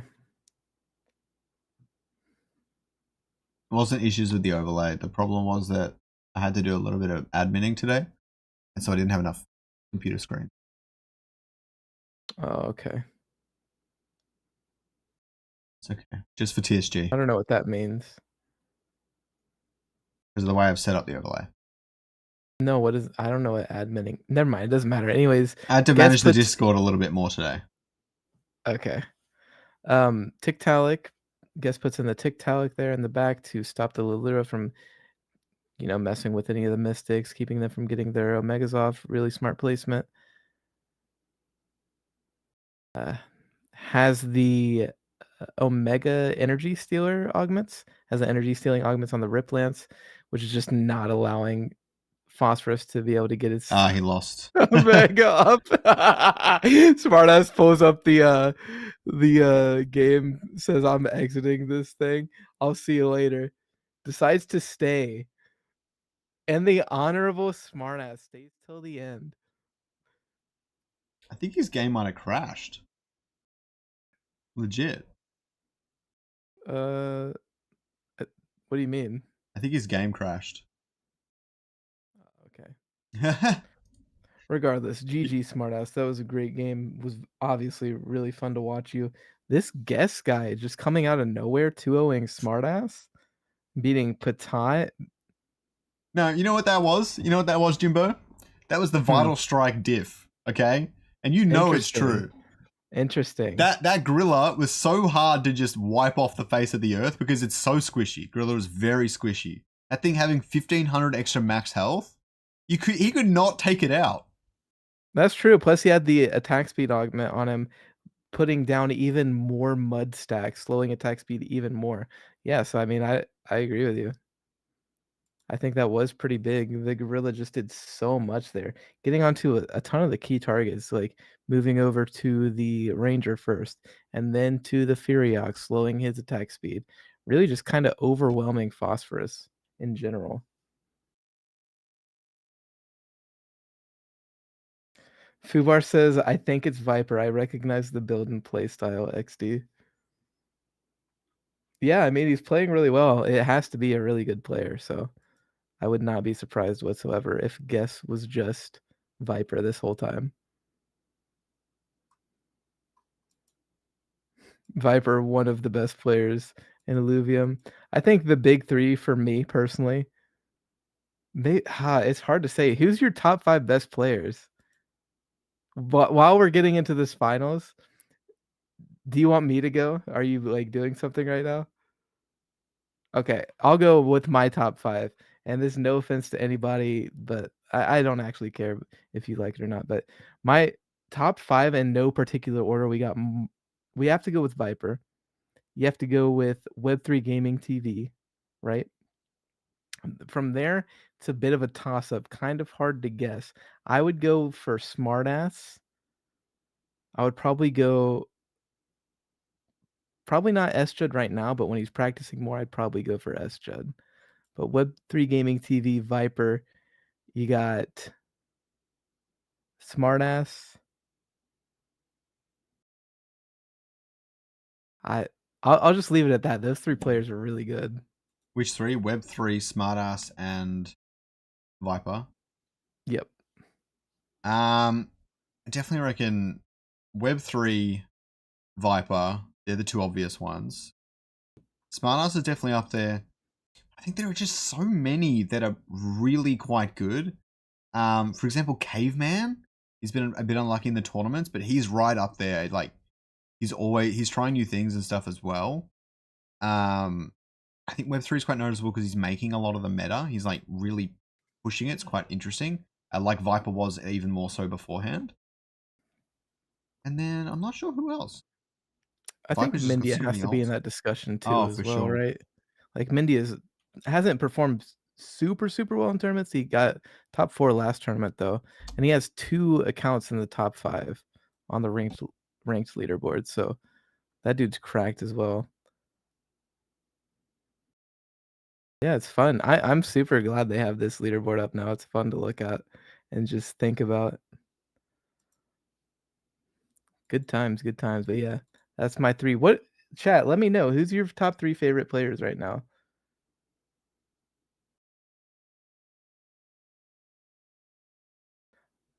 Yeah, I'm going Web3 Gaming TV, Viper, and then Smartass. And then I think if Mendia performed better in tournaments, I would have given him 3rd instead of Smartass. But great players. That's fun to think about. I really want to hear you guys' thoughts on top players, top 3. But regardless, we're getting into this grand finals here in just a second between the mystery man Guess and Loello. Loello playing the Phosphorus comp, right? 3 times in a row in the series versus Zod. Yeah. And then Guess, I'm assuming, will probably open with a Mud team comp into that after watching that series.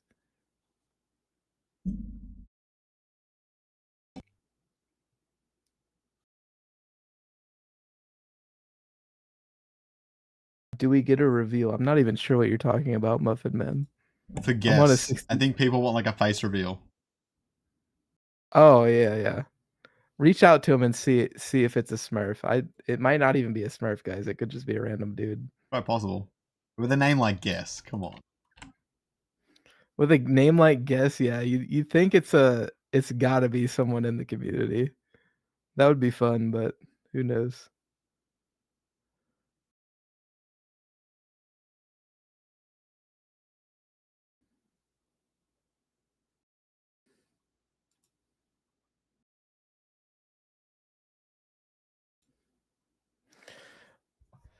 And are we just waiting on them to get all set up?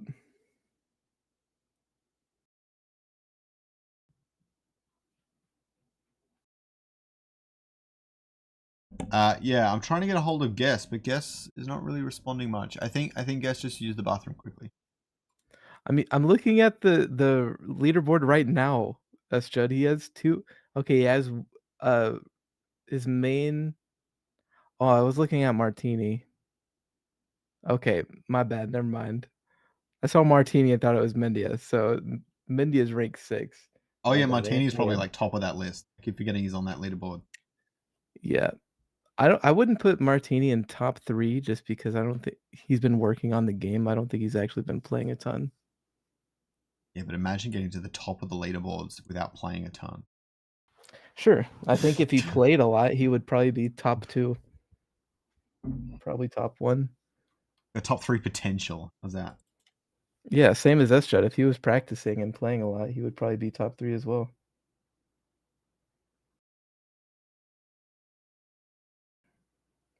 Muffin Man says some of his favorites are Het Hay and Martini. Hmm.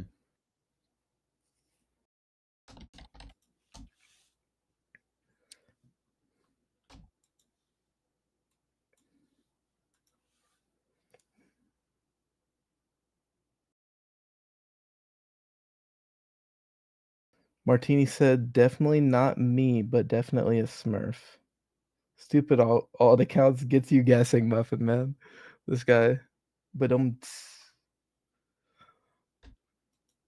bear with us here. We will be getting on to the grand finals in just a second. Bear with us. We're just trying to get a hold of the competitors so we can get them up on the screen.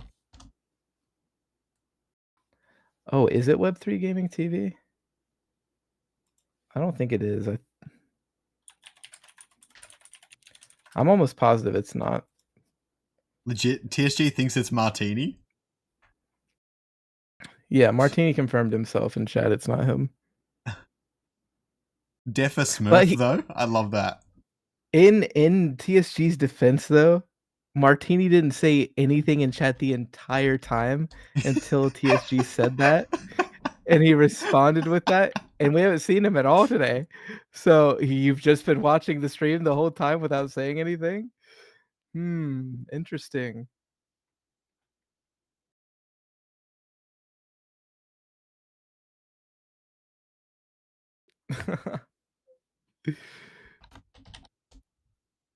I'm going to ask Guess right now. But even if he tells me, I'm not going to reveal it unless I have to.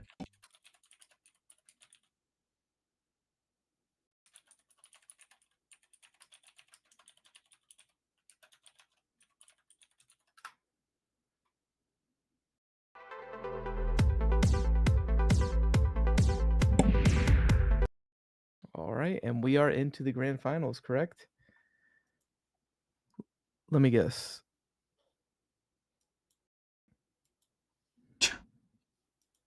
My God. He bugged out. Okay. That's so funny. Did he exit game? I think so.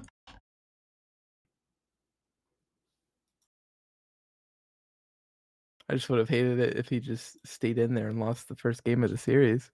I swapped to the other person for now.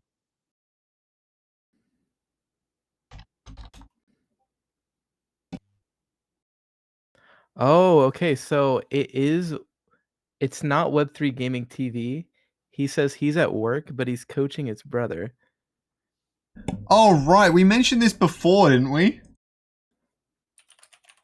At the very start of the stream? No, I didn't know he was in the finals. I knew that his brother was playing for him, but I didn't know that he was Guess. Yeah. Interesting. That's really cool. So one of my top 3 best players this is his brother who he coaches. Makes sense why he's playing so good. I don't have to guess why he's playing so good anymore. All right, chat. Let's guess who's gonna win. TSG trying to say, I'm guess. No. Yeah, you take another guess. Alright, it looks like Guess's stream is way more laggy than Luello, so we're going to have to stick with Luello.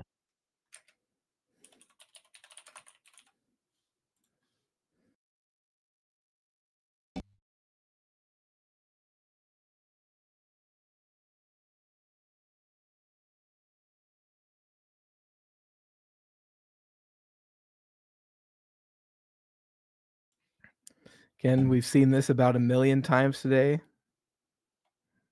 It is what it is. I need a drink of water.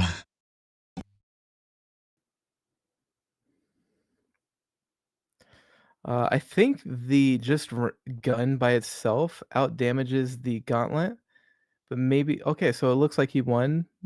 I wouldn't be surprised if water gauntlet specifically does out damage, just because it gets the energy regen, so you get your omegas faster. But who knows?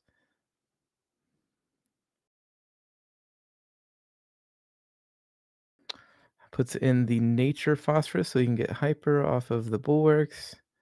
And then we'll see. So I'm assuming that Loelo is playing a Phosphorus Arcanite comp, and then Guess is probably playing the Enchanter Tsunami comp, just by the look of what Guess has here with the Water Gauntlet. So this round coming up, we'll see the Flood and the Cuculus coming in from Guess. Yep, moves over his Flood into a position that we saw Smartass utilize in his quarterfinal series, where he puts the Ranger right there so nothing can get on top of him. Flood's the big bodyguard. You love to see it. I don't think that's a bad choice into a Phosphorus comp. The only issue I see is with Phosphorus and Furiox, if those are the last two units alive, the AoE from Phosphorus and then the Omega from or the AoE from Furiox and Omega from Phosphorus are just going to reach the Ranger anyways, but we'll see if he can utilize it. Is Guess being coached live? I'm not sure. If not, he must be like the best coach in the world. To like give him a coaching session and have him play, unless he practiced a ton or something. I don't know. I'm sure that he actually plays the game on top of it. You know what I mean? Yeah, sure. That would be, even if you were like talking to them live, coaching them, it would be so hard. Oh yeah.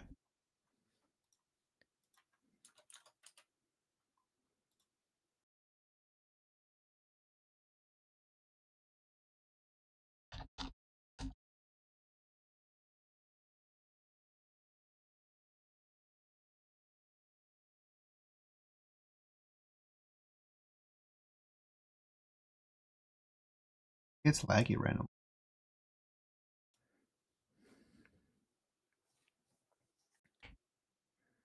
Tayless. He plays it because he has to, but he hates 3 Bulwark opening. You don't have to play it. It does lose to Cardulox and Ranger Shield.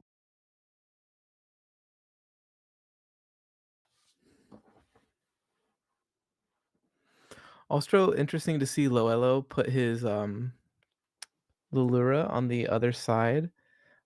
I wonder if its Omega can even hit the Ranger with how far Guess put the Flood out. I wouldn't be surprised if it can't.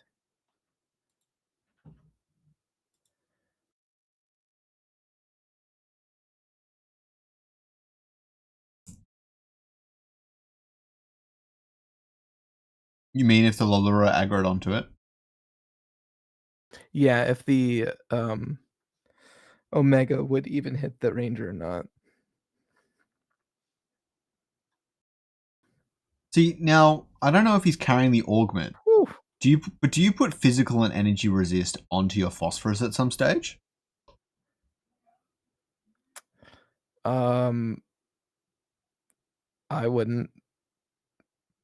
I feel like you can set up the board, especially with all the bulwarks, so that your Furiox is somewhat safe, especially with as far as this team comp not having any rogues or anything on top of that. I think it would be fine, but I could be wrong. You should be able to set it up depending on where the Ranger is or where you think he's going to put the Ranger so that your Furiox isn't getting targeted. But again, that's easier to just say than for it to be true. Wants to deny the Harbinger augment so that it doesn't go on to, because what Harbinger does when the Harbingers die, they give Omega power to the unit with the most Omega power to begin with. Since Guess's Ranger already has the armor, so it's going to have more Omega power than anything on the team that he has because they are all 100 Omega power. So that's just going to give him even more Omega power on his Ranger. Yeah, Low trying to deny that. Quite literally, he could give Harbinger to the Grocco. The Grocco drops, and his Ranger literally doubles its damage for the rest of combat. Axodon drops, and it's triple the original damage. It's a lot. it's not good. It's not good at all. Well, I mean, it is good, but it would like end Loello's career here and now, you know. Yeah.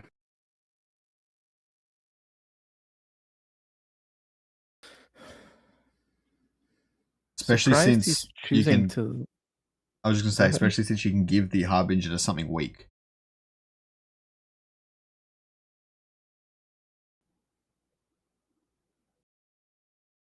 Yeah, I'm surprised he didn't move his Ranger over to the other side. So that Guess isn't aggroing onto his Ranger once the Grocco dies.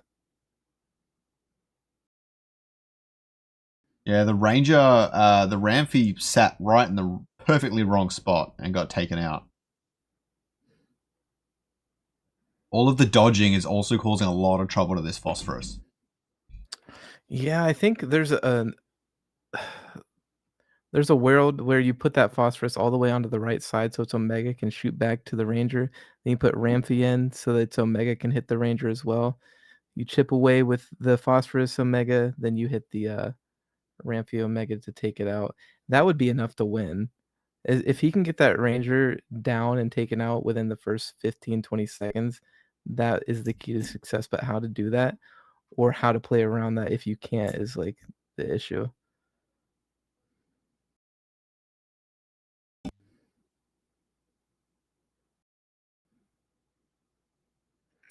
Because not all of your damage is coming from the Ranger, but a big chunk of it is, especially if you're hitting these big clumps. So it would feel really good to get that out of there, but it might. You just said someone needs a better GPU. If they win, they can buy one. True. With their massive $250 prize. If that's even the prize, I'm not sure if it is. XD. I think so. That's close. 250 or 200, something like that, guys. No, it might be higher. I definitely think it's 250 minimum. Okay. Allura taking another hit. Did he get rid of the Ramfy? Yeah, I think he did. Thankfully, that thing is doing Furiox so is in the much perfect damage. position. Look where the Furiox is. It's like the Omega isn't even hitting it. That's so big. If he can survive this cast, big, super Damn. close. Low elo, just taking it last second, putting in the Omega power augment. Love to see that on Phosphorus into this team comp. The Furiox placement perfect so that Guess's Rangers Omega is going and not hitting it. Love to see that placement as well. He's pointing it out. He's so happy. You see him? He's so happy with himself. I love to see that. You do love the excitement. So he's good. like, look, I really did it.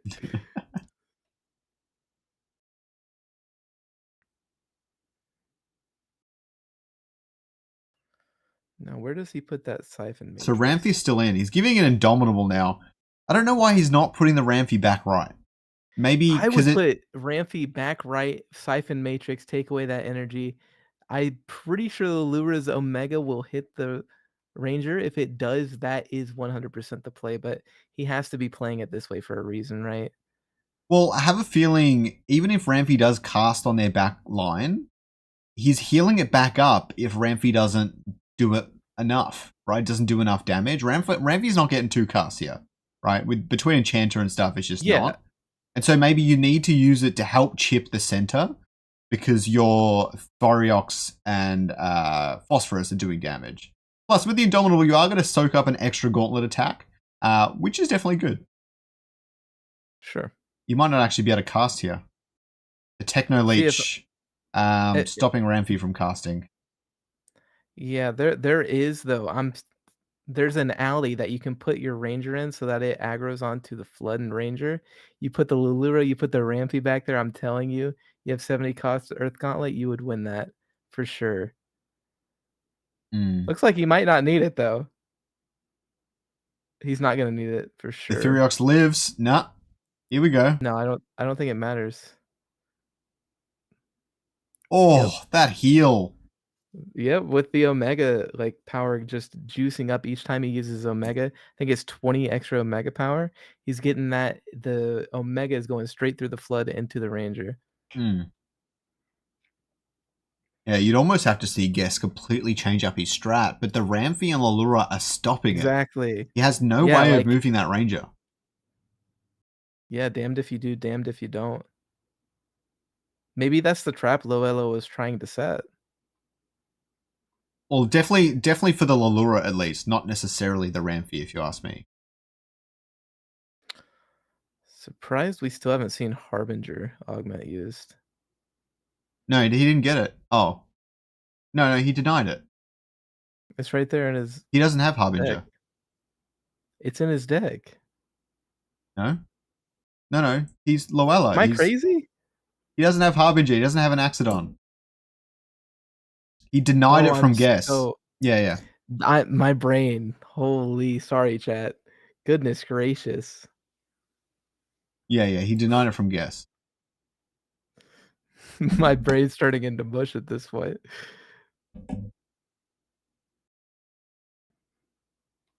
Smartass and Zod playing out for third, fourth. Smartass is up 1-0. Oh, he calls it. Oh, so the Lilura's in the way of their Rangers. Omega. damn, that's rough. That's weird. It doesn't look like it is at all. He makes it walk around. Well, that is so funny.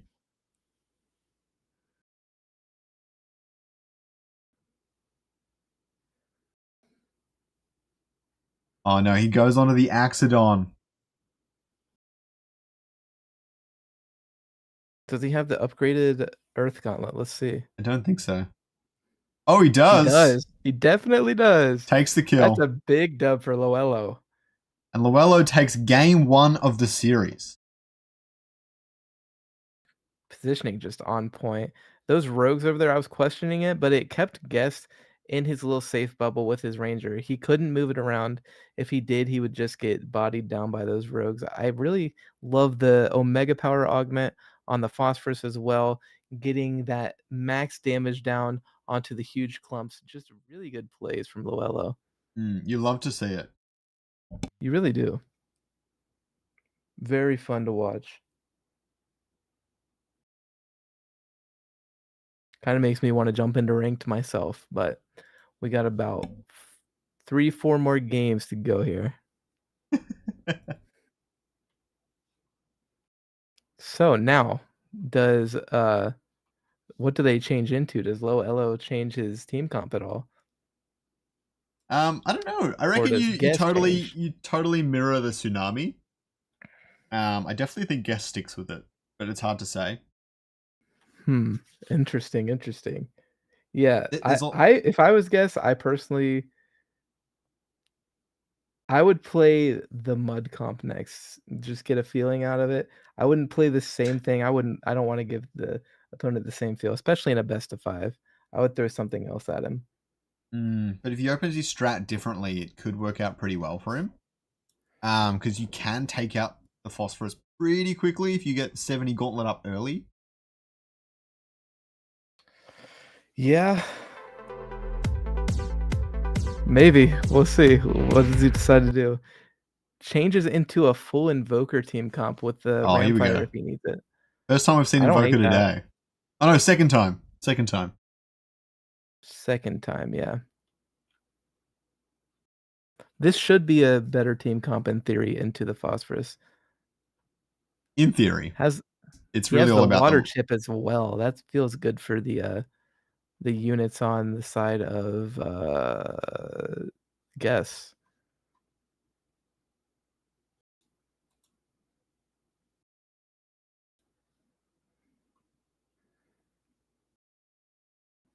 Who do you give reactive transference to though? Lalura? For energy regen and Omega power? Can't waste that on phosphorus. I don't know if you even want it, to be honest. From my perspective, you're just taking it away from the other team because none of those augments did anything for him. You give it to Ramfy. Build up that 40 Omega power. And give it the energy regen. It casts faster.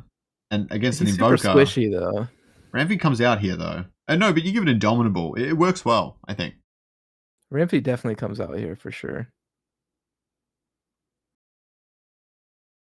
See, this is the most interesting part about Bullbox to me, is they run into a bit of trouble against Shock specifically. Because Shock targets a thing with the lowest energy resistance, so that's going to most likely be one of your carries since you have the Bullbox synergy. Doesn't always work out particularly well, but I've always found it's a little bit hard. It makes playing Invoker a little bit harder, or at least playing Shock a little bit harder. I mean, a little bit better, sorry. Makes it a little bit harder to play against it.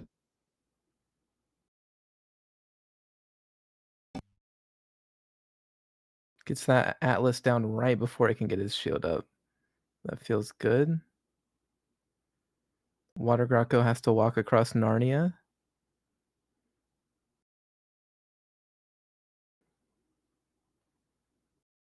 Through the wardrobe. Countering the Lion, the Witch.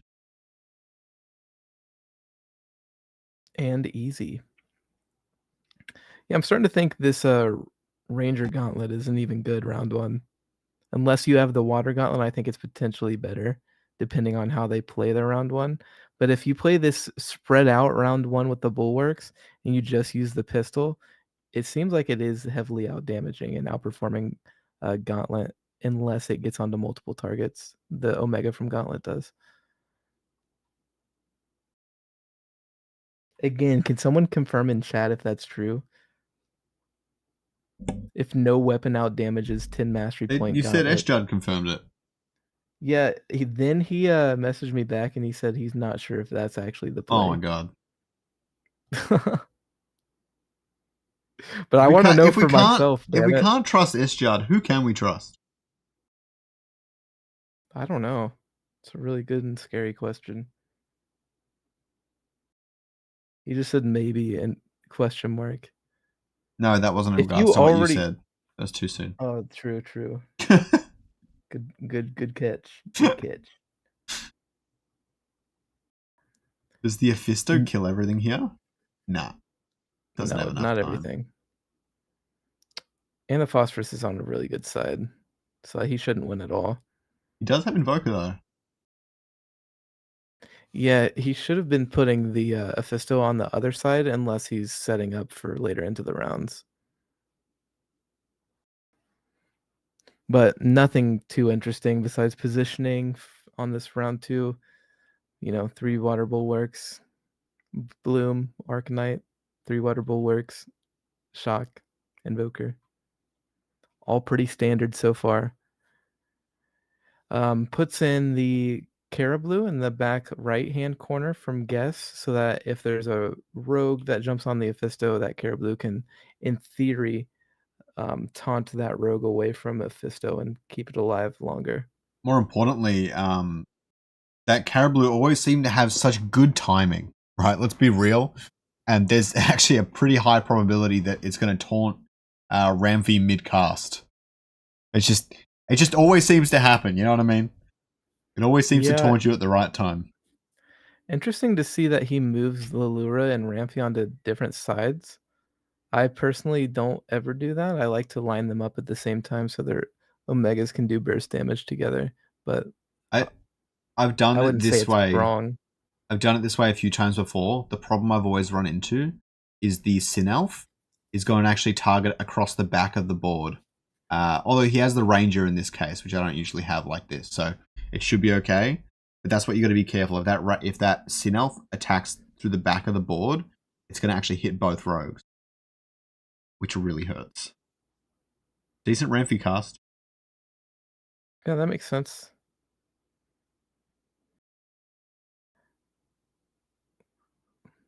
Oof, that Ophisto just barely stays alive. Not enough to do anything with it, though. Sinelf was actually in the middle of its one last cast as it died, which would have eliminated quite a few Illuvials. He wouldn't have won, but let's just say he's closer than it seems. Yeah, would have taken less damage. Mm.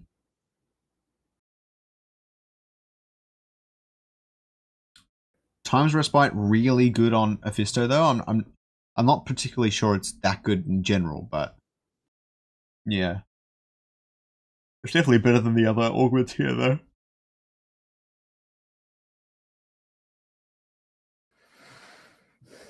Takes the Predator augment. He's going to throw that on Sinelf to get a fancy angle late into the game. Respect. Now, Invokers do famously take some time to ramp up later into the game Do we think this is going to be the moment where they start to ramp up their power level, really get some damage down? I personally think that moment is actually the next round, Yeah. Yeah. which is kind of unfortunate, but because I don't think Guess can take another loss here unless he gets a lot of Illuvials down. Well, that's it. I think I agree with you. Next round is where the Invokers come into their own, and Guess needs to mitigate as much damage as he can this round, whatever it takes. I completely agree. That's the frustrating thing about Invokers sometimes is, especially if you get a really bad matchup, it just feels like that you didn't do anything. You just got beat the whole time. Mm. And it shows up on the Illuvium Master match history too. It says how many rounds the game took. The double bulwark at the front here is really big. That Lynx is really hard to bring down. The Invulnerable on Goliath, very helpful.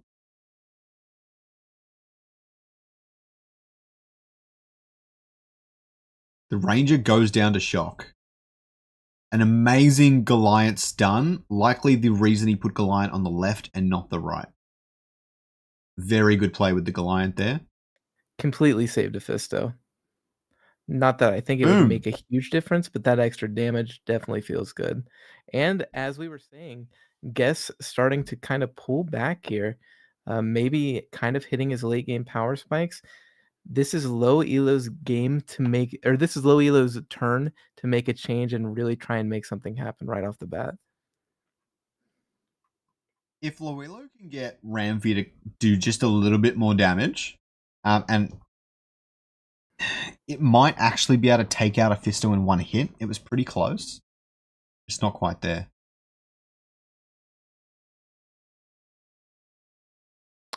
Yeah, I think there's... I just don't know. I feel like you really want to put one of those rogues on the same side. Like, that is really bothering me. Just because, like, I feel like you're not getting enough damage out of your burst if you're not actually taking out the Ophisto. And I feel like if you put both of them back there, you'll really be getting a lot of good damage down. I like the energy reduction on all of his units. I think the problem That is is really good into Invokers. I think the problem is Indomitable comes out here, I think, for either Sinelf or Ophisto. So he's getting the energy regen one instead. So the burst damage might actually make your life a little bit harder. But yeah. You see the energy reduced from the Siphon Matrix. That did absolute work. We will replay that later. That was actually really cool to see. I've never really used it all that much, so I didn't know what to expect. The Ramfi manages to take it out one last hit before it goes down. Just barely. Yeah, that was super close. The Phosphorus' Omega taking it and hitting the Ophisto just perfectly before it moved on and missed the angle. Really great play from Loello. Oh, he's going to leave Guess on 15. That feels so bad, especially into this comp. Man. Look at this energy removal on the top right. Drops Ophisto back down to 0 4 seconds into the fight. Wow. Yeah, you love to see it. Indomitable really coming clutch there. Giving him the ability to just get that extra damage down to just take out that Ophisto instead of leaving him on 1 health, still free to do all the damage that he wants. Yeah, without Inferno, you really need to guarantee that last hit. Yep. Upgrades the gauntlet and armor here this time. As long as he avoids Sinelf, it will pay off. Also, if he leaves Ophisto low again, without managing to take it out, that gauntlet will finish it off. Yes, true. Though there are some tanks in the way. Well, I mean, they're one of the first ones to go down in this setup right now, unless he throws Indomitable on the Lynx, which could get in the way. I wouldn't be surprised if we see some kind of augments on the front line here. But if this is the game, this is the round Loello has to win. I feel like he's just going to get completely outscaled if he loses this round. So this is like go time. Yeah, Indomitable goes on the Lynx. He puts the Predator on the Ophisto. Oh my gosh. Oh my God. Please work out. I'm pretty sure Loelo's whole team turns around and aggro's on a Fisto right now.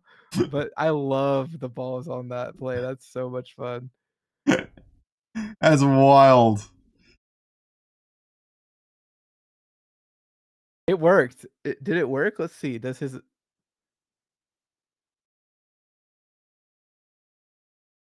Oh, it didn't work. Oh, no. Wait. Oh, so Oh my close. gosh, that was so close. That was such a fun play by Guess. Push the Predator augment onto the Fisto so it doesn't get jumped immediately by Ramfy. The only problem is that the Phosphorus just turned around and aggroed onto it. Yeah. So personally, I would have liked to see it on the Sinalf. You could have got a really good angle, but still, that was a super fun play and great play from Guess, making it interesting. I did not see that coming. I think it I was did. the I right. remember he had that augment. And I was like, I really hope he pulls that out, but love to see it. I think Unfortunate it didn't work. I think it was the right move for the most part, but the Ophisto had to be on the left side of the board. Otherwise, yeah, the Phosphorus was the one there. If any other Illuvial was there going to aggro on it, it wouldn't have mattered. But it meant you couldn't benefit from the Vitality Veil in the way that Ramfy triggered it or otherwise.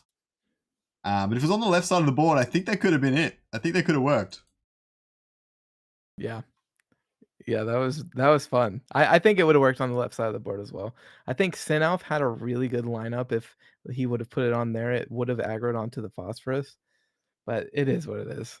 Great play regardless. It's easy to say that after the fact. And I could be wrong, but fun anyways. Very great play.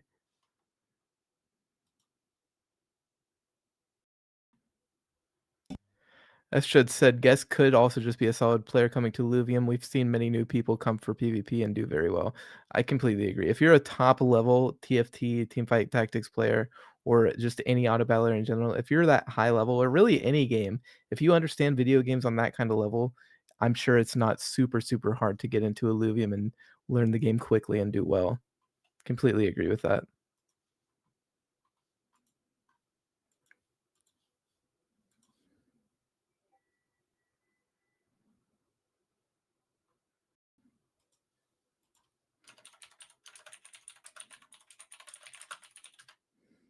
I think Luello has gone BRB for a second. So Okay, no problem. We can that gives us time to talk about what we think they should do. I personally would love to see Loelo just play that Phosphorus team comp again. Guess on the other hand, what do you even do at this point? I'm still reeling from that Predator Ophisto. No, I think Luello switches it up and then Guess can't predict and play around it. Well, the Guess is a very good player, so I think it'll be all right. Yeah, if I was Loelo, I take that back. Because it's a best of 5 and you're up 2, I think you feel very comfortable changing it up. And then if you lose that next game, you can bring out the same thing that you did the first 2 that worked.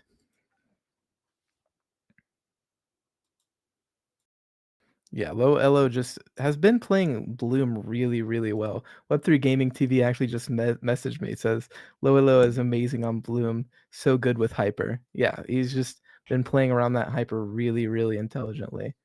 Yeah, this is what we talk about when we say high level play. It's just like when you're on that next level, you're playing like Luello is today.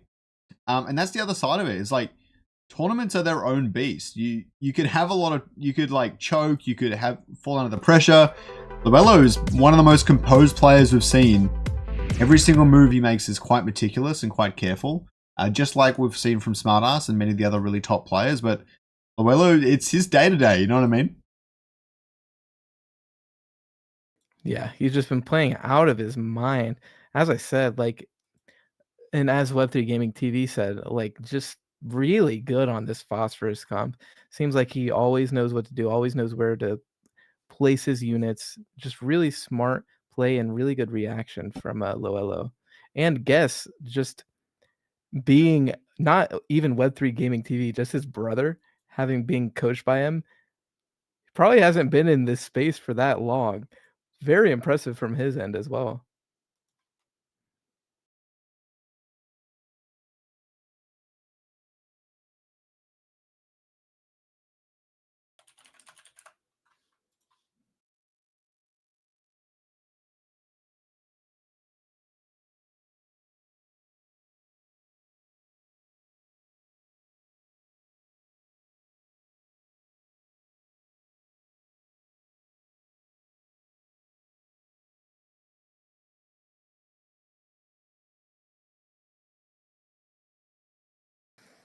All right, so nothing interesting here from low elo, but on Guess's side, we have the opening with the Cardillo and Grilla. Interesting. I don't think I've ever even seen this opening before. I've seen a lot of people do Cardillo with the Monkey Air, the Berserker, because people use Riptorus a lot with him. And they kind of go at it with the same way, but I've never seen it opened like this. Well, that cast from Cargillo really helpful, but it's not quite enough. That feels pretty good. Kills him right before Graco's able to get his stun out. Man, this is just an absolute battle for the ages right now. Gets taunted again. Oh my god. I've seen the clones win before. One game I played against someone, I killed everything except Gorilla and the clones, and there were like 7 clones. And my 6 actual Illuvials lost to Overload. It's crazy. That story just gave me depression. That sounds awful. Yeah.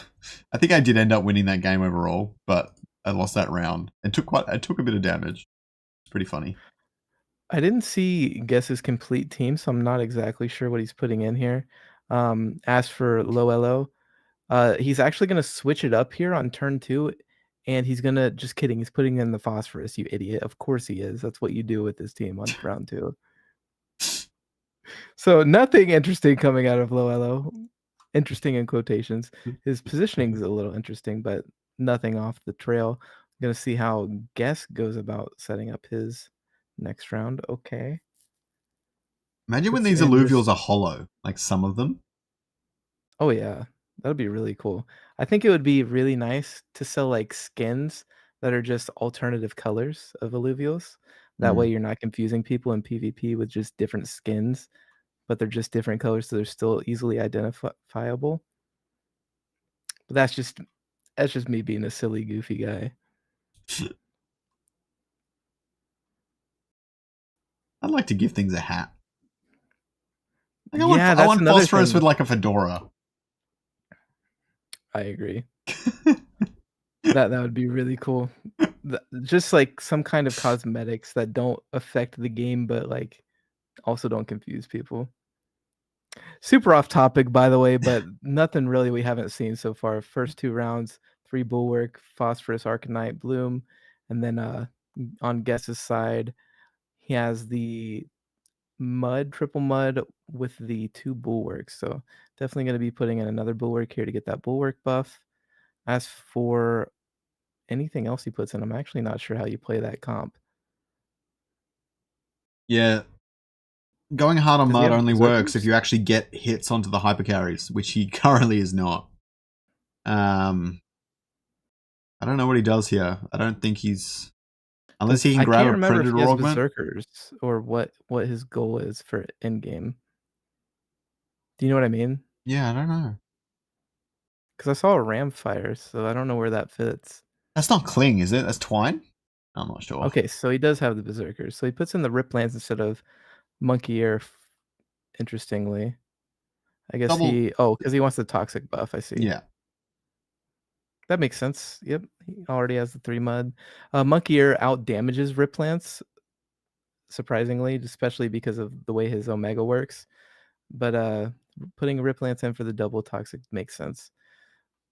Unfortunately, this Gorilla is not on the Furiox to slow it down and add mud stacks. That feels bad. I just don't get why Gorilla always comes out so early from Guess. I can't imagine a world where, like, Monkeyer is the best of the 3, and then Apon, and then Gorilla. And unless you can guarantee some good mud stacks on a Furiox, you should really have Monkeyer out and not Gorilla. Because that's the other way I like to play, is I like to place my rogues as one of the last things in my team, because you need to see where they place first. Otherwise, moving it's so expensive, you're just going to lose so much momentum. And so you've got to wait for them to drop their carries, build some really good frontline, and then drop the rogues. Yeah, so Gorilla into a Tsunami Enchanter on that round, like dropping it in there, or dropping it in like round 2, makes sense because it'll go to your Ranger, which is the damage dealer. Going here, it doesn't make sense because it's not going to get onto your carry, which isn't your Ranger, which is the one it's going to go to. Like, you want to be able to get onto that Furiox if you're using the Gorilla. in this specific scenario anyways.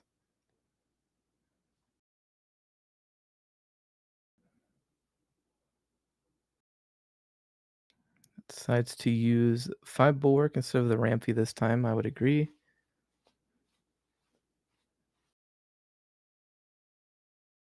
Yeah, the flare back there feels good. I definitely expect Gorilla to move at some point. Yeah, I completely agree.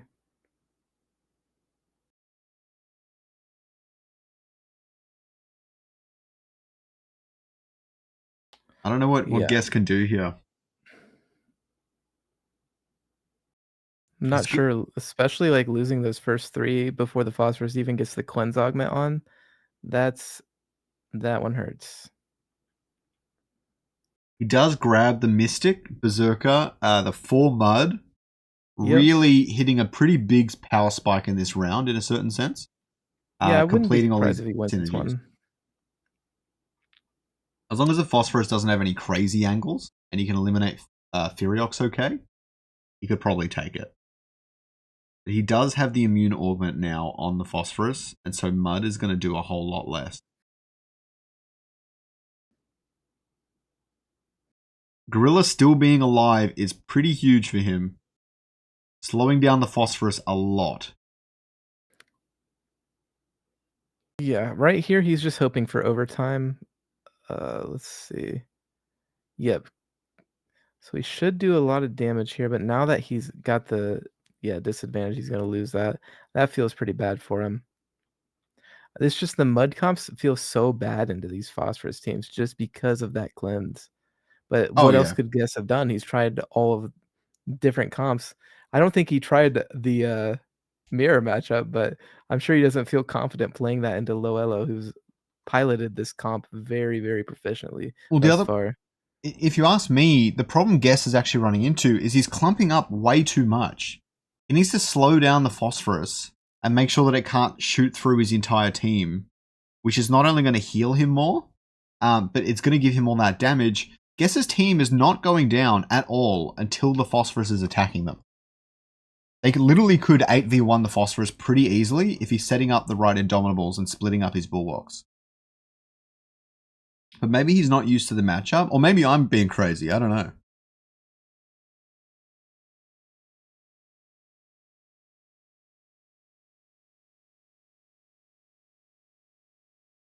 Yeah, I'm not sure. Not sure. I do think this matchup favors the Phosphorus team, but I don't think it's unplayable for Mud. I definitely, I mean, we've seen some mistakes out of Guess already with this team comp, so.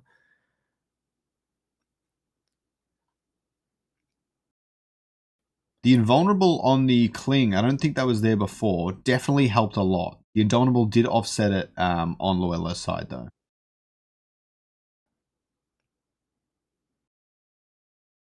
The Techno Leeches are doing pretty good work here. Losing the Riplance hurts. You really need the Riplance to be able to kill a Phosphorus, but it looks like the Grand Final is going to come to a close. Man, just domination from Loello. 3-0 with the blue Arcanite comp. He's truly mastered this team. Didn't lose a single game in the last game of that series. Or a single turn. Crazy. Every round. Yeah, the Riplance went down too fast. You needed to stay to the end to take out Phosphorus, which I've seen done many times. But it's not hard to play that, for sure. It's quite difficult. Yeah, but great work from Loello, and Guess the unknown player revealed halfway through the stream to be Web3 Gaming of all people's brother. So really fun to see that.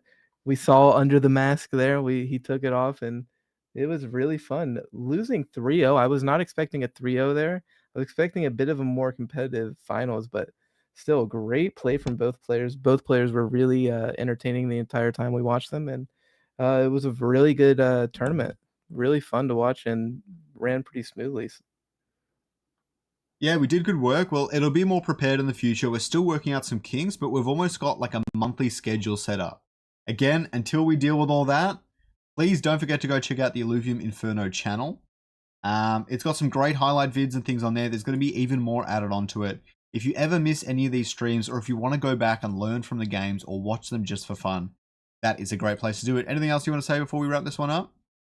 No, just thank you guys for competing. Please keep signing up. We love watching you guys compete. And thank you guys for watching. Make sure to like the stream and share it on social media so people can watch it after the fact.